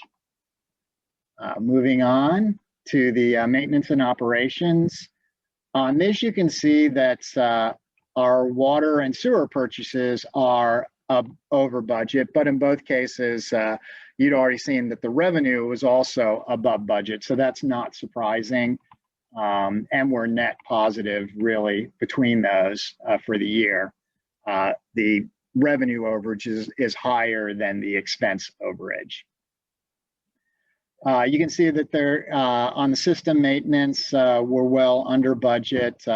Just haven't done a lot of those additional repairs and maintenance. That though, don't draw any conclusions. They happen to happen when they happen. And I wouldn't be surprised that we get caught up a lot closer to budget on this as the year drives on. The parks though are doing much better than budget. Part of that is me finally recognizing how to allocate some of the expenses better. Lessons learned from last year. So bottom line, and then we get to the capital projects and outlay, not much happening on that thus far this year. This is certainly not the time of year with the weather to be doing most of that. So the bottom line is that for the month, we were about 150 some better than budget. For the year, 288 or so. And so that gives us that the fund balance is running at about 3.4, say. All right. And then the debt service fund, this doesn't have a budget. We could add a budget for it. We just never have traditionally. Traditionally, we didn't show this, but it, part of the new financial reporting does include it. So probably for next year, I'll tackle that project of going ahead and budgeting this, but not much to see. You can see the property taxes coming in on the debt service side, and then some expenses related to that. And so that's really it for the P&L. This is the tracking for Inframark's cap. You can see there not a lot of cap work being done yet. And so right now, the district, if the fiscal year ended here, Inframark would owe you, the district, back 23.2. All right, then moving on to the cash report. You can see that interest rates continue to drop every month. So that's, I had really thought they had gotten just about as low as they can go. Now I'm still not sure. They probably won't drop under 0.05, but we'll see. In terms of the cash items, I mentioned that we have the bond payment that's coming out this month. And then we have a bunch of transfers that I'll want to make. The bottom line for the operating fund will put you at 3.6 million. Debt service at about 458. And worth noting that you already have sufficient funds to make the bond payment that is due in September. That includes the principal payments, and that would be the last principal payments, the last payments on two of the bonds, the 2005 and the 2011 refundings. The 2003 bond will be done in 3 years. And when we get a little farther in, I do want to go ahead and mention Linda has suggested that it might be prudent to see if the district can save itself some interest by going ahead and paying some of these bonds off ahead of time. We reached out to your financial advisor, Chris Lane. She responded immediately. She is one of the many of them, just like me, whose home and internet service has been impacted by the weather, but she's reached out to a coworker who is less impacted to try to get that information. So we'll try to get that back and be able to present that at least to a subcommittee, and then and then perhaps to the board at the next meeting. If that is a viable strategy, if we find that can work, then we'll definitely want to proceed with that. But if we see that we just don't have the funds to be able to pull it off, we'll give you the best advice that we can on that. All right, so moving on, you Michael, can see. Yes, go ahead. Michael, let me add right here that the only reason I asked Michael to look in this is because since this FY started, we've only earned $250 in interest. Right. And it just doesn't make good sense to have money in the bank that's not doing anything for you. If we can pay off the bonds and save $40,000 in interest, that makes more sense. Yeah, absolutely. He's looking at the numbers. He's looking at the numbers. And yeah, so when we get those numbers, we'll get you to them. And, here we are looking at our CD with its, 0.42 interest, which looks really good compared to less than 0.08, but still, in the, that CD has earned 291.96 so far, which is just not, a lot. So yeah, if we could find a way to utilize those funds to pay off debt and wipe out what at this point of the bonds is close to 4% interest, that could well be very prudent. All right, and then our cash balance. I just wanted to explain to them, Michael, why I asked you to look at those numbers. Right. Yep, and like I said, I agree 100%. The cash balance trend, you can see that, this is our normal format, that the blue line was drawing down to your 6-month reserve. And that might be the question, part of the piece of the question about whether it'd be prudent to pay off those bonds is, how much that'll draw down your reserve. And so we'll have to kind of do a full analysis to look at that. Right? But you can see the blue line moving up as our tax monies come in. We've got the bulk of it, so that'll start leveling off and then starting to drop. The green line, we're making the minuscule interest payments, so you didn't see much a movement there. In terms of the fund balance report, we were projecting to end the year at under 2.1 million. Right now, we're projecting to end the year at over 2.2 million. Again, very early to draw any conclusions. One of the reasons, as I already pointed out, a lot of the maintenance items have been light thus far this year, but you can't really project that that's going to be true for the rest of the year. Maintenance happens when it needs to happen. So. Okay, so Michael, could you correct the date on line 8 in that last report? In line, oh, did I forget to? Yes. Thank you. That is a good note. I thought I had updated everything, but I missed that one. Good eye. Let me make my note so that I don't forget. All right, thank you. Okay, so then moving on to the Is it- check register. Everybody And- breaking up or one Am more? I breaking up? No. No, you're fine, Michael. Okay. Moving on to check register, this shows all the activities from after the last board meeting up to this one. And so you can see the manager's checks that we cut, one to correct Beth Jones, and then most of the rest of that is the patrol. We reissued a check to the, we had issued a check, reissued a check to the TC. No, that's not a reissue. Sorry, because that was something else. Issued a check to the TCQ to get get that process moving. And then this is the first month where the customer deposit refunds were being paid out of the manager's account. So that's why you see those black redactions. The other manager's checks, we also did the Kingwood clocks that had been approved for the owl houses. And then here is a reissue to the Texas Municipal League. The check that we sent the prior month in December, they never received it. We verified with the bank that it hadn't cleared, so we did a void and reissue and a stop payment on the original check. And a similar circumstance with Touchstone.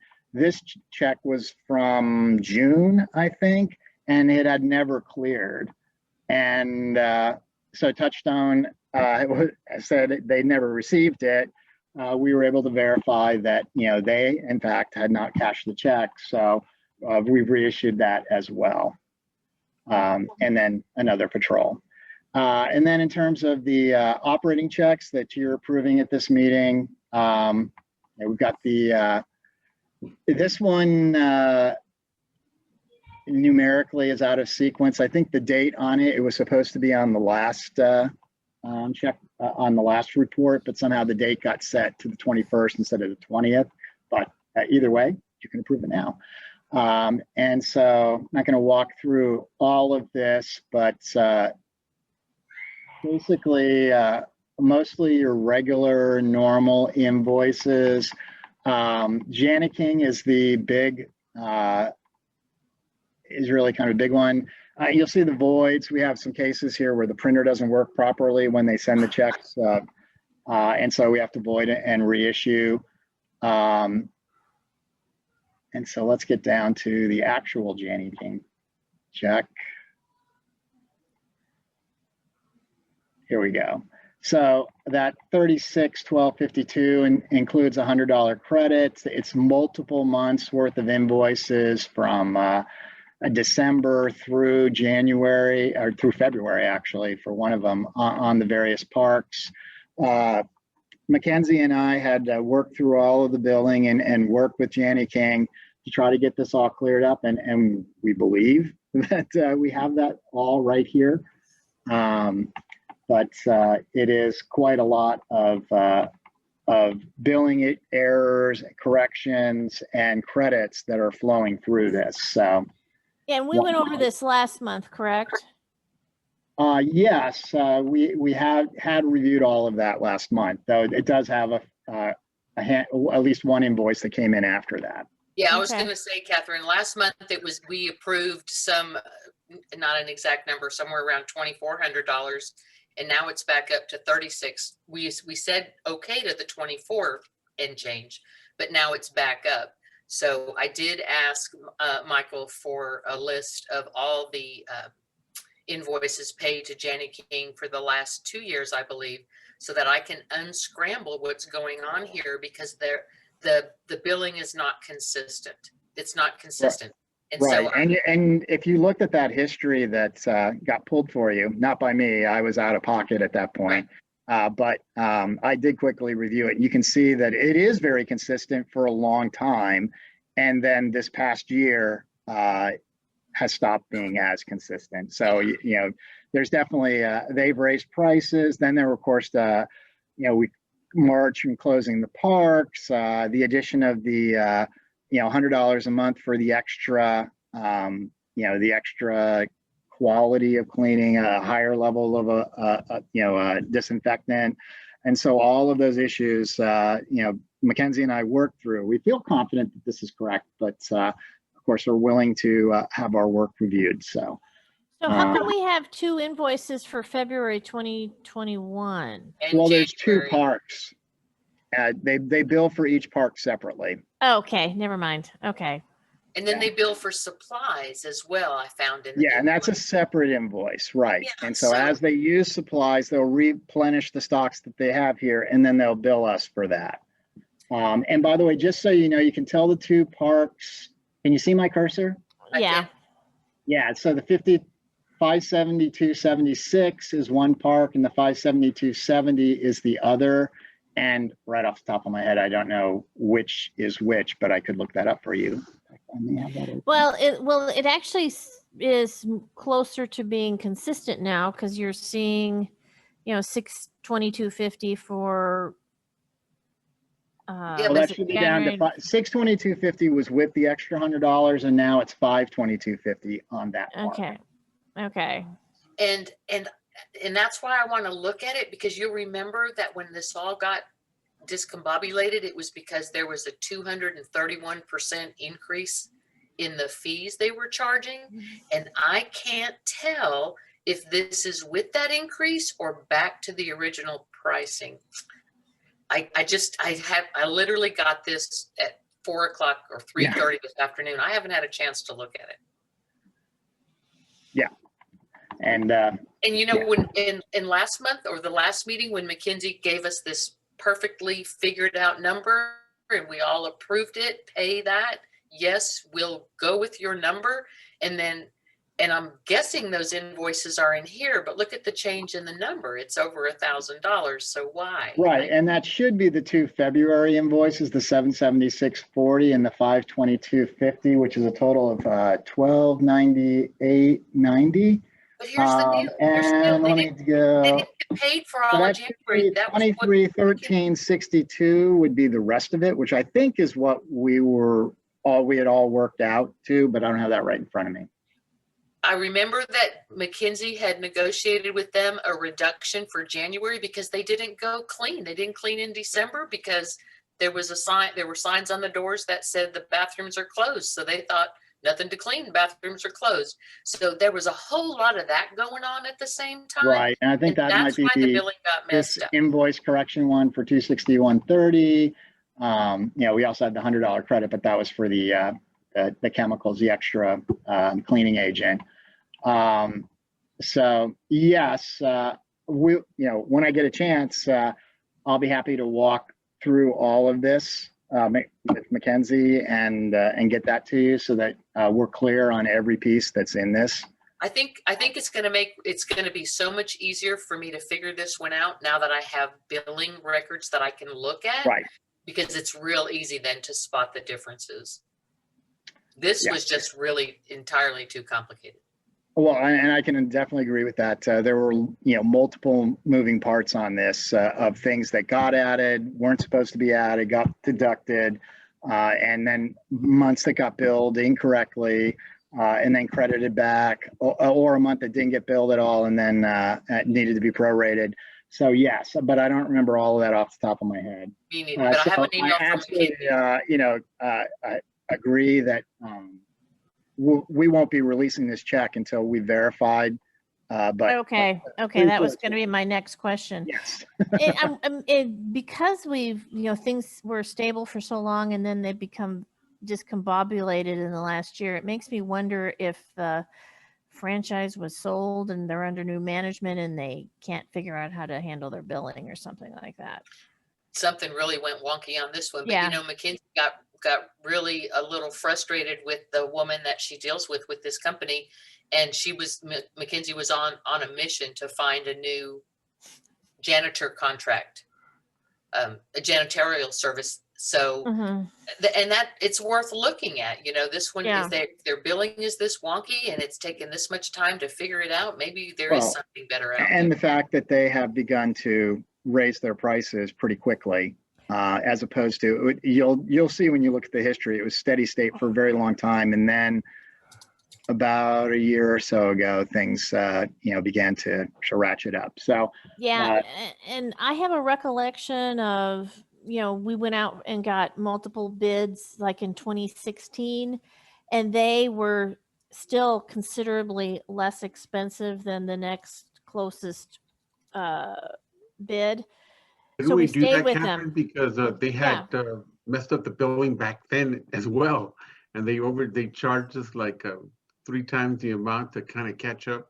We said, well, let's go out and look at somebody else for a while. Yeah, so we stayed with them after we got other competitive bids, but it sounds like we probably need to continue. I think that would be prudent. I do want to comment in their defense that the woman that I've dealt with on the billing side was every time we've had an issue and I've talked with her, we've been able to, get it resolved, and they're very helpful. But there are a lot of issues here. One of them is that they have you set up as 2 separate vendors, 2 separate customer numbers, one for each park, which makes things unnecessarily complex. But I digress. I digress. And just so y'all know, Mackenzie's been already doing a ton of that work, looking for other vendors this month, and the Parks Committee met and talked about it, and we just it wasn't ready for the agenda tonight. So it'll be on the agenda for next week. So I don't know, Bill, if you want to put that on now or make a note that should be on for next Wednesday. But that is one of the things that we're going to talk about is potential. I made a note to put it on.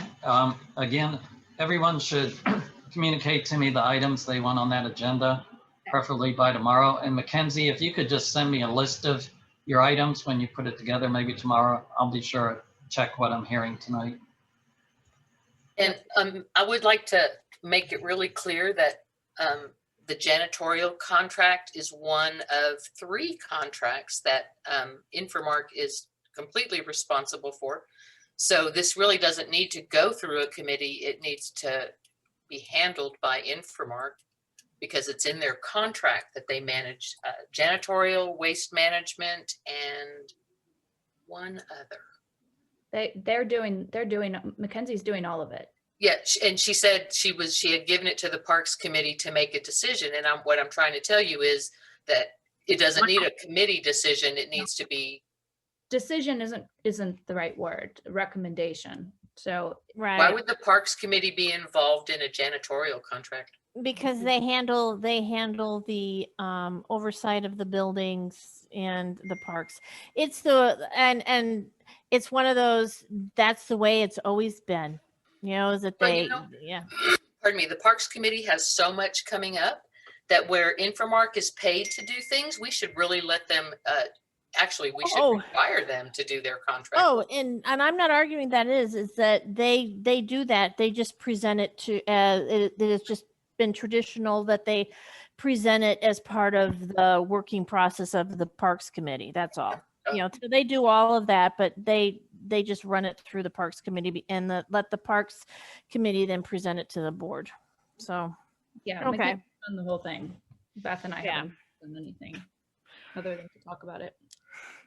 All right, well, I'm going to move on. Oh, well, that was it. That was the last check. So somebody approve the check register. Okay, so let me ask, there wasn't, my internet went on and off a little bit through this. Yeah, mine's going off too. I missed most of it. But my question is, I reviewed this before the meeting. I didn't see anything that jumped out at me that, oh, this was an unusual thing this month. Did I miss anything? You did. Other than that, first this one, which has several months on it and a lot of corrections and credits. But I did also mention that there were 2 checks that were voids and reissues that were cut out of the manager's account. No, I'm sorry. I meant that there was something unusual happened, and that's why there's a check for this. That's what I meant. That we had. I'm with you there. When I reviewed this and went through it, there weren't any really unusual invoices this month. Okay. That's what I was looking for to understand that we didn't have. There was a payment for a break here or something like that. That we haven't already discussed. Okay. So did I miss, Megan, did you already go over your review of the bills and invoices? Did I miss it? Because I lost my internet too. I think Catherine was hogging the bandwidth. Nope. Yeah. Michael was just giving the summary. I'm sorry, I can't hear you. You're cutting out. Yeah. No, Michael just gave his summary. There's been no Oh, real okay. discussion yet, other than Jana King. Okay. Oh, were you gonna have, were you gonna have something to add to this, Megan? I don't have anything specific. I think Linda was just wondering if, from a bills and invoices committee perspective, if I had talked about anything. I Since- move we approve the check register. We're not ready yet. well, We're not so- ready. What other hold on. questions do we have? Well, here, let me tell you, I'll tell you right now. So I heard you with the Texas Municipal League. I'm good with that. The only question I have about that, Michael, is it covers automobile insurance? And doesn't Infomark cover the insurance on their own vehicles? Mackenzie, did you want to step up on that one? That's for the constable. Yes, that's what I was gonna say too, is that we, We cover insurance on the sheriff's. Oh, when okay. they're working for us, yeah. Okay, I'm good. And Michael, if you said this, I apologize. I literally lost my connection. Did you stop payment on the Touchstone checks from March Yes. through June? Okay. Yes, on both I those have- checks that were voids and reissues with the TML and Touchstone, so two of them at the same time here. We researched with the bank, made sure what had happened, and verified that the vendor had not cashed the check. Okay. And I then believe you. I just yeah. needed to ask the question. Yep. I'm sure you did all what you needed to do.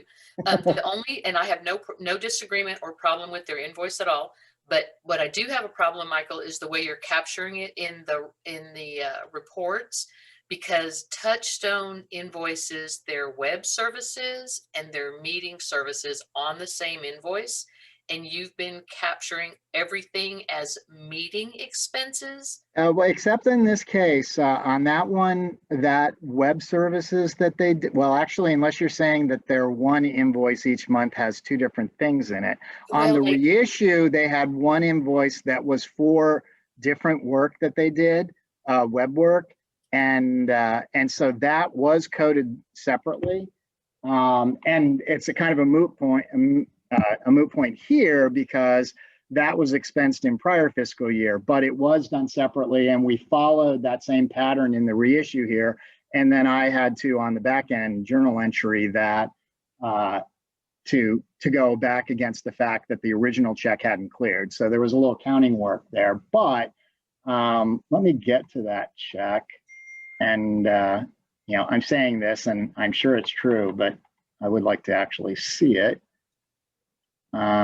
Touchdown. Oh, you're right. No, there you go. The website expense was put to website expense 549933, whereas the other three, which were for meeting expense, were put to 549800. And again, none of that, even though it's showing as an expense here in the new fiscal year, on the back end, as the accountant, I then credited back against those GL codes, back against the due from the AP side of it about the fact that the check hadn't cleared the bank, and so I had to adjust that side of it. So I don't know if any of that was clear, but basically I did the accounting side of it to make sure that this expense didn't hit your books twice, because it did hit it already back in FY20 and that expense was included as part of the audit. And when we reissued the check here, it's not a second expense, but I was told by our AP team that that's how they wanted to code it for consistency's sake, and that meant as the accountant, then I had to adjust that expense back off, which is what I did. So okay. Well, like I said, I didn't look for invoices in the past. Those ones he didn't cash the check, I didn't look at those.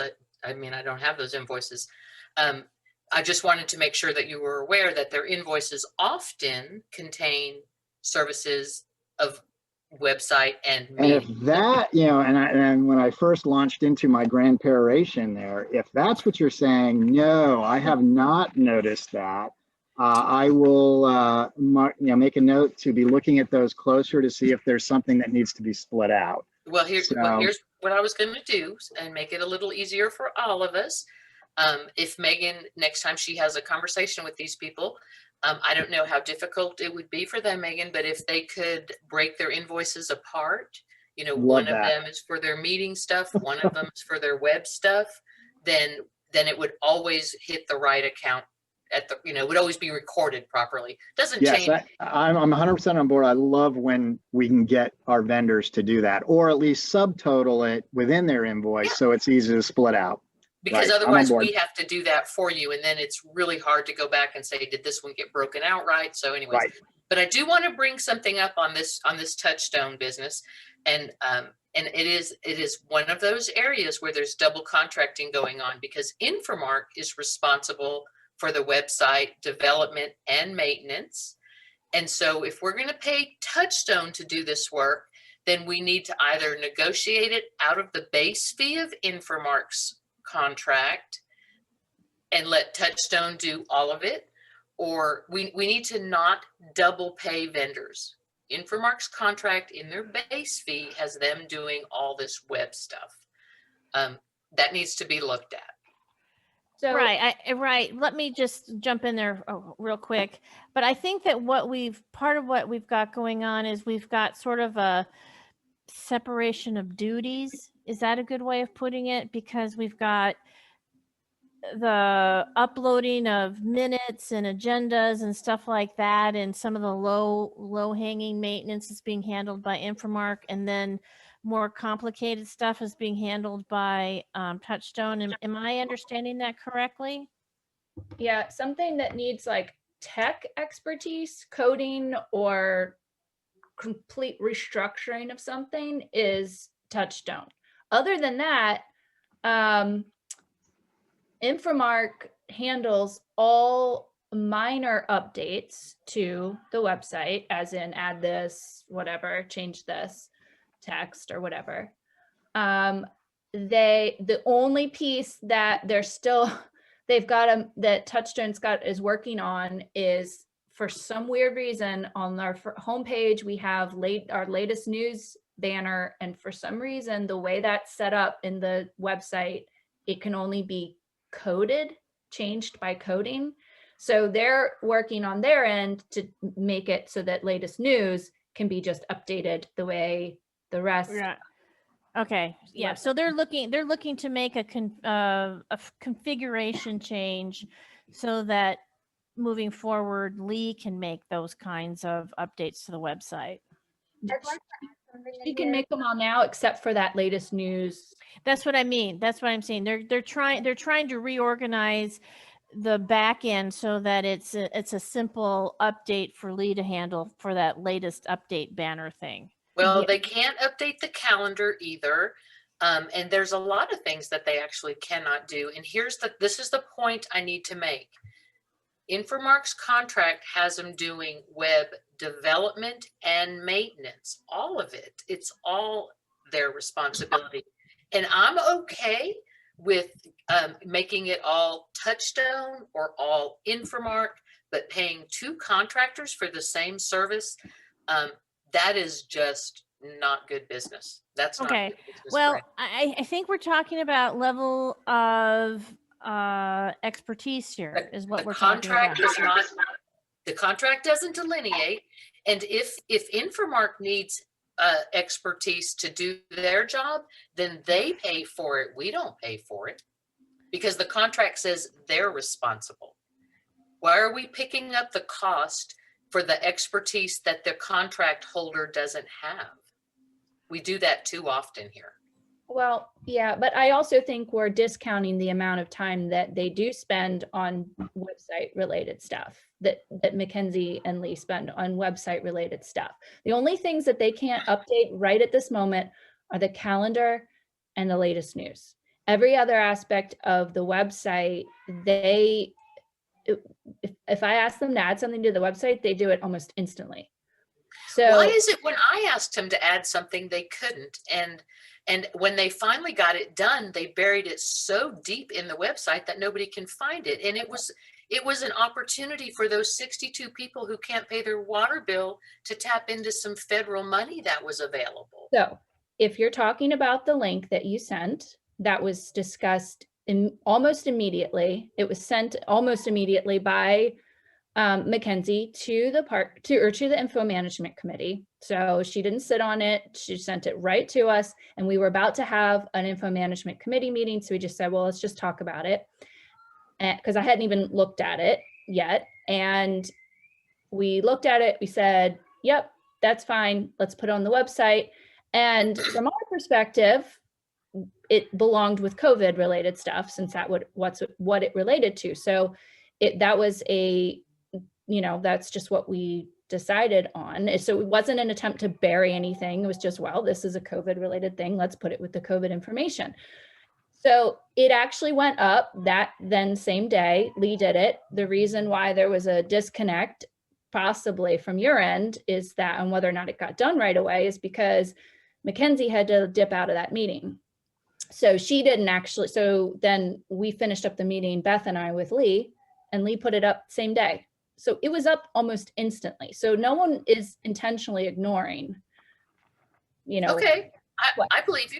I believe you. But if you would have read it, it was time sensitive. It literally, I mean, by the time I saw it, there was only like 3 days to apply, and that window passed. And unfortunately, it wasn't put on the home page visible, so people, and it was a long shot that anybody might see it. But the hope was that those people struggling in this district that can't pay their water bill would have had an opportunity to go tap into that federal program and get some relief. And so, yes, it was very disappointing that something that could have helped people was buried. So I can't even find it when I went and looked for it. I can still, but I didn't take much time. But yeah, that was just really, we got to find a better way. There's got to be a better way. Sometimes things are so important. And I was really glad to hear that it went straight over to you. And then and Lee corrected today that it wasn't almost immediately done. It just got buried. It just didn't get the visibility that it needed in order to be useful. I mean, so I'm sorry that was disappointing. There was no attempt to try to,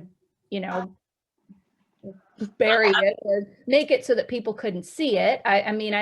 My sense is that if something, well, first of all, there was no impression that it was from my end that it was that, or that it had to be on our front page of our district website, number one. So that was just a miscommunication.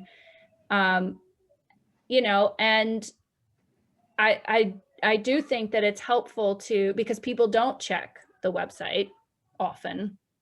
So even if it were on the homepage, the chances of people seeing it, unless it got pushed out through social media or some other way, or emailed, or, people were made aware of it in some other way, I don't know that we're necessarily, I don't know that it amounts to us failing our residents by not putting that link on the home that's not district specific on our page.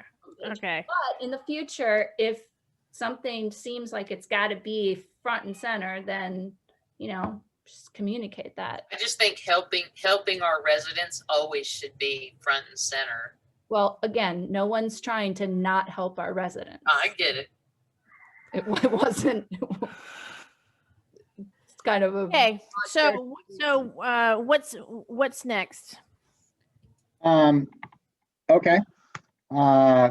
Well, let's get to the total amount of $415,764.10, with the understanding that the 361252 is subject to review. No, I'm not done, Michael. I'm not done. Oh, okay. We Well, just there you got go. to Touchstone. Here we go. Check 6209 for Beth. Have we talked about that one? Are you asking me that? I like told you, I lost my internet connection, so I don't know if it was discussed. No, but- we haven't talked about it. Okay, it has a duplicate entry on it for January 18th DRC meeting. It's just recorded twice. So if you change the total from 6 meetings to 5, I think we addressed this last month. Let me pull that Yeah, up. because isn't this This is the revision of it, and at Yeah. the meeting, I pointed out. this is the new one. This is the new one. While you guys are No, this looking is, at, hang on, let me double check that. But, Use the new form. She used the new form on this one. no, this is it's in the manager's account. This is the revision. If you're talking about 6209, this is the revision reissue of the one from the prior meeting. yes. Okay, so was it corrected? Because it still has 2 January 18th recorded on it. And I can't tell from this total check amount how many that pays for. Well, again, you must be talking about a different check, because this one is for three meetings. Okay. And so this was the correction from last month. So if you want to talk about Beth's new one, let's get there. There we go. 5158. Okay, is that for 6? I don't recall off the top of my head. Let me pull it up. Yeah, because if you look at the form and check it, the form said 6, I count 5. I didn't put them all in because some of them were on the same day, so some of them I X'd out. No, I saw that. I saw that. I have a question, you guys, because I've gotten 3 texts while we're on the call, so I'm going to ask a random question real quick. Where do we buy our water from? Everybody's panicking Cedar on Park. the water. Cedar Park. Okay. We don't have a boil notice. All of Austin has one right now. Cedar Park does not, at least according. And Leander. Leander does also. Yes, but I think the reason our people are flipping out is because Austin just announced it. Well, they just turned their water off. 2 hospitals don't have water now as well. So we're next. Oh, Okay, sorry. Okay, Sorry so about we that. need to go put water in our bathtubs. Okay. Yes, you do. Like ASAP. Yeah. And Linda, to answer your question, check 5158 is for 6. Okay, look at the dates on them and see if you see 2 January 18th. Yeah, she has 2 that are marked January 18th, but she has a January 13th meeting that she didn't mark. But that's because she has 2 13th meetings. Yep, I missed that. She has 2 27th meetings, but she's only marking 1. You're correct. All right, so that's just leave the same form, just change it to 5. Do you understand what happened, Beth? Did she stay with us? I don't have it on me, but I knew that I crossed off 2 of them. So if I had to redo one on the newer form. So if I did that, then that's fine. It's not a big deal because I know I could only do 1 a day. So that's fine. You don't need to redo the form, okay? Michael can fix it on his end. Yep, that's fine. And, so we'll void that and reissue. Thank you. For 5. Okay, here's another one. Cube Smart. It's got a late fee of $10. What happened? That board meeting last month, what we've discovered is CubeSmart's never charged a late fee before, but their billing cycle now is that it's by the 20-something of the month they need to be paid. And so your meeting last month was barely before that, and then it took us a week to get the checks all signed and then mailed. Can you get that negotiated off? We're working on that. Lee reached out to them. Good. Lee, did you get an answer on that, or are you there? I'm trying to get the date changed for the due date, so Yeah. it'll be a bit better for this. As far as that late fee, Infomark paid it at no charge to the district. Okay, as long as you guys paid it, I'm good with that. Yeah, and we also discussed, is there any way for CubeSmart to put us up on an auto draft or something? Did you check with them on They that? do not do auto drafts. Okay, and that doesn't surprise me, but that would have solved the issue. And just so you know, we saw this and we tried to address it. This had never happened before. even though we paid late in the month previously. So, if we can get their billing cycle, the due date changed, hopefully that'll resolve it. But one other solution would be, if they can't, that the board authorize us to pay this out of the manager's account. I think we That lost would Linda be, again, Mike. Linda, are you there? I'm here. Oh, okay. I'm here. Yeah, I would say let's pay it out of the manager's account, so and Or- just solve the Or problem. if they get the billing date, the due date changed, then we don't have to worry about it. Right. And I don't care one way or another. I just don't like to see late fees on the bills because Infomark's required to pay on time. right. And that's why we picked that up. Okay, so you know about it. You're taking care of it. Yes. Okay, so let's move on down, and we already talked about Janny King, so I need to unscramble that one. And Infomark checks, I apologize, 5168 and 5181. I am not done reviewing, and I did find a couple of mistakes, so I'm gonna ask you to give me until Wednesday of next week to finish looking at these, because you guys dumped 2 months on me at once, and I didn't get this stuff in enough time, so. Yeah, we got, and just so everyone knows, our maintenance invoice, our additional work invoice last month came in late. So that was put on here, and then they got the one for the most recent month on time. So there are two months worth of those invoices here. Yeah, and I will get them done, I promise you, by next Wednesday. And I will send you a list of the things in question,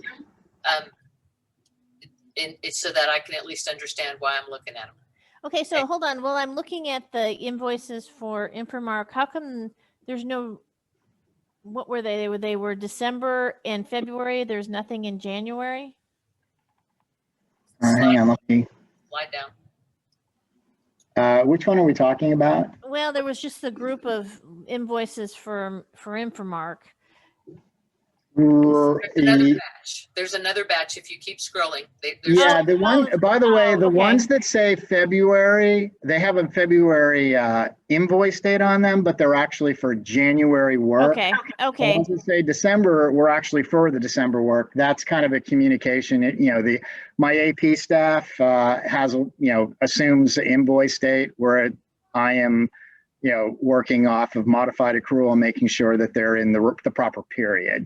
So, and I don't go back. I'm realizing I need to go back, and what feeds here is what they put in the memo section. And, I'm not usually looking at that. I'm looking at the real accounting data. And so I need to be looking at that better. All right. And so the other check was this one, 5181. Yeah, 5168 and 5181. So Got it's it. a lot. There's a lot to look at there. Yep. So I saved you guys for last. Sorry. Okay, so here's another one, and there's nothing wrong with this payment, the Maxwell Lock and Ritter. Nothing wrong with that payment, but in your bookkeeping where it shows audit expenses, if I'm not mistaken, you didn't record the 16,000 there. Not in this part. I think the issue was that they dated that invoice in February. We had assumed it would be in January where the budget has it, because that's typically where it happened, but because it got delayed, it doesn't show up on your financials yet. It'll show up on the February financials. Okay, so you know that it's missing. Okay. Yep. I just wanted to make sure you saw that. Yep. So my next one, and this one is a head scratcher. So it's Waste Management. I have no issue paying their invoice. But what happened this month is 71 of our senior citizens reverted in age. They are now no longer senior citizens, and they don't get that discount anymore. So my question is, how did 71 people recover time? How did that happen between Waste Management and Infomark? How did 71 people lose the benefit of the senior discount? Okay, so let me see if I'm following. Is that you declare yourself a senior, we pay less money and pass that on, and we had a 71 person change. They went from the senior rate to the not senior rate. How many of the seniors moved out of the district? No, we didn't lose numbers. They went from seniors to regular. Right. I mean, well, think about it. It's like, 71 seniors moved. yeah, that's what I'm saying. It's would like, did we we would have 71 people move out of the district and get replaced by somebody who doesn't get a discount? That's a senior discount. That's what I'm trying to understand.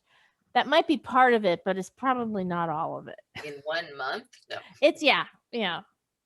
So, okay, so that's my question. This is, and like I said, the difference in total cost to this bill is insignificant. It's only $280. However, what happened with billing where 71 seniors are no longer seniors? Mackenzie, can you answer this? This is one of the contracts that Infomark manages. Mackenzie, did we lose her? I can actually help some on this. I had spoken with Paul as we were running numbers and doing house counts. The numbers that he was working with, the senior rates, are from about 5 years ago. And of course, that number has changed since then. We do maintain the number of seniors that we have on file. So I would encourage anyone who is a senior who wants that base services rate to please contact us and let us know that you are a senior, and we can get them added into that if they are not already part of that senior program. But there was a difference in the number of seniors, over that. I mean, essentially, I think it was about a 5-year period since he had audited that number. So Lee, how do you know if they're seniors? They have to let us know with their application. And usually people, when they submit driver's licenses, we can tell, we can input that into the system that, they get the certain base rate, the discounted base rate, and then they, there's a little box in the system to check for that. So that way, when we run reports, we can get the number of seniors or people receiving the senior discount in the district. So somebody was getting a senior discount that wasn't a senior, or they left the district, or what? Paul was using some older numbers, so it's likely that a senior had moved out of the district and someone who was not a senior had moved in, and that accounted for the discrepancy. Oh. 71 in 5 years. I guess that's probably pretty possible, huh? Yeah. But okay, so what I'm hearing you say is that this is not something that is live on a monthly basis. Waste Management is actually having us do those counts go forward to where we separate out the senior accounts versus non-senior rate accounts. So you may see this number change, not as significantly as it did this month, but there might be some changes from month to month. Because they're going to have you check it now every month? Right. Okay. Okay. Yeah. Then that's what really needs to happen then also. As long as a senior that was getting the discount is no longer getting the discount now and didn't get notified, as long as we don't have that scenario. No, nothing changed on our end, so they've always been billed the same. Just Waste Management wasn't charging us enough. Right. Oh, okay. So even though we get to offer a discount to the seniors, we pay. No, that's not how that bill works. Waste Management was undercharging us. Okay, because they thought we had more seniors than we did. Correct. Okay, I think I understand that now. Okay. And that's Waste Management finally realized that, and now is asking us every month to make sure they get the right number. That makes a lot of sense. Yeah, it's like I said, it's not significant, but I guess it matters, especially if they're going to give us 1 or 2 extra recycling carts. Okay, that's all I needed to know on that one. I did catch that changed, and that was kind of odd. So, and I don't have any issue at all with Bill Flickinger's check. Bill, you get to get paid, no issue. But I do want to know what all these copies are for. 1,427 copies. What are you copying? Okay, so primarily those copies are the copies I make for the meetings, the hard copies I have for the meetings. So like this meeting, it's a pretty good stack that I print out for the meeting. And we have 3 meetings a month now, so that's mostly what the copies are. We also, we make copies of other things, but primarily it's the meeting documents. And are you making paper copies for everybody, even though we're doing it online? No, these copies are for me. That's a lot of copies, Bill. Well, it's a lot of paper and a lot of meetings. A lot of meetings. Okay, that's all I wanted to know. I knew there had to be a reason for it. That's a lot of copies. Okay, I'm good with that. Please pay Bill Flickinger's check. And the last one I have on my list, is the Sage check, of course. 5176 is for the business expense. I don't know, the last we talked about this, I thought they were giving it up. They didn't need it anymore, but it's still. Yeah, they're giving, the DRC has instructed them to give it up. So this is for January. So they've canceled it for February. Going forward. Yeah, Okay. and then the one actually, oh yeah, it's just the $80. Yeah, it's just the one. That's just the $80 one. Yeah. So of course, I would never recommend paying for a service that I cannot find the approval that ever allowed it to be billed in the first place. Then check 5177. That's for their postage. And at last Monday's meeting, I showed the entire board how every single letter violated the resident's right, the terms of their contract. So I would never recommend paying for services that violates the rights of the residents. And then the last thing on their bill is a $40 emergency additional service run, if you will, for a landscaping problem on Spider Lily. So you know what happens when you use the additional services? The committee has to provide a report on what the necessity was of invoking that additional service piece of their contract. So Right. this And was that was, DRC. yeah, and that was discussed on Monday. I think, Beth, correct me if I'm wrong. This was the December 30th? Yes, it was in December. It was in December. It was the December 30th where you asked them to go out there because there was an issue going on at the on Spider Lily. We've since heard that the resident where this was taking place has since moved out, so we're no longer having any complaints about all of the landscaping trailers that were taking place. Okay, well, I just want to remind the committee that the resolution that allows you to use the additional service clause requires a written report. And without that written report, I don't recommend paying for that additional service. That's what we all agreed to. That's what's in the resolution. And they're supposed to be emergencies when they go out there. So I trust the report will describe the emergency situation. So discussing the situation in a board meeting is not going to be sufficient. That's not what the resolution says. It says a written report. I appreciate that you did discuss it. And I wish you would have had a report attached to their invoice, which I've asked Diana for repeatedly. And that way this would just have sailed right on through. But you know, it's really important that the terms of these agreements are met. There's a reason for doing them, and it documents the records, and that's very important to do. So it won't take long. Just write a little report, send it to Michael. He can attach it to the invoice, and we'll be good there. Okay. All right. So okay, let me see. So I'm sorry, go ahead. Well, what I was going to say is, well, okay, the only at this point, the only check that we really have an issue is that we have to reissue the check to Beth. Am I Right. saying that correct? That's what I'm showing. We have several that we're going to be reviewing, but just one that we need to void and replace. Okay. Okay. So, are you gonna reissue that check out of the manager's account then? Yes, and so it'll end up on your check register at next month's board meeting. Okay, so So- then what is the new number then? Right, let me quickly do that.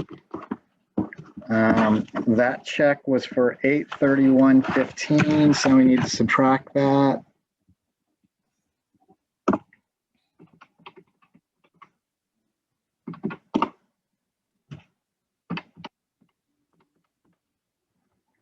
See, 414,932. Did I do that right? Try to write that down. Sorry, hang on. 8/31/15. Verify that.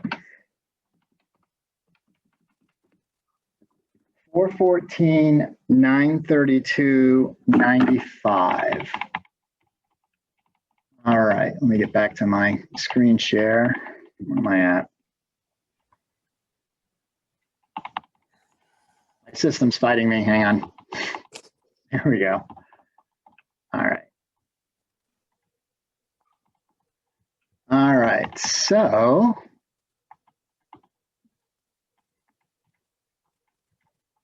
the amount should be 414,932.95. Okay. Okay, so does somebody want to make a motion? Okay, can you hear me? We hear Okay, okay, okay. I'll make 404,932 and what? 95. Yeah, I make a motion to approve the check register for $404,932.95. Was that number right? Yeah, I heard 404, not 414. Oh, is it 414? 414? Yes. 440, what Okay, you see on the I'm- screen. Let me start over. I make a motion to approve $414,932.95. Okay, I'll go ahead and second that. Okay, so I'll go ahead and call the vote. Then Linda, No, and for the record, I am voting no because the check register contains checks to Gray Engineering and Sage Management that are not in accordance with their contract. And I won't approve payments that are not in accordance with the contracts. okay, Art, Sorry, yes.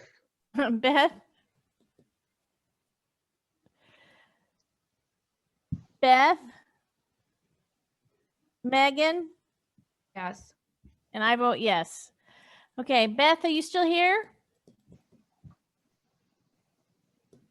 Here she is. Beth, are you here? I am. Can you hear me? Yes, say yes. You want to let her know Yes. what she's voting on? Yes. We approved the I check can hear register. you. I said yes a couple times, but I don't think you guys could hear me. But yes. Okay. Okay. Okay. I'd like to make a motion, please. I make a motion that beginning in March, Infomark provide the manager's report, the financial package, including bills and invoices, 5 days prior to a general board meeting. And that's really I know on my side, that's my intention. So that's where we want to be.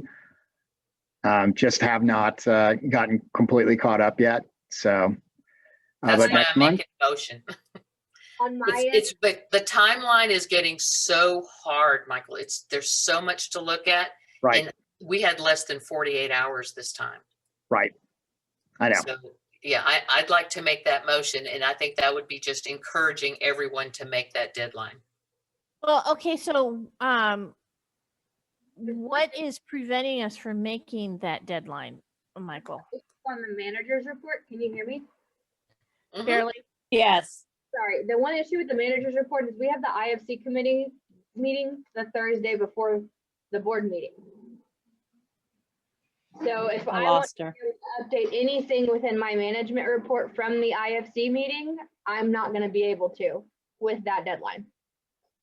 Well, Okay. Mackenzie, the infrastructure committee can give their own report, and Herb pretty much covers a lot of stuff on your report too, or the infrastructure stuff. So if you can't get the infrastructure stuff on your report, it's not a tremendous thing, because there's two other people or groups, if you will, that report on it too.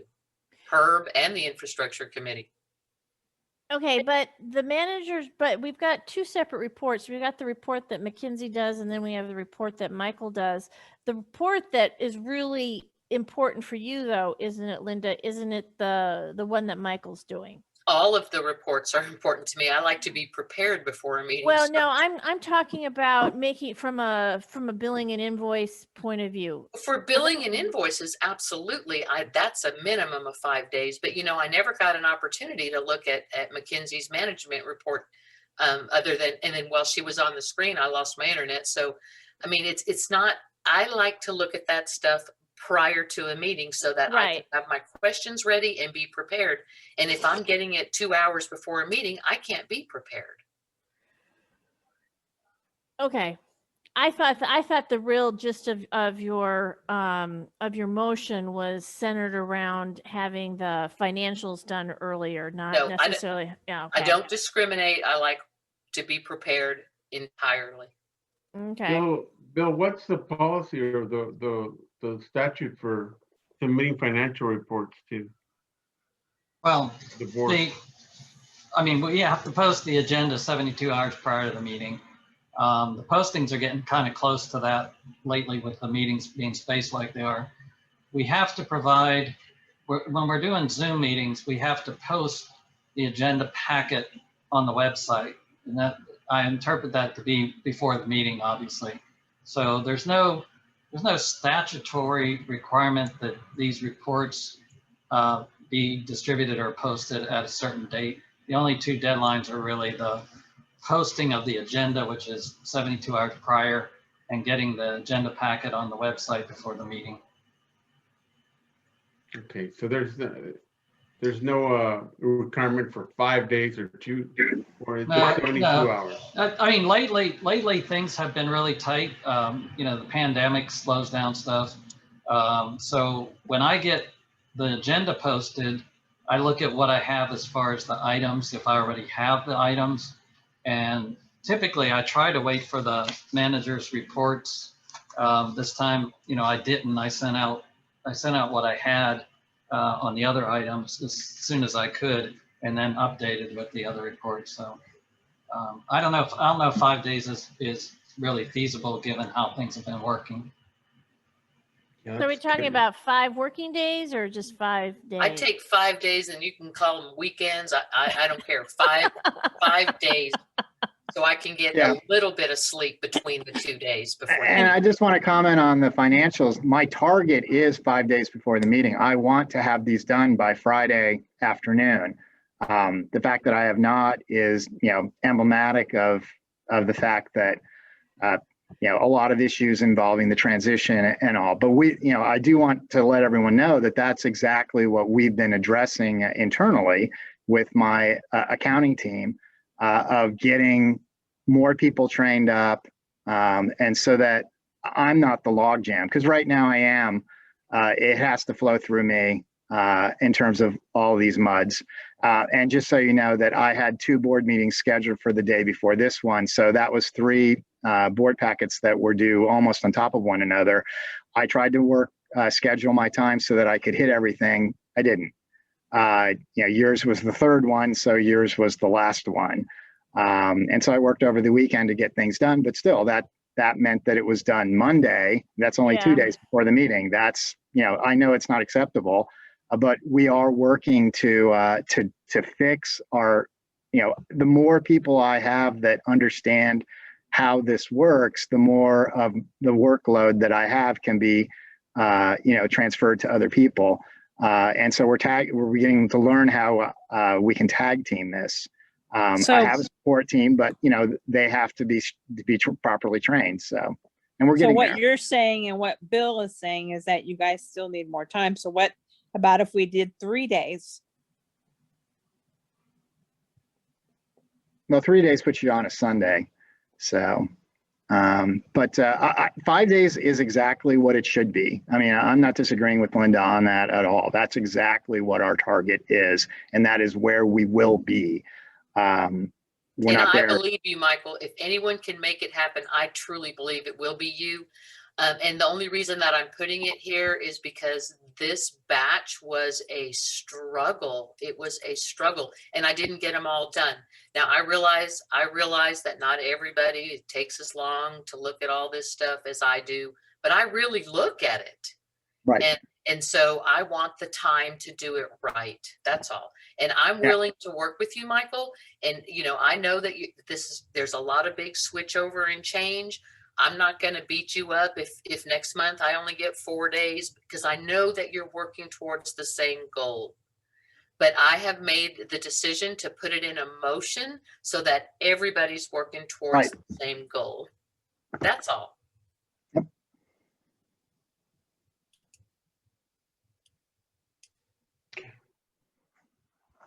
So And I hope you didn't hang up.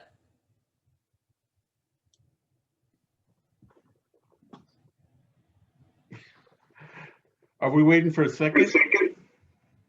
I don't know what happened to Michael. Oh, I'm still here. No, I'm agreeing with you. Oh, So we lost Michael, you can for you a do second. I didn't think I had any more to say. Yes, Art, I would love a second. Okay, I'll second the motion to have Infomark have the financial records or the management packet ready 5 days prior to the meeting. Thank you. Catherine, are you there? Yeah, I'm here. Okay, is there any more discussion? Okay, I'm gonna take that as a no. So I'll call the vote. Linda? Yes. I got booted. Sorry.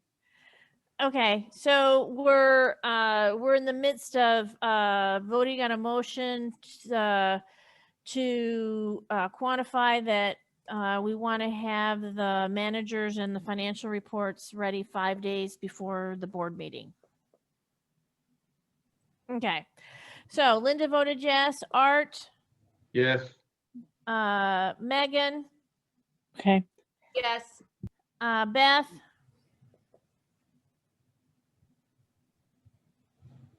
I vote yes too. I'm going to say no because I know Mackenzie. Yeah. What? I said no. I'm saying no. Okay. I just know Mackenzie can't get it done. So if it's just Michael's, then yes. If it's Michael's and Mackenzie's, I'm going to say no. Okay. Okay. So can you stop sharing, Michael? Well, did you want to see the rest of the financials? And also, Oh, I guess, I'm sorry. Yeah, I thought this was at the end. I guess it's not. yeah, well, this is the important part. Okay, and then after this is the transfers for the month, the tax transfers, that transfer from tax pool to the operating account to cover these checks, and a transfer to the manager's account to cover the checks that we'll be writing out of there.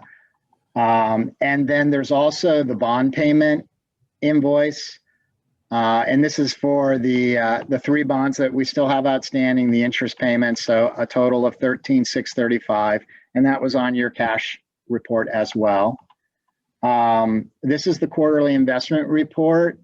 And worth noting, Linda and Beth, you are our investment officers, so we need to work together and get you guys to take the training. Yes. It's available online, but back when seminars start happening again, they usually have them at CASE or at, well, particularly AWBD. But we can work on that. You'll need to take 6 hours of training at the beginning here, and then after that, it's just 4. Like I said, it's on, online. It's not necessarily fun, but I've had several board members comment that it really was instructive. So worth noting on this, you can see that in that quarter that ended in December, grand total of $845.08 in interest. So not a huge amount. On our reporting, okay. Someone had something to say about that? Ask, question? No? Okay. On the open records request, we're trending down, but the January number is deceptive. The Bickerstaff invoice, this is my oversight. Bill had sent it to me for January, and apparently I did not read that invoice when I got it and then process it. So I came across that as I was working through some emails, catching up here now that I'm back online again. And so that amount needs to be added in. And Michael, on this one, yes. October and November, I don't believe those numbers are correct because the invoices had more than just records on it. I believe I've adjusted all of that now after the discussion with you. Did you make the corrections? Yes, in my notes, I have all the corrections done. I walked back through that again when I was doing this report. That number looks high, but if you made the corrections I gave you, then that must be the number. Right. Michael, can you share why it's so high? Why is it so high in October and November? Well, you can see actually that's lower than it had been in prior months. The detail of that, there's 2 invoices usually going through that. One is from Bickerstaff itself, which is primarily for Opens Records request. And then a portion of Bill's invoices is for the work that his staff does in Open Records requests. And so the volume of that is lower this year than prior. But I do have the Bickerstaff invoice here that I missed. So that's $64,1350, but I'll need to look through it to verify whether all of that is Open Records or whether it's anything else. What is this doing? It keeps jumping pages on me. But if you added that 63, you'd see we'd be up to 8,000 again, which is mostly what we've been trending. We were down in December, but back up to 8 in January. So, all right. And I'm looking at last year, you got like $14,000 for 1 month. That's crazy. Do you have the report, Michael? For June, $14,000. Oh yeah, it gets bigger. Do you have the report of open records requests outstanding and how many have been served? How many have been completed? I don't have that in front of me. I know Bill has it. Part of your report? No, it's not part of my report. It's part of Bill's report usually. Oh. Right, Bill? I thought it was always in the financials. No, Linda, it was an item on the agenda where I presented an update. It hasn't been on the agenda. When we broke to 3 meetings, there's really not a whole lot to report. I think we're down to just 1 or 2 requests pending at this point. 1 or 2 requests? That much money? No, now, I'm saying now. No, I'm saying like in January, if he says it's $8,000 in January for 1 or 2 requests, how many satisfied? Keep in mind, Linda, they handle the appeals too. And that's Linda's point, is that their invoice has some other stuff on it, and that I need to. I'm talking about appeals related to open records. Oh, okay. So okay. a lot of those have been processed lately. Okay. I have to look at the invoice to answer your question precisely, but it will go down dramatically going forward. How will we be able to see how, like last year, how come it's so expensive? Is there a way to see why it's so high? It's just based on the activity at that time. So, the Bickerstaff firm, they handle the requests to the AG and the appeals process through the AG, and any complicated issues we have, we get them to work on. and then our office handles the rest. So it just depends on the activity at the time. You'd have to look at the actual invoices and see what they're doing. Bill, do you think we still need to have bigger staff involved, or do you think you guys can handle it? I think we're at the point where we probably can handle going forward. But there's, like I said, there's still a few pending appeals being processed. So at some point you'll tell us we don't need them anymore? Yeah, well, we'll probably just put them on standby. Yeah, Just won't I give mean, them work. I would think we'd want to keep them as special counsel as needed, but they probably won't be doing very much. I would say after the next couple of months, I don't know if they'll be doing very much of anything. Okay. As long as All they're right. not billing. Yeah. Okay, keep going. Moving on, and now we're on to the new not to exceeds, and no activity on the detention ponds. This is the project I was trying to get Herb to look at, the detention pond project, where Madeline that's Luke that. should be. And That's where Madeline Luke needs to be. and Can I ask a question? Why does the not to exceed go to the first one? That's Sure. about the Madeline Loop. Why does it have multiple budget years in it versus? well, obviously I inherited this spreadsheet, and so that was the way it was being tracked, kind of showing year by year as these carried over, so that you'd have a history, I guess, of the prior budgets, because this is crossing several years that the expenses have occurred. So, what the intent here is to show how you're doing against how much you'd spent totally, and you want to know then how much you had budgeted as you went along. I guess I didn't create the spreadsheet, so and I'm not going to change it without having a good reason, because there's Lisa usually had a good reason for what she's doing. If I don't know what it is, I'm not going to change it until I know better. So Catherine, this spans a 5-year window. If you slide down, Michael, to the bottom, Sure. see By Madeline the Luke. end of it entirely? No, to the bottom of this project. Yeah. Because look how much money's left there. Right, I get that. To do Madeline Loop. I understand, but I'm going. This is what's in the current budget. See, this is the point. Yeah, see, that's one thing I need to I'm following the prior pattern, but this year you only have 5,000 budgeted.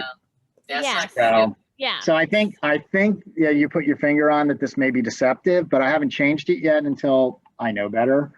So if you're content with me switching this so that the budget that it's looking at for this year is just 5,000, I can do that. No, I don't want you to do that, please, because that is total project costs in the ponds, and I like total project costs. Right. But you could move Madeline Loop money into this project, and then we track it out of here. You see, they did the Cashel Woods sidewalk connection. That was a pond project. Madeline Loop is the same thing, but it's a different pond, but it's the same kind of project. And so it all should track here. Yeah, I think that I haven't set up the Madeline Loop spreadsheet yet, despite the fact that last month I told you that I would. But since I was running behind this month, I did not do so. But if you think it would be better for me to just to put that in here, I think that would be a good idea. I mean, I won't do that. I think I'd like to ask Herb if he's okay with that first, because I don't know that he triggered on what I was talking about when I said this project. And I don't want to blindside him like that, but I think I will snap a screenshot of this and say, and so he'll know this is the project I was talking about. And then it can always be dealt with next month. It's not like a showstopper for what he's doing. So. Okay, have you snapped your screenshot, or can I move forward? You can go. Okay. I have it. All right, and then this is the parks beautification general amount. And this is what I'm saying is the parks has only got the current budget year in it, and that I'm going. Right, why are we handling them differently? That's the point I'm trying to understand. And again, because that's how this one was always done differently than the rest of the projects. Because this is always a year-to-year one each year, whereas the other ones are projects that cross years. I think that's the difference that was driving the way it was set up. but I didn't understand, I didn't know enough about this. I didn't want to muck with it until I knew better. And each month I've been dealing with this. I feel like I know it a little bit better. Okay. And this shows the activity thus far, a total of 18,000 for various things that you put into that one particular budget line for the park projects. But Michael, Yes. the park plan for 20,000, that's a separate project. And that's why those numbers aren't going to work, because that 77.5, that was future park stuff, but the park plan was a separate project. So it needs that 77.5 is the 75 that they put in for the various park elements. And I'm going to pull up the budget because you could be right, but I think I looked at this before, because when I was struggling to understand what this sheet was trying to do, I had to dig in. And I believe the Parks Plan 20,000 is one of the projects that's included this year. But let me verify that rather than just talk. Okay, and here's another thing to consider. You really do need to track it alone, because it has a fixed amount of that 20,000. So in order to keep track of its expenses, it really needs to have a project at CIP of its own. It needs to stand alone. But I just want to point out, I was right that it's included in the 75,000 this year. 77.5. Yeah, the 75 plus there's another 2,500 that was included for I forget what the term is, basically to cover the contingency, to cover the overage. So that's in that. That's why I have 77.5. That 2,500 is the park the contingency on that part of the budget. I'm looking at the budget right now to look at that.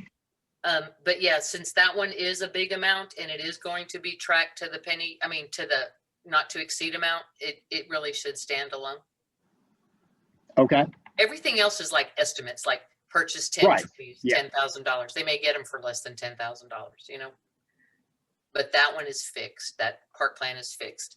And there's others too. I had a list for you that need to have this kind of project tracking on them. They're large projects.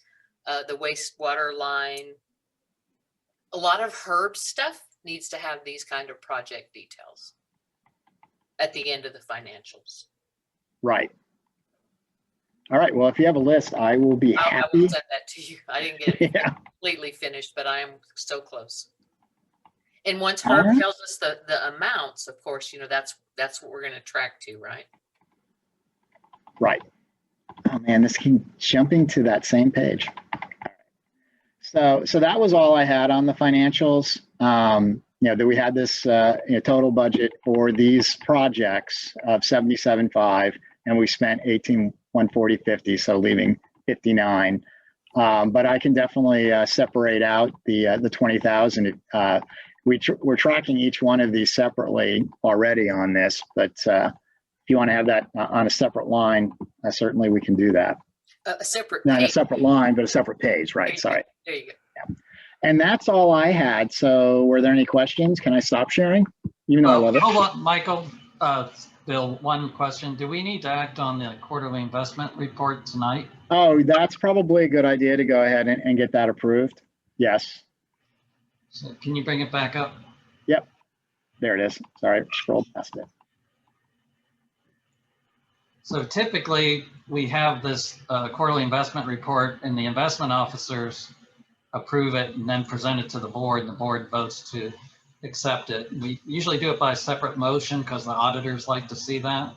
So I'll leave it up to Beth and Linda whether they can. And sorry, it didn't occur to me to send that to them separately. I was just preparing the financials and put it in, but so I did not give them a chance to review this beforehand. I don't understand. I don't know what it is. Yeah. And what it's showing is the activity change across all of our investments for the quarter. So yeah, let me send this to you, and then we can discuss it offline so that you have a chance to to see what it is that it's saying. Okay. Yeah, But and I apologize for not thinking of that. So. And then bring but- it back next month for approval? Yep.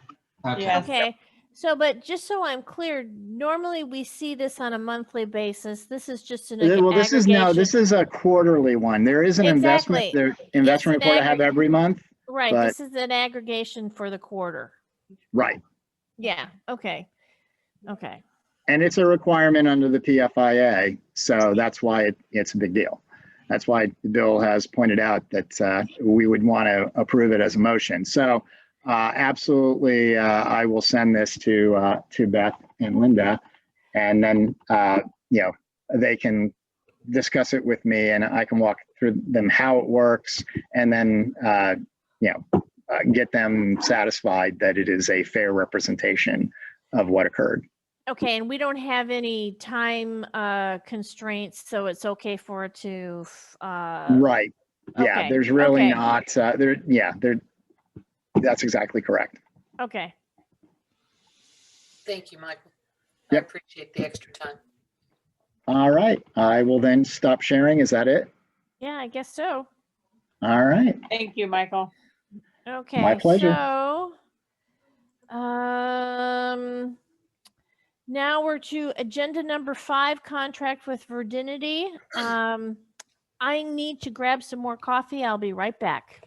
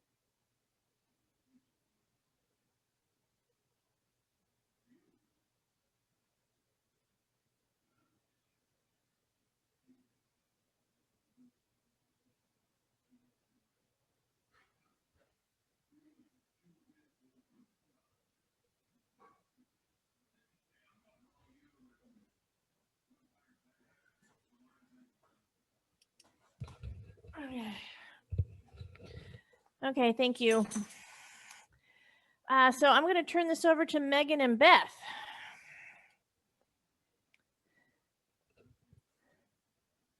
Okay.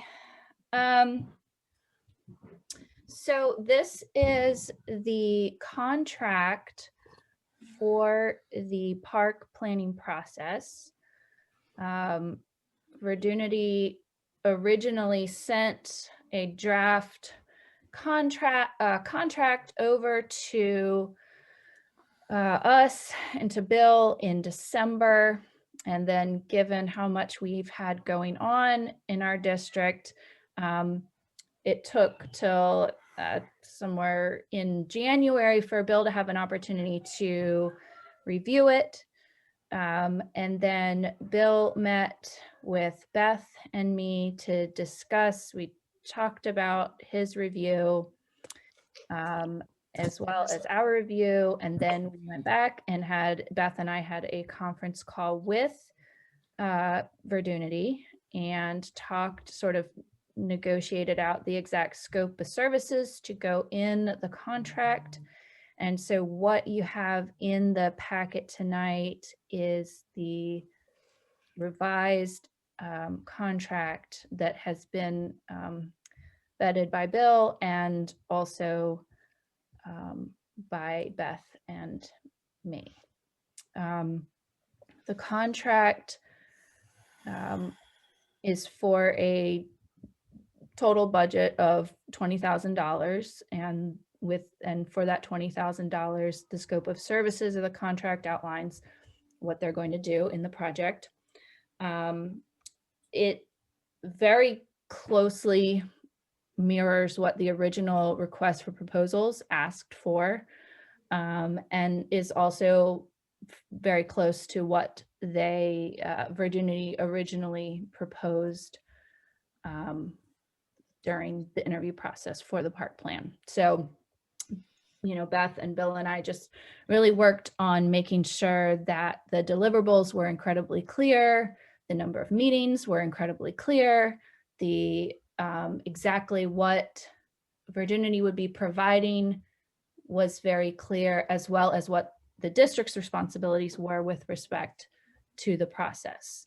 So the whole process, again, is intended to have an advisory committee, a resident advisory committee that works with the contractor. And then there's also opportunities throughout for updates to the full board from the advisory committee, and also a period of time towards the end of the process to make sure that the full board has sort of had an opportunity to see everything, to comment on everything before we go to adoption. So does anybody have questions or comments? So what kind of infrastructure do we have to put into place for the advisory committee? So we did that in, I think, December. Oh, We that's approved right. That's right. charter. That's right. I've So, slept in- yeah, at this point, we're still trying to find someone from Lakeline Oaks. And we have a couple of people working on that, trying to find someone, but if anyone knows anybody who might be interested, you know, send them my way. That would be awesome. And I also have some folks reaching out to people in Valente Hills. So once we have the advisory committee assembled, the contract approved, then we can actually move forward. It would be amazing to have this process done by budgeting season. Meaning you're hoping to have it done by what, the end of June? Yeah, so I think I think more realistically, we're going to be kind of towards the end of the summer, because the timeline that they have in there is 5 to 7 months. So if we get started March 1st, it's kind of, we're pushing it. Okay. Okay. So we're hoping to finish this by the end of basically, yeah, the end of the summer. Okay, which means that the plan is to have something to include in the next budget season? Well, part of the deliverable is an implementation plan. So, you know, looking at what are the priorities, what should the district be focusing investment and time on in the next 5 years. So, you know, to the extent that we have that information in hand before we do any budgeting for our parks for next year, I think that would be useful. Okay. Agree. Okay, so do you want to make a motion? Sure. I make a motion to approve the proposal by Virginity for the park planning project. Perfect. I will second that. Okay, that's what I was gonna say. I need a second. Okay, so what additional discussion do we need? I have some questions. Yep. How much of the cost of this plan is for the survey work? I don't have they didn't break it down by how many billable hours for each. The reason I ask that question is because I'm going to make an assumption that there's going to be in the survey an option for people to say, no, thank you, I don't want a plan. And if that is the case, and if that were to be the overwhelming majority, then I would hate to think that we were stuck paying Virginity to do a survey and nothing more, because the community doesn't support a plan. Or were you not planning to give them an opt-out? Linda, I'm pretty sure we've already gotten past the point of how we've already decided we're having a planning process. So Well, but we haven't asked the community if they want this. And the reason, and I'm not trying to argue with you, I really am not. But here are several of my concerns. Number one, the park plan seems to only address Anderson Mill West Park. It's not, well, okay, I know you're going to tell me no, but everything I read in there was about the flagship park. So that's one of my concerns. And truly, I think if you were going to do a non-biased survey, you would have to ask the community if they wanted to invest in parks at this time. It would be the only fair way to do it. that's a different question than, do you want a park plan? Well, I know, but So Megan, it whether or wouldn't not make you sense invest- to have a park plan today if they said, okay, well, you can do a plan, but we don't want you to implement for 5 years, because you would know as well as I do, in 5 years, everything changes and that plan would be obsolete. So I think the reasonable thing is, do you want a plan? Yes, you do. Then we go to step 2 and we make a plan. Well, we're past that. Well, We've you're done that. past that. You're past that because you've made that decision. And the entire board. Our board. Me, don't. Okay, I'm sorry. The board made that decision. And Yes. so now the community survey is literally to prioritize what you want to do first, second, and That third. is an absolutely unfair and incorrect characterization of the purpose of the survey. Okay, then what's the purpose of the survey? That's what I need to understand, and what the cost of it is as well. The cost is wrapped into the entire process. Okay. So it is not separable from the process. It is an integral part of the process. We worked very hard to find a planner who cared about public participation and would integrate it fully, inseparably from the process. There's not one without the other in my mind. Okay, so work with me here and help me to understand, because and here are the issues that I struggle with. Number one, we already paid Infomark for the last 2 years to do a survey, which could have got you all the information you needed. It wasn't going to be good enough? Again, I can do without the cruelty. I'm not being cruel. I'm asking. You are, Linda. that my- Listen to what you say when you Yes. speak. Tell me why Infomark's ability to do a survey would not suffice for you to come up with a plan. Because Infomark is not a planner. They are not a social scientist. They do not author surveys. And as I've said before, and I maintain this, public participation is actually something that people have expertise in. You don't do it flippantly. There is a way to do it wrong. Yeah.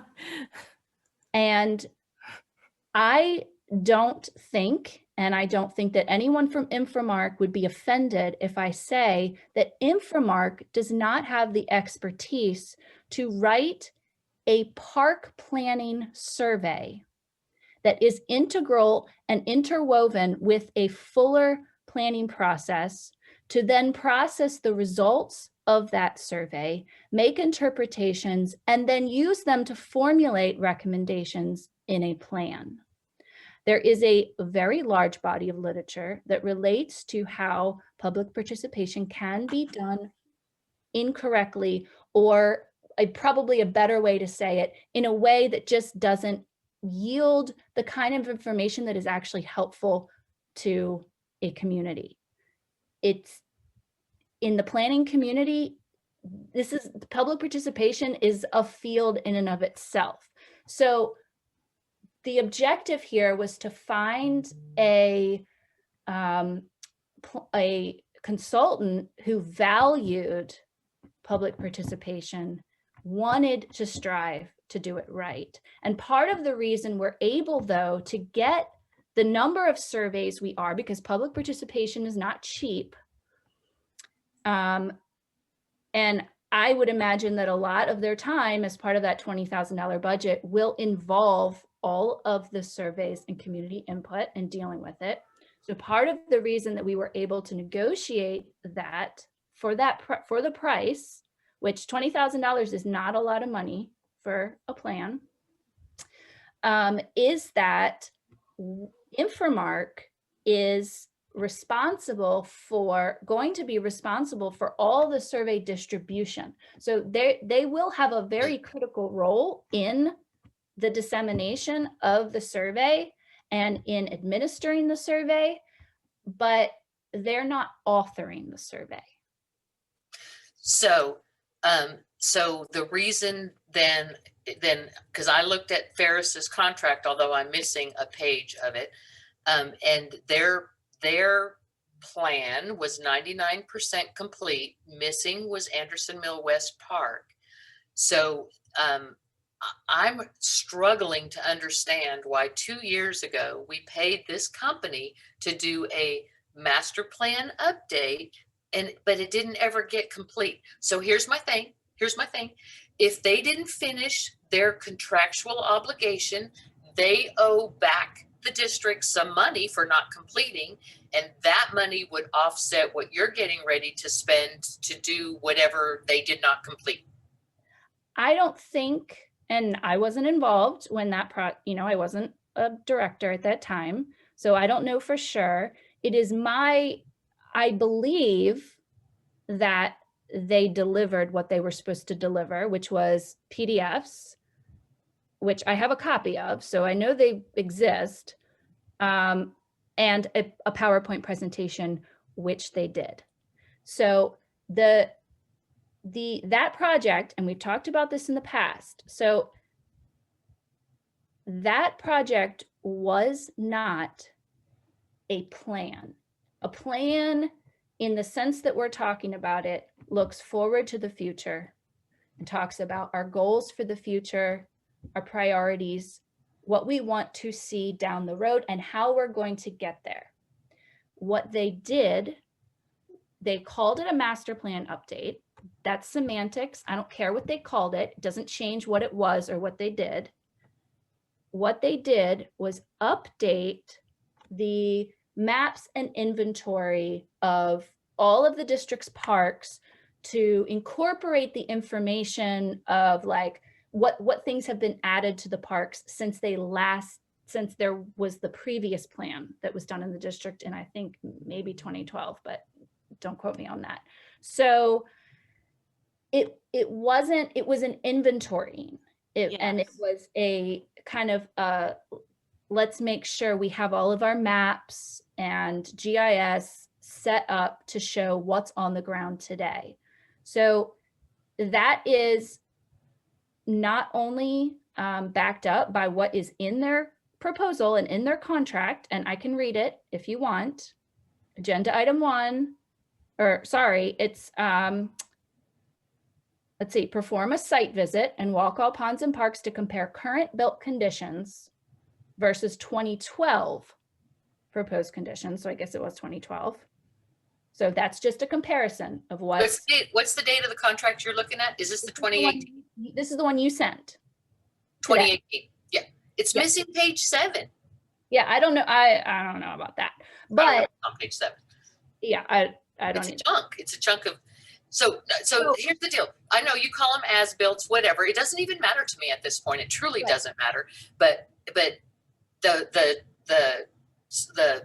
graphics that we both have say 99% complete. So of course my mind immediately goes to what's the missing 1%. And when I flip through the documents I have, it doesn't have Anderson Mill West Park. So I make an assumption that's the missing 1%. It doesn't matter. I put a call into Ferris to see if I can get the missing page 7. Maybe there's some light there.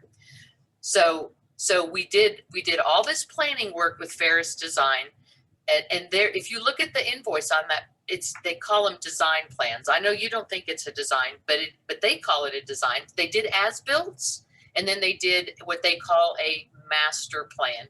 And they did do some park planning, if you will, maybe not in parks specifically, but like at the top of ponds, they put in some exercise equipment and some swing sets. You know what I'm saying? They did some of that planning, and actually it got done. So that work, there was work done. Yeah. Not all of it. I'm not saying all of it. Obviously, I don't see Anderson Mill West Park there.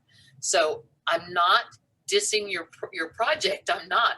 But my thing is, and it always will be, if you send out a lovely survey and you get participation, and then you say, and to do all, and I'm making up numbers, and to do all this work is going to cost $1 million, and everybody balks and says, I don't want you spending my money that way, then we've got a $20,000 survey and park plan and no community support to do any construction to implement the plan. You know what I'm saying?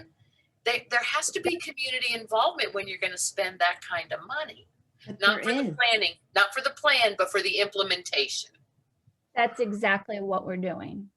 That's You're exactly just doing the plan. But what if you go through all this planning, and I'm just going to She's not listening, Megan. I don't think she's understanding what we're doing. She's missing it. Because the implementation is based on what all of the involvement of the community. Yeah. So if you say, okay, we can do a water feature and it's going to cost $1 million, and I'm making numbers up because I don't know what this stuff costs, and the community says, oh, I'd love a water feature, but I'll never want you to pay $1 million for it. Now what? It doesn't go in the plan. The point is to write the plan in line with what the community wants. But if they don't know, they have to know the cost of things, because, I could tell you a list of things I want. That's why me too. That's exactly why we have consultants writing the plan for us, because the objective is to look realistically at what these things cost, what is the priority for the community, and then how are we going to get there? And some of that, part of the reason, we've talked about this before, part of the reason this firm was so desirable from the perspective of the Parks Committee when they were interviewing was that they don't just focus on the planning process and then we're done, have fun with your plan. And, it could sit on a shelf, which happens a lot with plans. They are very implementation focused. So the process is also going to include an implementation strategy that not only relies on, what can we, use our tax dollars to buy, but how do we use what we have in the community, the people, the talent that we have here, the excitement people have over certain things, the organizations we have access to actually drive implementation of the plan. So the whole thing has been thought out from the perspective of we want a plan that is right for our district. So it's not just a big flashy plan. The recommendations for the plan are intended to be realistic. So what can our district afford? If we can't afford any kind of water feature, no matter what it is, and no matter how much people may want it, if it costs too much, we're not going to do it. That's not the point of the plan. It's not to try to justify expenses that don't make sense for our district. So, the stuff that was done in 2018, this process was always intended to piggyback on that. If you go back to the minutes where Ferris presented the outcome of their project in 2018, it was at the November 13 special board meeting. You can go look at the minutes. The minutes outline exactly what Ferris, a minute summary of what Ferris presented, which was this is what's in your parks today. And then right after that, actually, and I remember because I was at this meeting, and then right after that, the board asked me to talk about a planning process that could build on that. work. So this was always, they were always talked about contemporaneously. We're not like forgetting what happened in 2018 and just trying to redo it. The process was supposed to build on that. And part of the reason we're again able to get the price we did from Verdunity for the plan is because we have these as-built documents that are going to form a solid foundation for the plan. So they don't have to go back and go through all the work of trying to, figure out what's on the ground today and get graphics and so on and so forth. So That's probably why they're doing it for 20,000, because they already have a starting point. absolutely. And Nope. that was part of the RFP. It was very clear in the RFP, RFQ, whatever you want to call it, that we have this. So you don't have to do that. So I guess the only thing that I struggle with, and if I were to say, okay, Infomark doesn't have the expertise to do the kind of survey that you want done, and Ferris Design doesn't have the expertise to do the kind of plan, this second stage plan of parks. What does not sit with me is that the residents don't have an opt-out feature that says no park plan, no park changes, and no park improvements at this time. That doesn't mean forever. This district hasn't had a park plan in years. And I'm not suggesting that a plan isn't a good idea. I truly do think all planning is the best approach. But what I'm not comfortable with here is I'm hearing you say there's no opt-out option. That doesn't work for me. There should be, do you want A, B, C, or none? I did not say that. I said there's no opt-out of the planning process is happening. The question on the survey isn't going to be, do you want a planning process? Because the planning process is already happening. Now, can someone say, I don't want you to spend a dime in our parks forevermore? Of course they can. Of course they can. Who would say that though, for the value of their, I mean, it's That's just on going to the upgrade survey? their house. Who's going to say survey that? hasn't been written yet. Oh, well, and it would never be forever. Of course, nobody says forever, but I'm thinking of the times we're living in, okay? This particular time. And it's COVID time. So if you're asking people, how do you use the parks right now? Probably not very much. Oh my gosh, they're using them more. Yeah, I don't actually know that that's true. I don't agree Well, I don't with know. that. I'm not using them. So Okay. Yeah. Okay. They're being So, used a lot. so have we had enough discussion? Are we ready to call the Yes. vote? Are we ready to call the vote? I'm going to call the vote. Okay. Linda. No. Okay. Art. Yes. Beth. Yes. Megan. Yes. And I vote yes too. Okay. So what's the plan? We go get everything we get everything signed. You're going to get the rest of your auxiliary committees filled. How many total are you shooting for?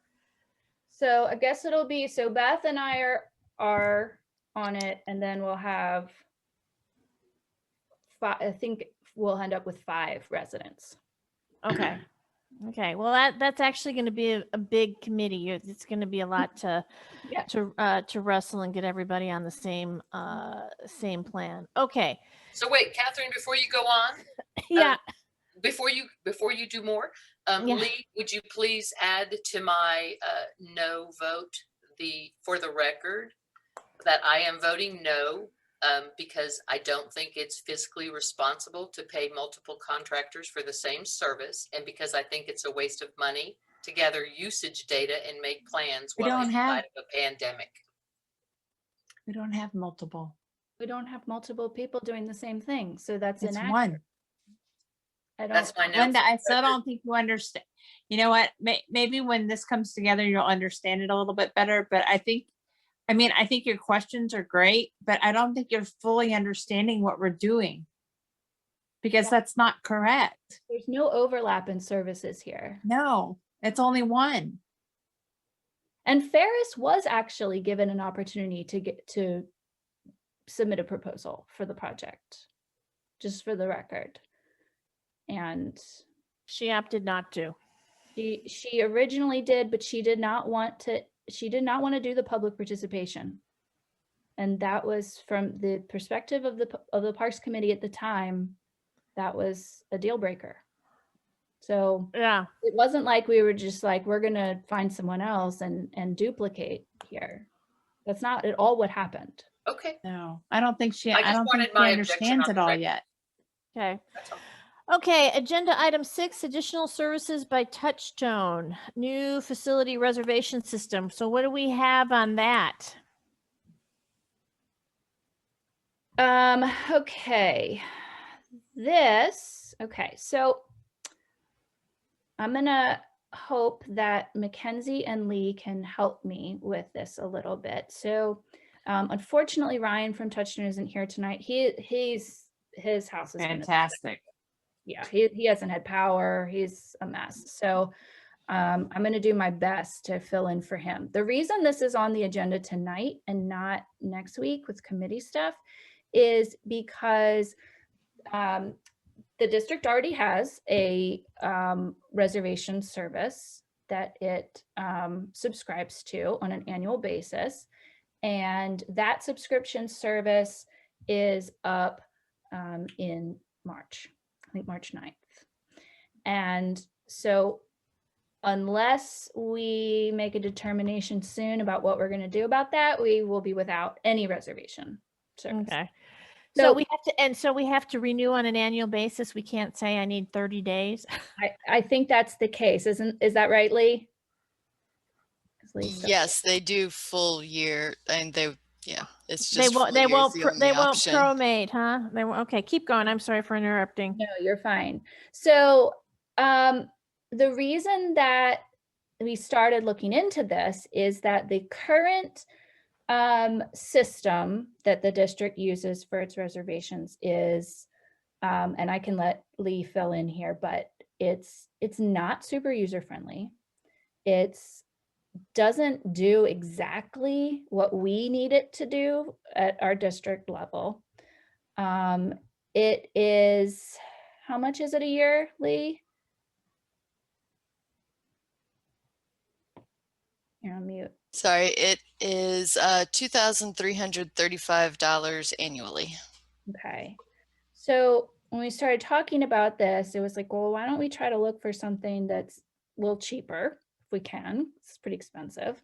And also something that just works better, that people aren't struggling with, and that fulfills all the requirements we need. So several months ago at a info management committee meeting, we had Ryan on the line and we just asked him, do you guys have any suggestions for us as we try to find an alternative?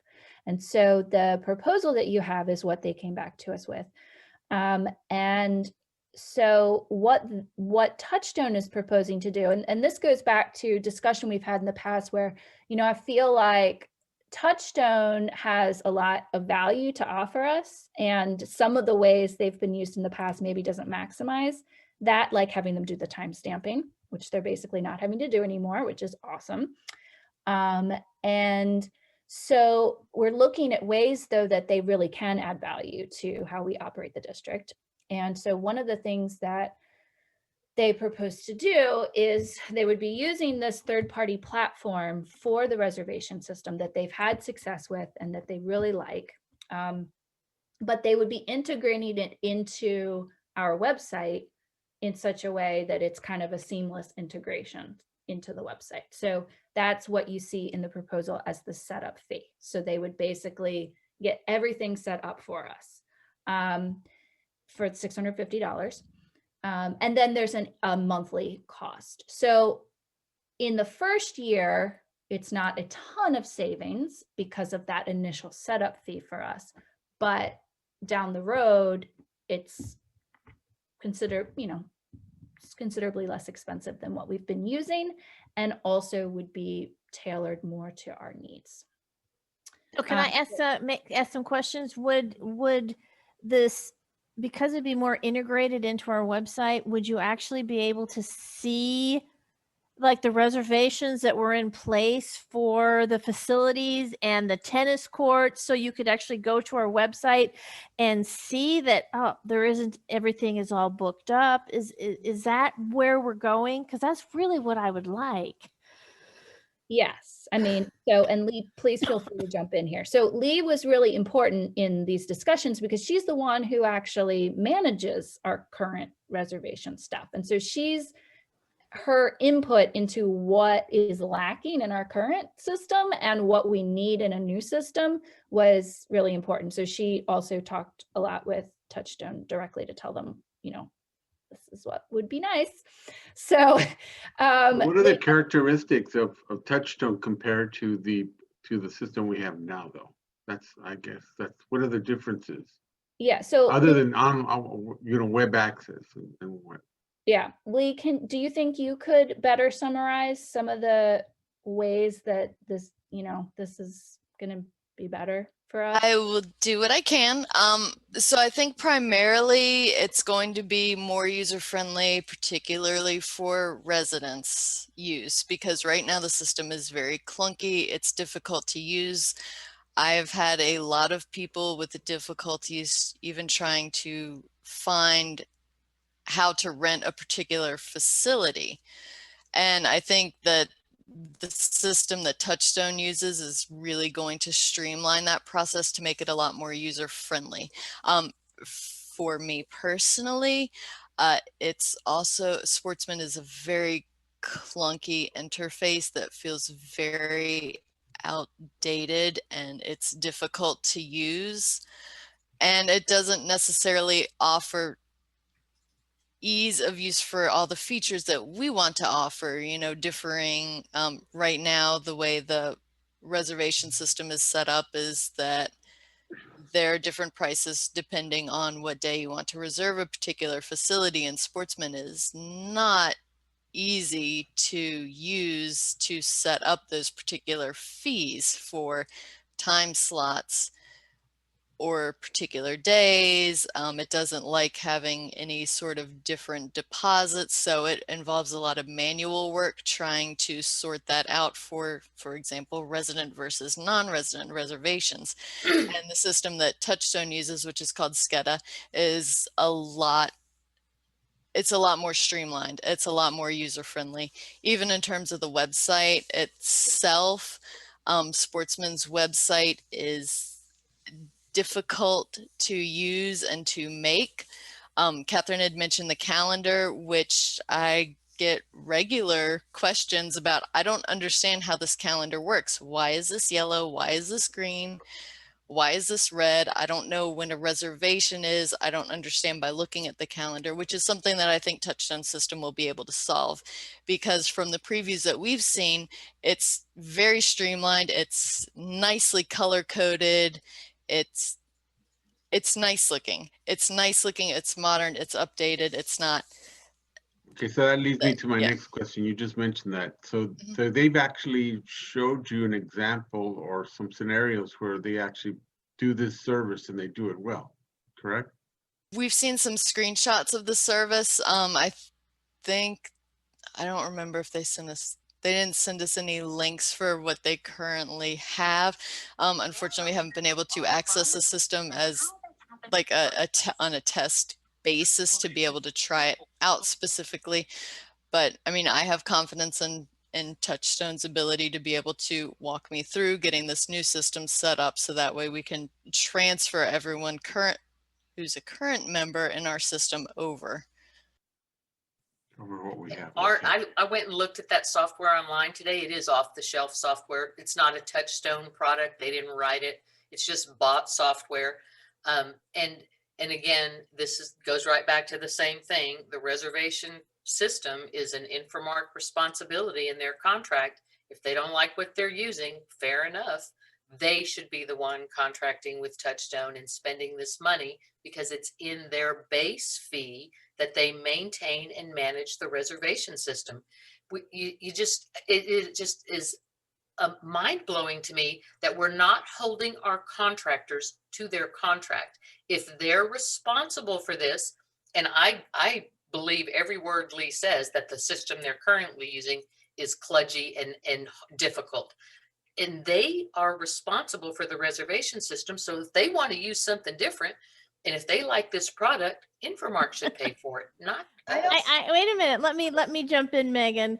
I think that there's a disconnect here. Is that the board chose the reservation system. Infomark did not choose that reservation system. We have always chosen the reservation system, and this is what and I don't know how long have we had it? Like 4 years, 5 years.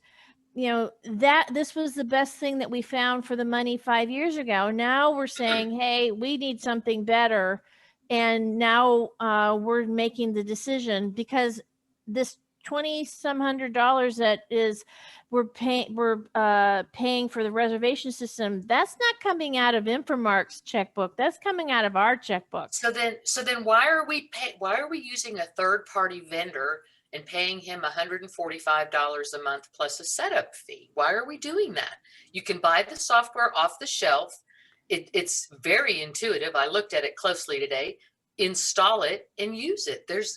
Why are you tethering everything to Touchstone? You're going to be so embedded with them, you're not going to ever be able to break away. They run the web, they run the meetings, and now they're going to run the reservation system. Shouldn't they though? We're already paying them. I'm not sure where you're going with this. We contract with Touchstone to help us navigate technology with respect to running our government. So again, then why are we paying Infomark to do the same thing? Why are we paying Infomark to do the same thing? Well, because first of all, they're going to integrate it into our website. So it's not just going to be this piece of software that just sits. You know, it's going to be, the whole point is to make it, the interface, completely user friendly. So that's what they're doing first of all. I would agree with that service, that integration service. What's the $145 a month for? So there are different levels, and this is why I wish Ryan was here. He's not, but there are different levels of service with that software. So I saw it. if you want the functionality that we'd be getting, then you have to pay a monthly fee for that functionality. So when they wrote the proposal, they wrote it and based on what they understood our specific needs to be, all of the functionality that we wanted and needed. So, Okay, so what is the monthly cost if you went directly to the source? How, or another question, how much is Touchstone adding on top of the cost of the software for their service to be that third party? My memory of just the software by itself, if you just if you just bought it yourself, data by yourself, then it's a similar. I mean, I'd have to go online. I don't have the number in my head. It was very similar to. So what I'm saying is I don't think they're providing. I think they're not marking anything up, is what you're saying. The monthly It's a pass through for them. Yes, exactly. The monthly fee goes to the service. The only charge that they're giving us is the $650 set up to integrate it into our existing system and website. So, but then they are also an additional layer if we need it, if we ever run into problems. We have the ability to go directly to the company for troubleshooting and customer service, but we also have an additional layer of tech help if we need it. And a lot of it, he's not even going to charge us for. It's already just included, is, part of what he was saying too, is a lot of it he's not going to add on. Right now, we pay about what, $2,700 to the existing company, correct? Correct. Per month, correct? No, this is an annual basis. Okay, so this is And the if you look annual at the fee. annual amount, it's $5,700 on the budget. I looked at that up after Lee gave me the price, and her number is considerably less than what was budgeted for the reservation system. Okay, so we're beating the budget. That's good. Well, Okay, yeah, but I mean, think, but why I would the think, numbers be so off? I think one of the things that we have to remember is what we're looking to do is replace the existing reservation system with what we're perceiving to be a better reservation system.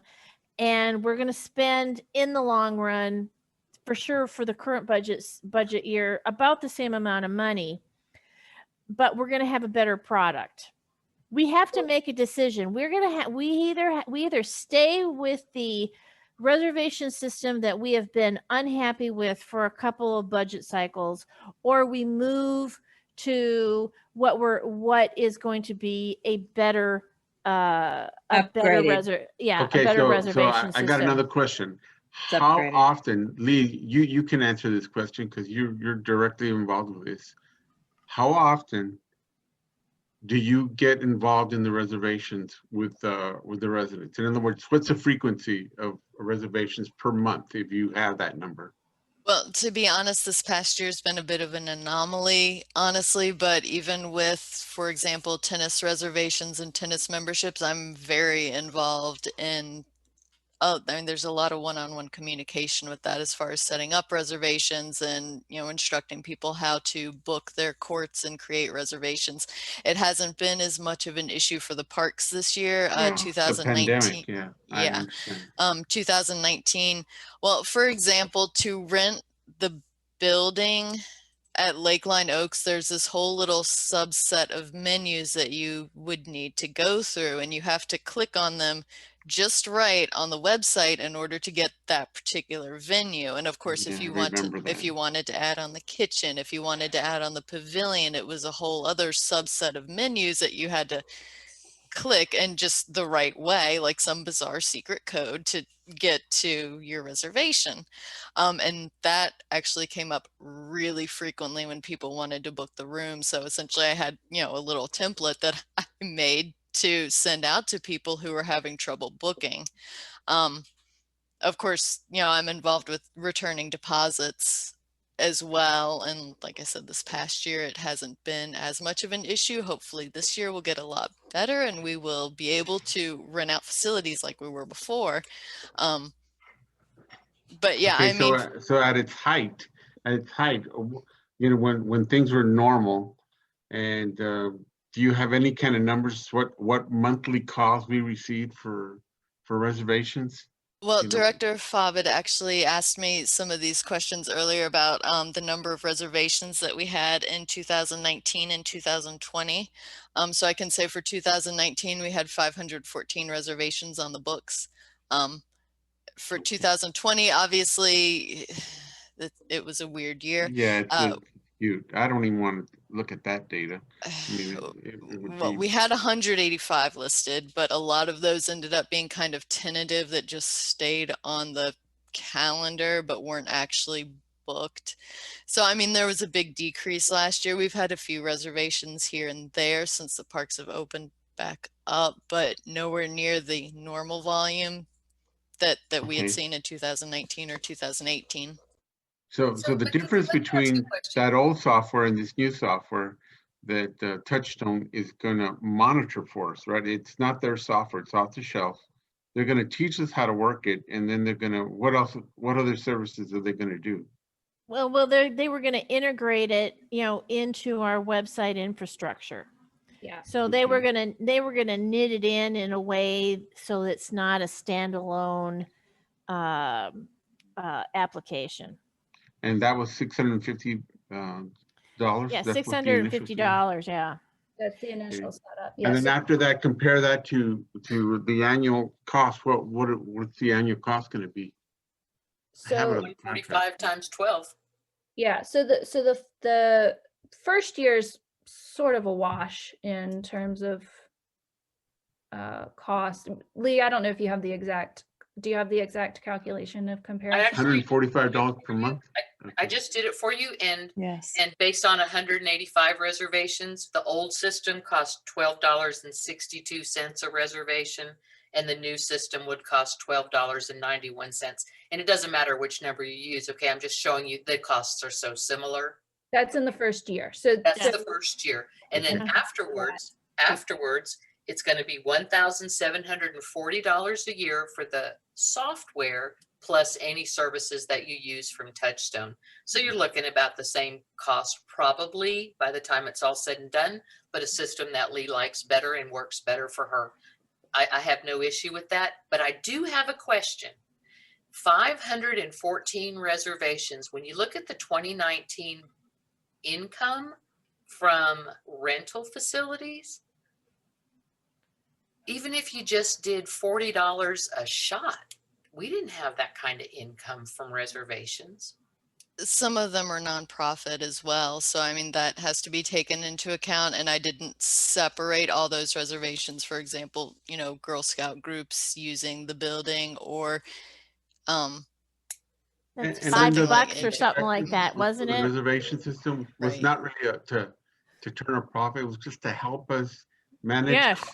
and to Yeah. have. Oh, no. organization Oh, that's Art, don't efficient misunderstand. in I'm not the suggesting that you need to make money off of anything that you do, but I'm somebody who looks at things logically. I see a number like 514. I go to a budget and I say where reservations have drawn revenue, and it's mind-boggling because there's not a lot of revenue, but there's a lot of reservations.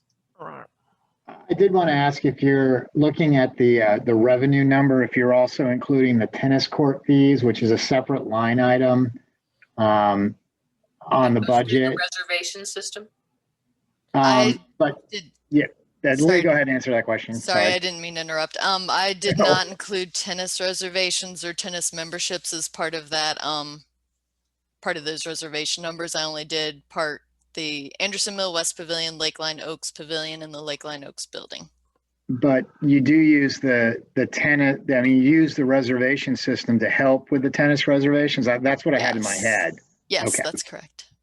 All right. Yeah, but she didn't Right, use so those we're not talking a big difference in cost. No, the tennis No. revenue is not huge anyway, but No. yeah. So I'm ready to call the vote. Is everybody I are just we have ready? one more question. Yeah. Because Linda was concerned that Infomart should be doing this, but we implemented this reservation system and Infomart agreed to run it for us. So they're not technically savvy in that kind of software, I would imagine. And that, I don't know, it doesn't call for it in the contract because that was something we implemented, correct? Well, We it doesn't wanted to call, it doesn't call for them to own the software, but it does call for them to manage that reservation system. In other words, they need to have the expertise on staff to be able to handle that system. Right. And That's I what think it that's what Lee's been doing, but it's taking way more of her time than it should because this system All is right. not as robust or user friendly as it could be. And that was my last point. That was my last point. Is it more robust than the current system? Well, they haven't seen a real live demo. They've just heard from Touchstone. They haven't got their hands on the product yet. So that would not be a fair question to ask, Art. 'Cause Megan? if you touch it, they wouldn't know. We do have, I mean, we have a really good idea. Well, I mean, certainly without, you know, having real world experience with it, I have limited capacity to answer that. But I mean, that's why we have a contractor who this is their field. So this is software that they have used in other communities and that they specifically chose based on what they understood our needs to be. So Okay. So if I look at the whole thing, I'm looking at there's not really a big difference in cost. It seems to be a better system, and it's not going to set the district out a lot more money. Correct? Correct. Yes. Yeah. less money after year one. All right. Go take a vote. the only thing left that is not comfortable for me is tethering all your stuff to one vendor, Touchstone. I'm comfortable with that too. I am too. Because if you ever want to break away and do something different, you are so stuck. It becomes a sole source kind of thing where they have Like they'll have to do the message board if we ever get that done. And it just, you're building on one vendor, and that ties your hands to exploring other things that are out there. And I don't have enough world experience to know if this is good or bad. I just know that when you tether all your business to one contractor, it in the end oftentimes does not end well. If you ever want to try something different, you are so stuck to this, you can't break apart without breaking apart everything. Well, Linda, that's true in some respects, but we've done it before. We've used a contractor for certain services, and then we realized we wanted a better contractor, and we moved on. As long as you don't, Again, I think this is something that Megan and I have really looked at, and we've really asked a lot of questions, and we really trust it. Yeah. But Okay. all right. We can make the vote and you guys decide, but we really have asked a lot. Well, it's 5 till 12. Yeah, Catherine, Yeah, I think it's time to call the vote. I agree. We had a long discussion. Did we actually have a motion and a second prior to the discussion? No.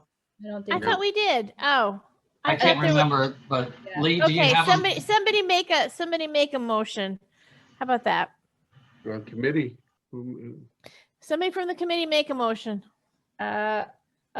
Motion to approve Virginity's proposal for the. Virginity. No, not that one. It's almost midnight. To accept Touchstone's proposal for the reservation software. Okay. Somebody give me a second. I'll second that. Okay. I'm going to call the vote because I think there's been a lot of discussion at this point. Linda. I vote no, and for the record, only because I don't approve of tethering all your technology to one vendor. Okay. Art? I vote yes because the cost doesn't really offset anything. So let's try something new. If it makes it easier and if it's more robust, then I'm for it. So yes. Okay. Beth? Yes. Megan? Yes.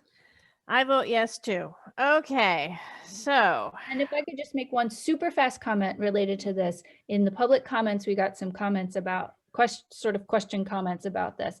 And there's no plan to raise fees in association with this for residents. Okay. So yeah. Just great. For for the public.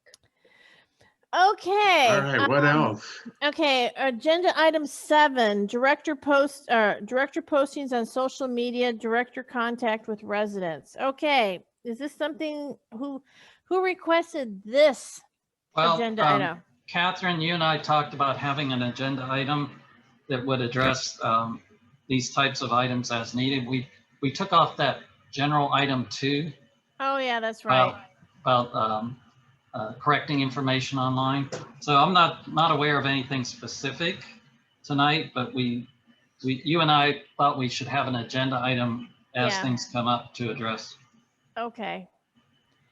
And do we have, I know that we were going to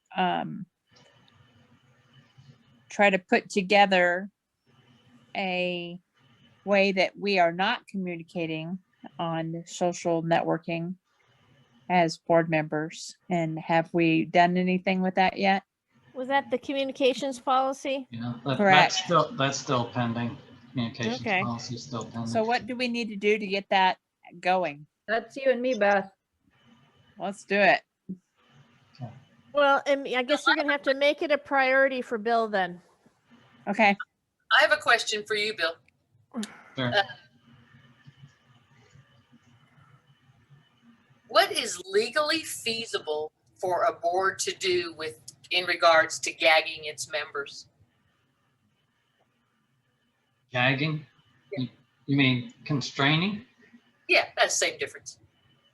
So legally, it's very difficult to enforce a policy that restricts the member from speaking or going out on social media. So it's more of a censure type penalty. if you want to put it that way. The board cannot really force someone to not speak or not go out and publicize things, but having a policy will guide the members as to what the rest of the board feels is appropriate. So an easier example would be the board makes a decision, and then the one member of the board, whoever it might be, goes out and puts information out that appears to be speaking on behalf of the board, or, contrary to the board decision. So the board acts by majority vote, and the board would like to be represented properly in the public as to what the board has decided.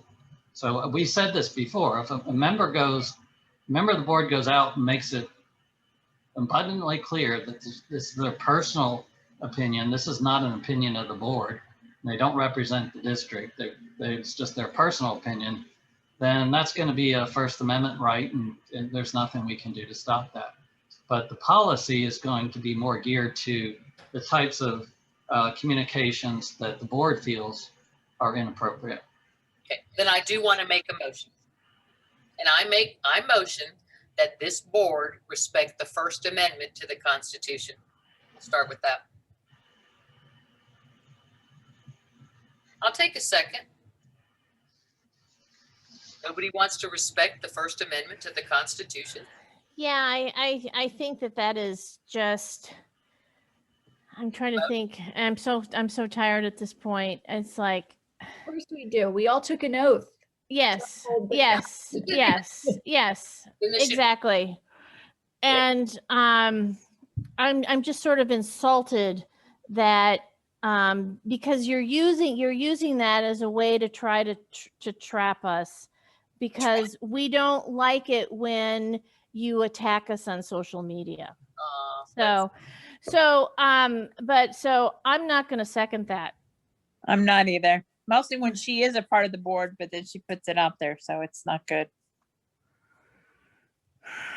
It's okay, it'll be in the minutes. Isn't a First Amendment, it has nothing to do with the First Amendment. I Our know, it has issue. nothing to do with the First Amendment. It's something it's It not. has to do with the oath that we took when we took office. And it has to do with your misrepresentations of the rest of. Yes, that's it exactly. Exactly. The misrepresentations in social media by a director of this board. When we were asked in the beginning by the communications, I mean, you guys asked us, Bill's office asked us not to do it. And then the next week it's already out there. So there's one member that's deciding to go against what we've all been asked not to do. And then it happens. So that's not doing what we've been at. You're breaking that oath already. Actually, I'm not, Beth, because if you look at anything I post it as myself, not as a member of this board, but as myself. Linda, have you ever you posted last week, or you had someone post for you, one of your buddies, on the amount of money that's been spent by the board, but you've never posted how much the board or this whole city or the MUD district has paid for your open records request, thousands and thousands of dollars. You've never shared that with your residents, and if they really knew the whole truth, I think it would be pretty scary. Really don't understand public records, and I can't help you with that. And I didn't run. But you can help the neighborhood understand how much money you've costed everyone. I haven't cost a dime, Beth. Oh, you've costed us thousands and thousands of dollars. I can't fix all problems in this world, but I know that the public. Okay, I'm ready to move on. In this meeting. Yes, I'm ready to move on. Okay. So Okay. Catherine, would you like to hold the minutes till next Wednesday, since we got them? Yes. Yes. close to I the would meeting? like to hold them. I'll put them on the agenda for I next. just want to clarify, these meetings are from December. That's what I'm showing. Is that correct? Yes. Okay. Yeah. All right. Okay, so the future board meetings, Bill, can you tell us what is on the agenda item 9, future board meetings? What's on the agenda for next Wednesday? Well, I've been taking some notes today. That meeting's designed to be for committees that have action items. So all the committees need to let me know what their action items are. And then we have some things that are carrying over from this meeting that we talked about tonight. It's not, as we discussed and Catherine said, it's not designed to be a catch-all for everything. And so I typically start out by putting all the committees on there and then determining if they have any action items. I think we had a few things tonight that might relate to paying some invoices perhaps, and of course the minutes and the other things that Mackenzie talked about. So I don't have a final draft in front of me, but those are the kinds of things that go on that third meeting. Okay. And I do need to hear from, if we haven't specifically mentioned it tonight and a committee has an action item that they think will be ready for next Wednesday, or an item they want me to put on there, I need to know tomorrow sometime. Okay. Sounds good. Okay. Agenda item 10, adjournment. I need somebody to adjourn the meeting. I'll adjourn the meeting. I motion. So. Okay, I'll second. We all say aye. Aye. Aye. Bye. Y'all have a good week. Yes. Yes. Have a good night, everyone. Oh, Stay hey, safe. one, Stay hey, safe, just so you, everyone. hey, just one last thing. It's like I'm planning on being off grid next Wednesday. So, let's make sure it's a short meeting because my batteries only last so long. Okay. Bye. Y'all have to stay safe. Bye. All right, good night. Be safe is the key word. Bye.